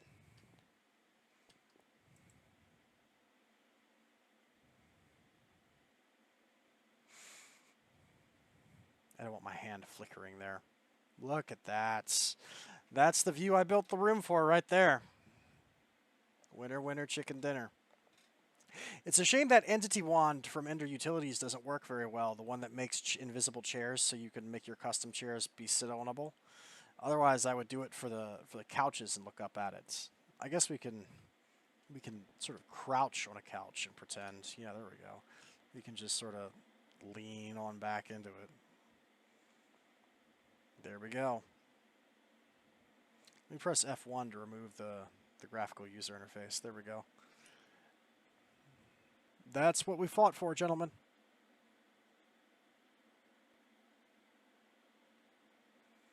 Man, Jaume is out there. Jaume is on the rim. That's the first planet we go to. No wonder it took so long for us to warp there the first time. I was confused. I thought that the thing was broken. No wonder. Why is the first planet we go to the one that is the farthest away? And then we work our way back in? What kind of logic is that? That's a bit silly, don't you think?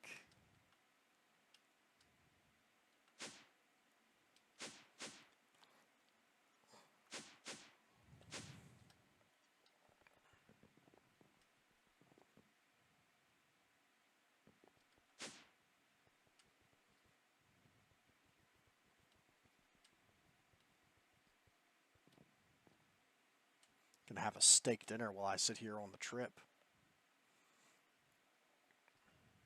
This was originally the setup I was using for the oxygen, since we have nothing better to talk about while we're just sitting here waiting. The oxygen bee can work off of stone, or at least I engineered it so it would. So that way, the marble from chisel counts as stone. It's been generating oxygen comb. I have an item here called a FLAT. So these are from Extra Utilities 2, flat transfer nodes for fluids and flat transfer nodes for items. Thinner than the thinnest of pancakes, small enough to fit between blocks. Hold L control when placing to reverse its push or pull. So there's a flat item transfer node between the industrial apiary and the melter that's force pushing it into the melter.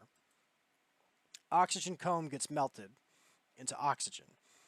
It then is also being pulled in two different places. It's being pulled via a liquid flattened thing into the fluid tank, as well as being pulled by this conduit up into the ender tank.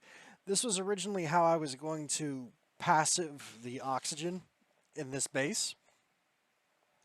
The problem is, well, one, I had intended to do it with just the fluid tank because Ender IO fluid tanks can have their facings set to auto pull and auto push. I didn't want to use any conduits at all to avoid any lag. So flattened item node pulls into this, flattened fluid node pulls into this, and then this pushes on its own into the ender tank. The problem is, oh, we're there. That wasn't fast enough, and also the consumption rate for oxygen just for keeping one room up, this wasn't enough to do it, and I just couldn't be bothered to expand the system more. So now it just sits here. It still technically works on making oxygen, but the only thing it's feeding is this gas charge pad, which tops off my O2. That's all it does, is it just tops off my O2 on my suit. Okay, now then, if we were to go into the warp controller, and I were to go into planet tracking, and I were to place the warp controller there, and then we would go to warp selection, and then we were going to go to select planet, we were going to go to planet list, and I was going to go to Sedna. Where would that take me? Fuel cost 34.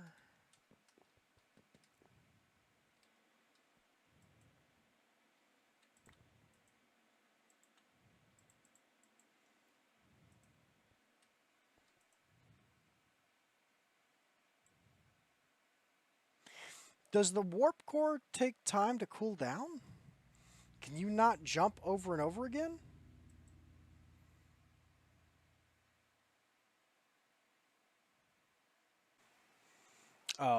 Future Lord Rain here. Again, just so you know, this is the 15 minutes that I cut. This is where it was. So we're just going to skip all over that and go right to the part where I somehow managed to accidentally get enough fuel into the machine to make the jump to Sedna, even though I don't fully understand at the time why that was able to happen. It's because the fuel wasn't feeding. I already explained this. That was my problem. But this is where the 15 minutes was. So just, there's a jump here. Okay. It's ready. I don't know why it's ready, but it says it's ready. So I'm not going to question it. We're going to Sedna.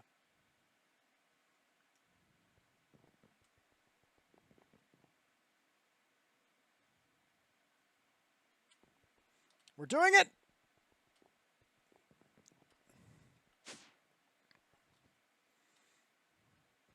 I can finally get some sleep.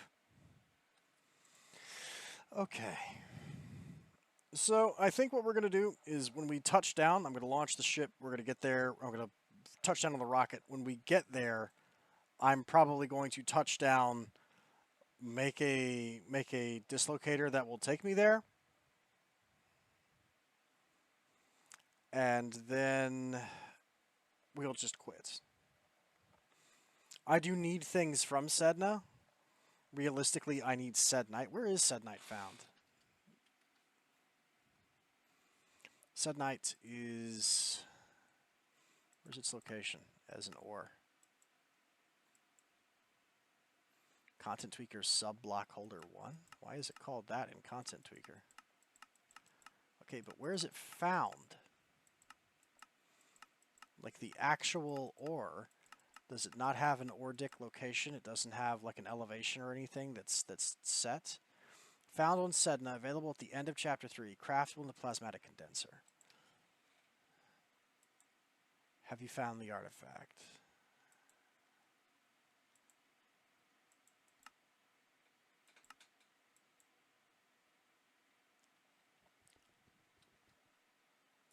I have found the artifact, actually. Once again, I return home when I mean to go upstairs. I am a fool.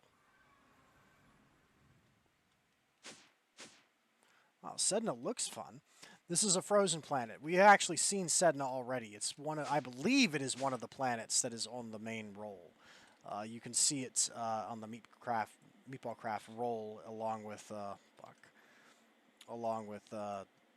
that picture of my base and a bunch of other things. I'm pretty sure the snow planet with the giant crystals on it, I believe that is where we are going.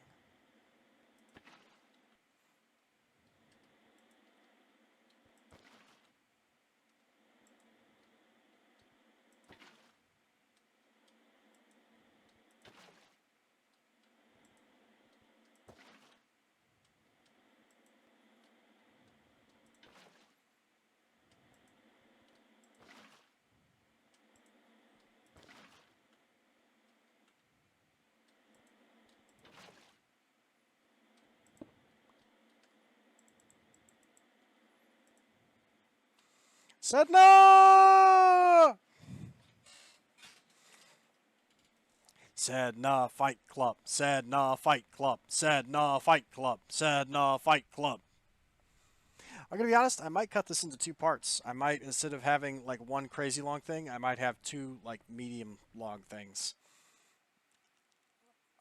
I think I like that idea better. Please descend manually. Holy crap, it looks like the descent manually is actually working. Quest complete, Sedna. We've completed a lot of things in our quest book. We haven't looked at it since I've started this session, but we've completed a lot of things. The more I think about it, the more I like it. There might be Sedna Fight Club Part 1 and Sedna Fight Club Part 2. I think I might, since I'm already going to have to edit this in post anyway to stitch the 2 pieces together, I think we might actually just make this 2 parts. Yep, this is definitely the place you see in the camera roll. And that being the case, right, that being true, I guess while we're here, we might as well...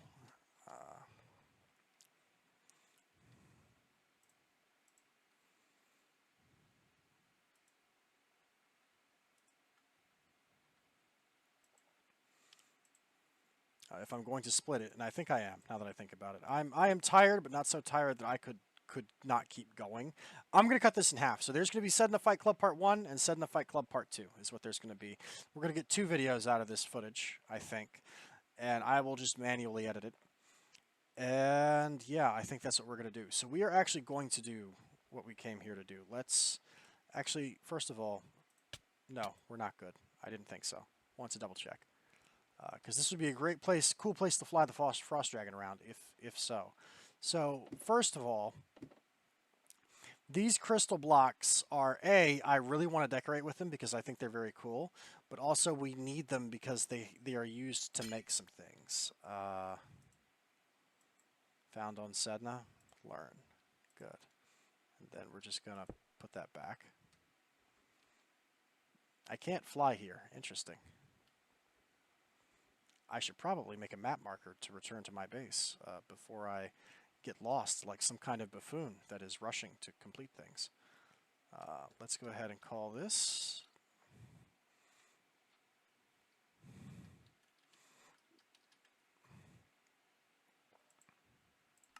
Sedna spawn.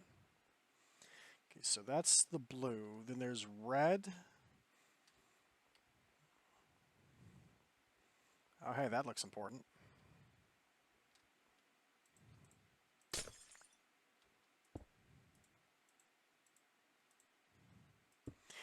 The red crystal blocks aren't just for decoration.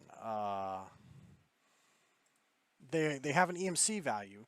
They're used to make things. They're used to make the Sednite stabilizer. They're used to make the Sednite cluster. They are used in the plasmatic condenser alongside dense plasma to make Sednite ore. So this is how we passive Sednite. Sednite is a substance that we need a lot of. We are gated on it in a big way. So being able to just mass produce it using these crystals is kind of a big deal.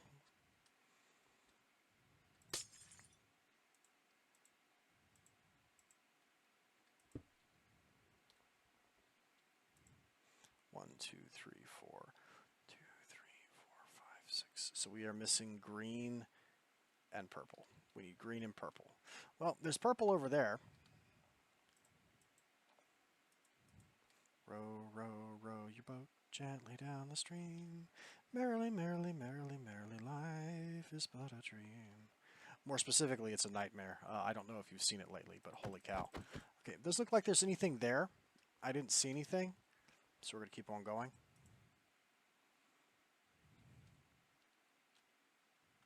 Okay.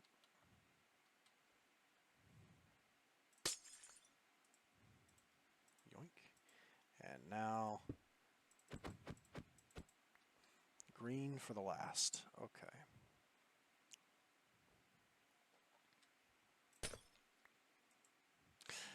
One of the reasons I want to decorate with these is there's a lot of crystal blocks in this pack from various mods. These are the only ones that look good.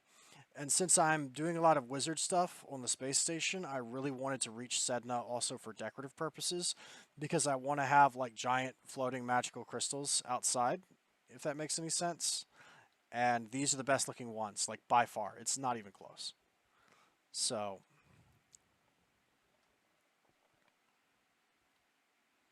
hold on. If we were to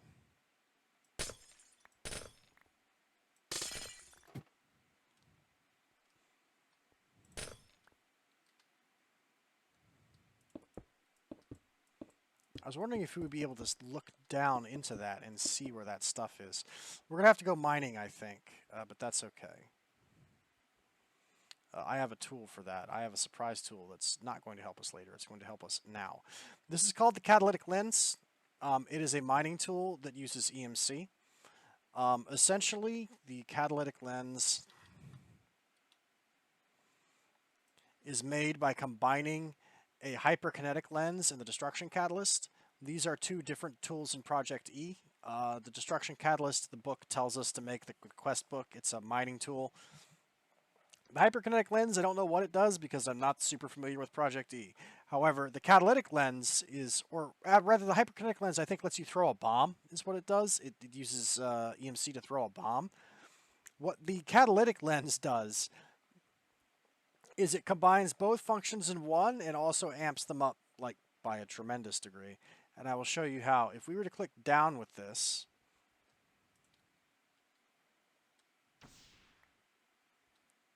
that happens. And it appears as though we made nothing but snowballs and coal. Everything else went into our thing. Okay, good to know. If I take the map and we do one of these, then I say Sedna Mine, which is a legally distinct entity from Sedna Yours.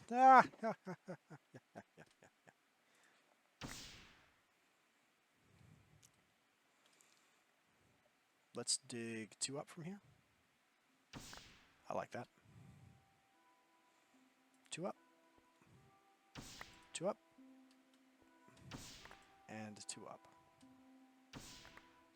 Did I get any Sednite with that? No, I did not. Unfortunate. That would have been very, very easy.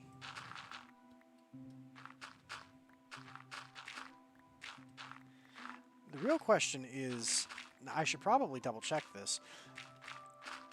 Maybe the reason Sednite ore doesn't have a visible spawn is because it can't. I wonder, let me double check something. I know you can automate this in the plasmatic condenser.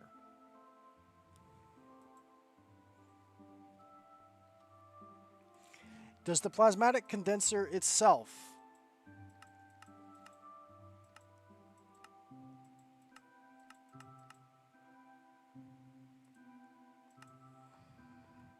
it makes Sednite, but does it need Sednite to make?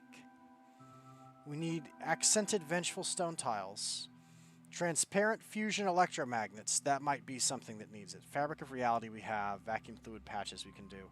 Hang on, let me check this real fast because we may actually already be at the point where we are. We may have only needed the crystals. What I'm worrying is the Sednite ore may not naturally occur. So the Dark Soul machine chassis is made using dreaded steel plates, ice and fire constructs, Bloodmaster blocks, and machine cases. We can make this.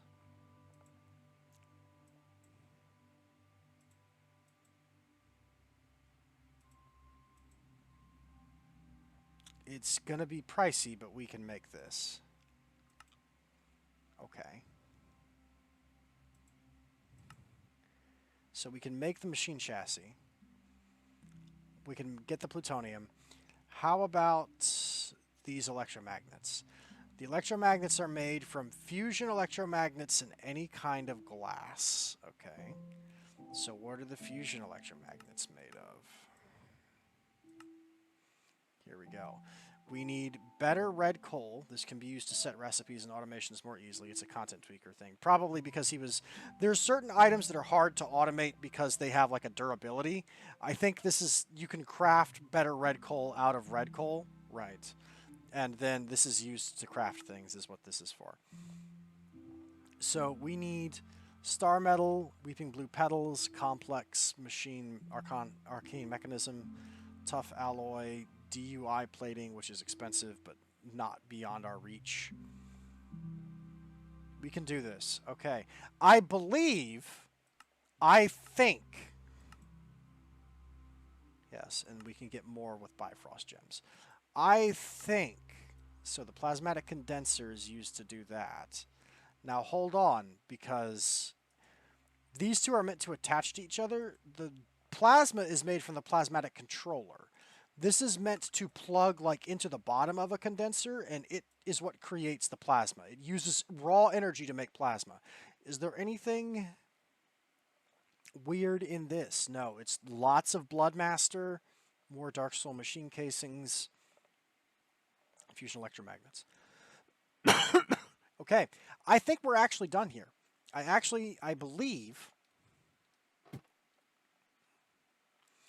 believe my guess is that Sednite ore does not actually naturally occur, and we have to make it, is my theory.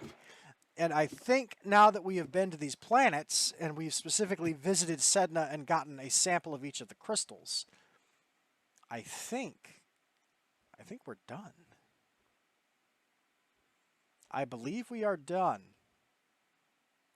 Because I don't think mining for it is going to produce it. I don't think it's here. Right? Like, I think we're supposed to make it. Okay.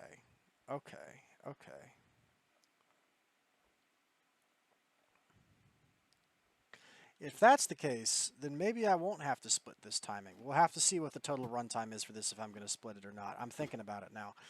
I may not. I'll have to double check the footage.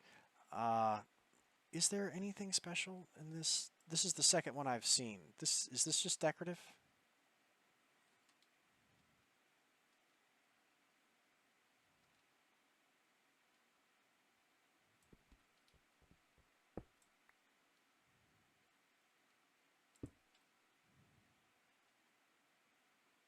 Yeah, these are just decorative.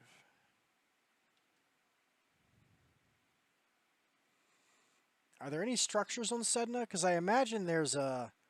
Is there a puzzle on Sedna? There has to be a puzzle. Or a riddle or something. I should probably double check that. Oh, that's something. Hang on. Hello? Oh, that's Sednite ore. Wait a minute. I was wrong.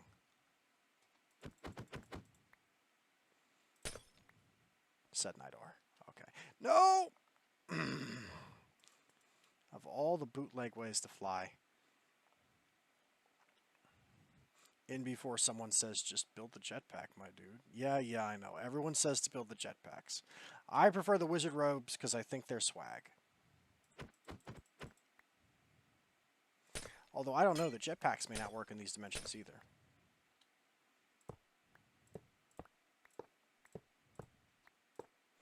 Okay, so we can get Sednite here.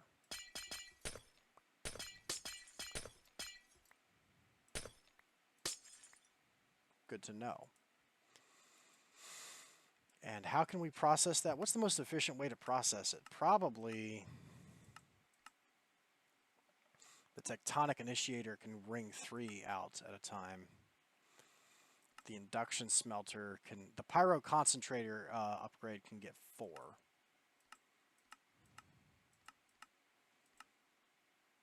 Oh, if we industrial grind it with dense plasma, we can get 4. That's probably how we're going to want to automate it. Okay. Interesting. Yeah, I think we might stop here. Was there anything...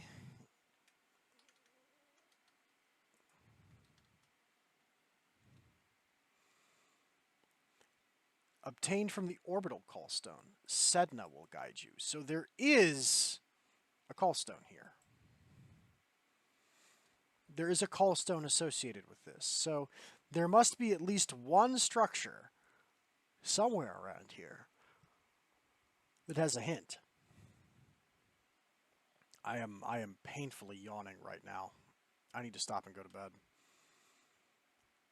Can we at least find the hint structure before we dip? Is there... Oh, that's something. Hold on. That's definitely not nothing. Yeah, it's got honey blocks. Bees were here. Bees did this. It may just be decorative. Hold on. Is there nothing inside it? No, there's not. Interesting. Bees did beat us to every planet, you know. That's canon. That's the official lore of NASA, is wherever we go, we found bees first.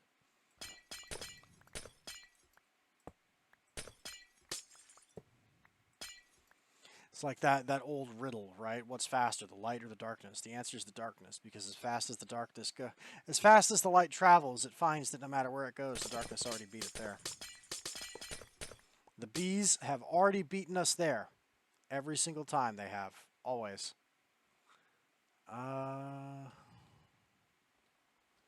Sure, I'll take some more free Sednite. You know, if you're offering.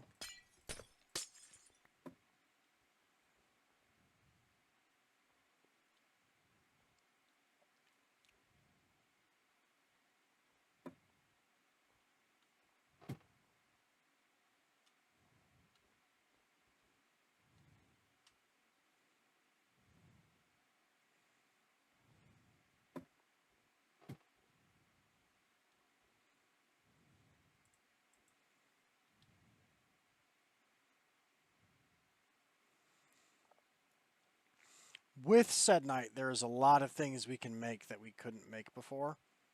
And there's a lot of shortcuts and stuff I can engage in that I couldn't before. There's a really simplified and straightforward way of making Bloodmaster.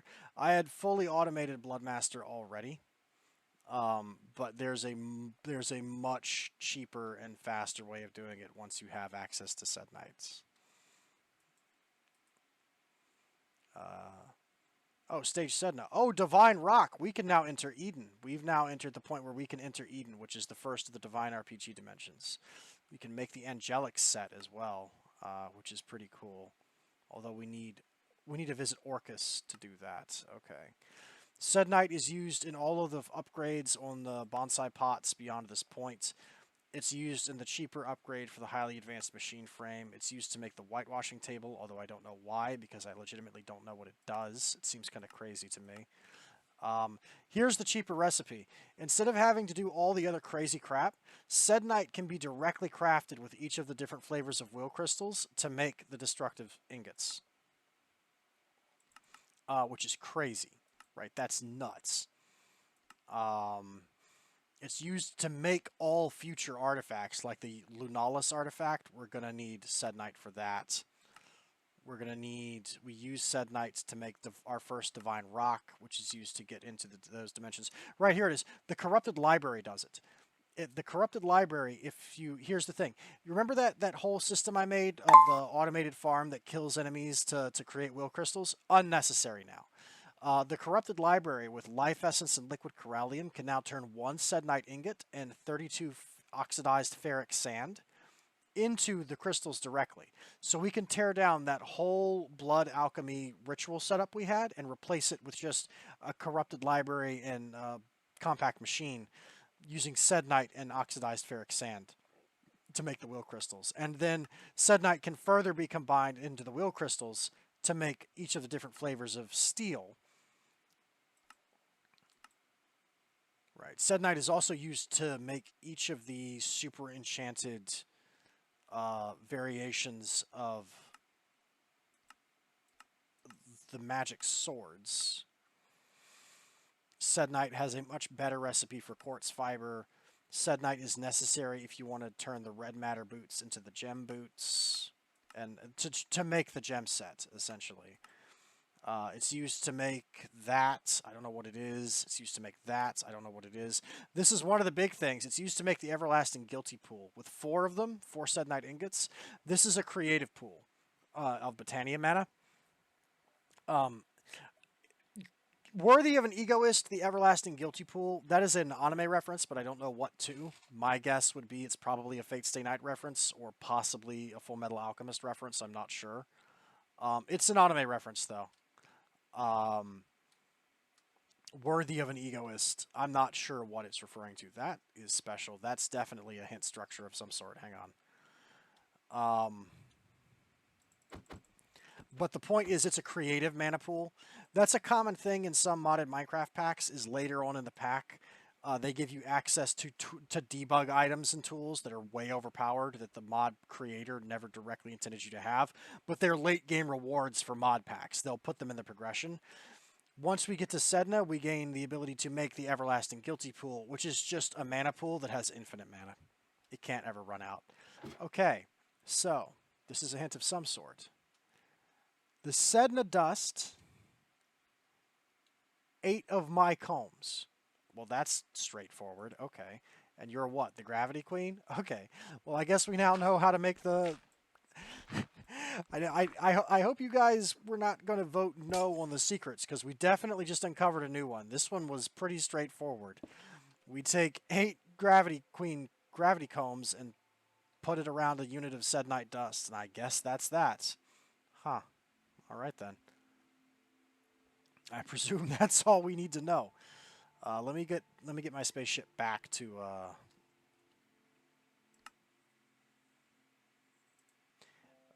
my thing, and then we'll probably call it here. I think I did bind this. Yes, yeah. Okay, and we have plenty of fuel to make it. So let's go ahead, go back to the space station, and then I'm going to call it quits.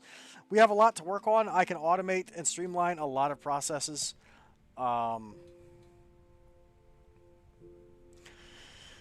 Please let me know in the comments if you guys want me to continue solving riddles on screen, or if you would prefer for me to solve them off screen. I can do it both ways. Let me know what you would prefer.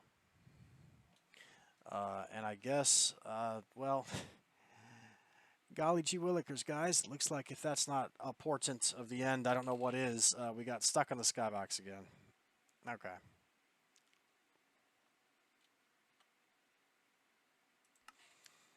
Let me try and get my rocket ship back real fast. I'm gonna have to do the relog thing to get my rocket ship back. We'll call it here. That's fate, is what that is. This has been episode 29 of Meatballcraft, Dimensional Ascension, Sedna Fight Club edition. We need to get back on those two bosses who whipped us. We'll see what we can do about that next episode. I might cut this into 2 episodes, depending upon how long this was. I will check it in post. I'm not sure. I might cut this in half. This is probably getting cut in half. Anyway, I'll see you guys next time. Good night, fair ladies and gentlemen. Good night. By the way, that shutting down internal server thing isn't going to stop. Whenever this bug happens specifically, it freezes. The game is essentially frozen. It's Meatballcraft not responding. That's Advanced Rocketry's problem. So there's no fun outro screen. This is it. It's the end. Goodbye.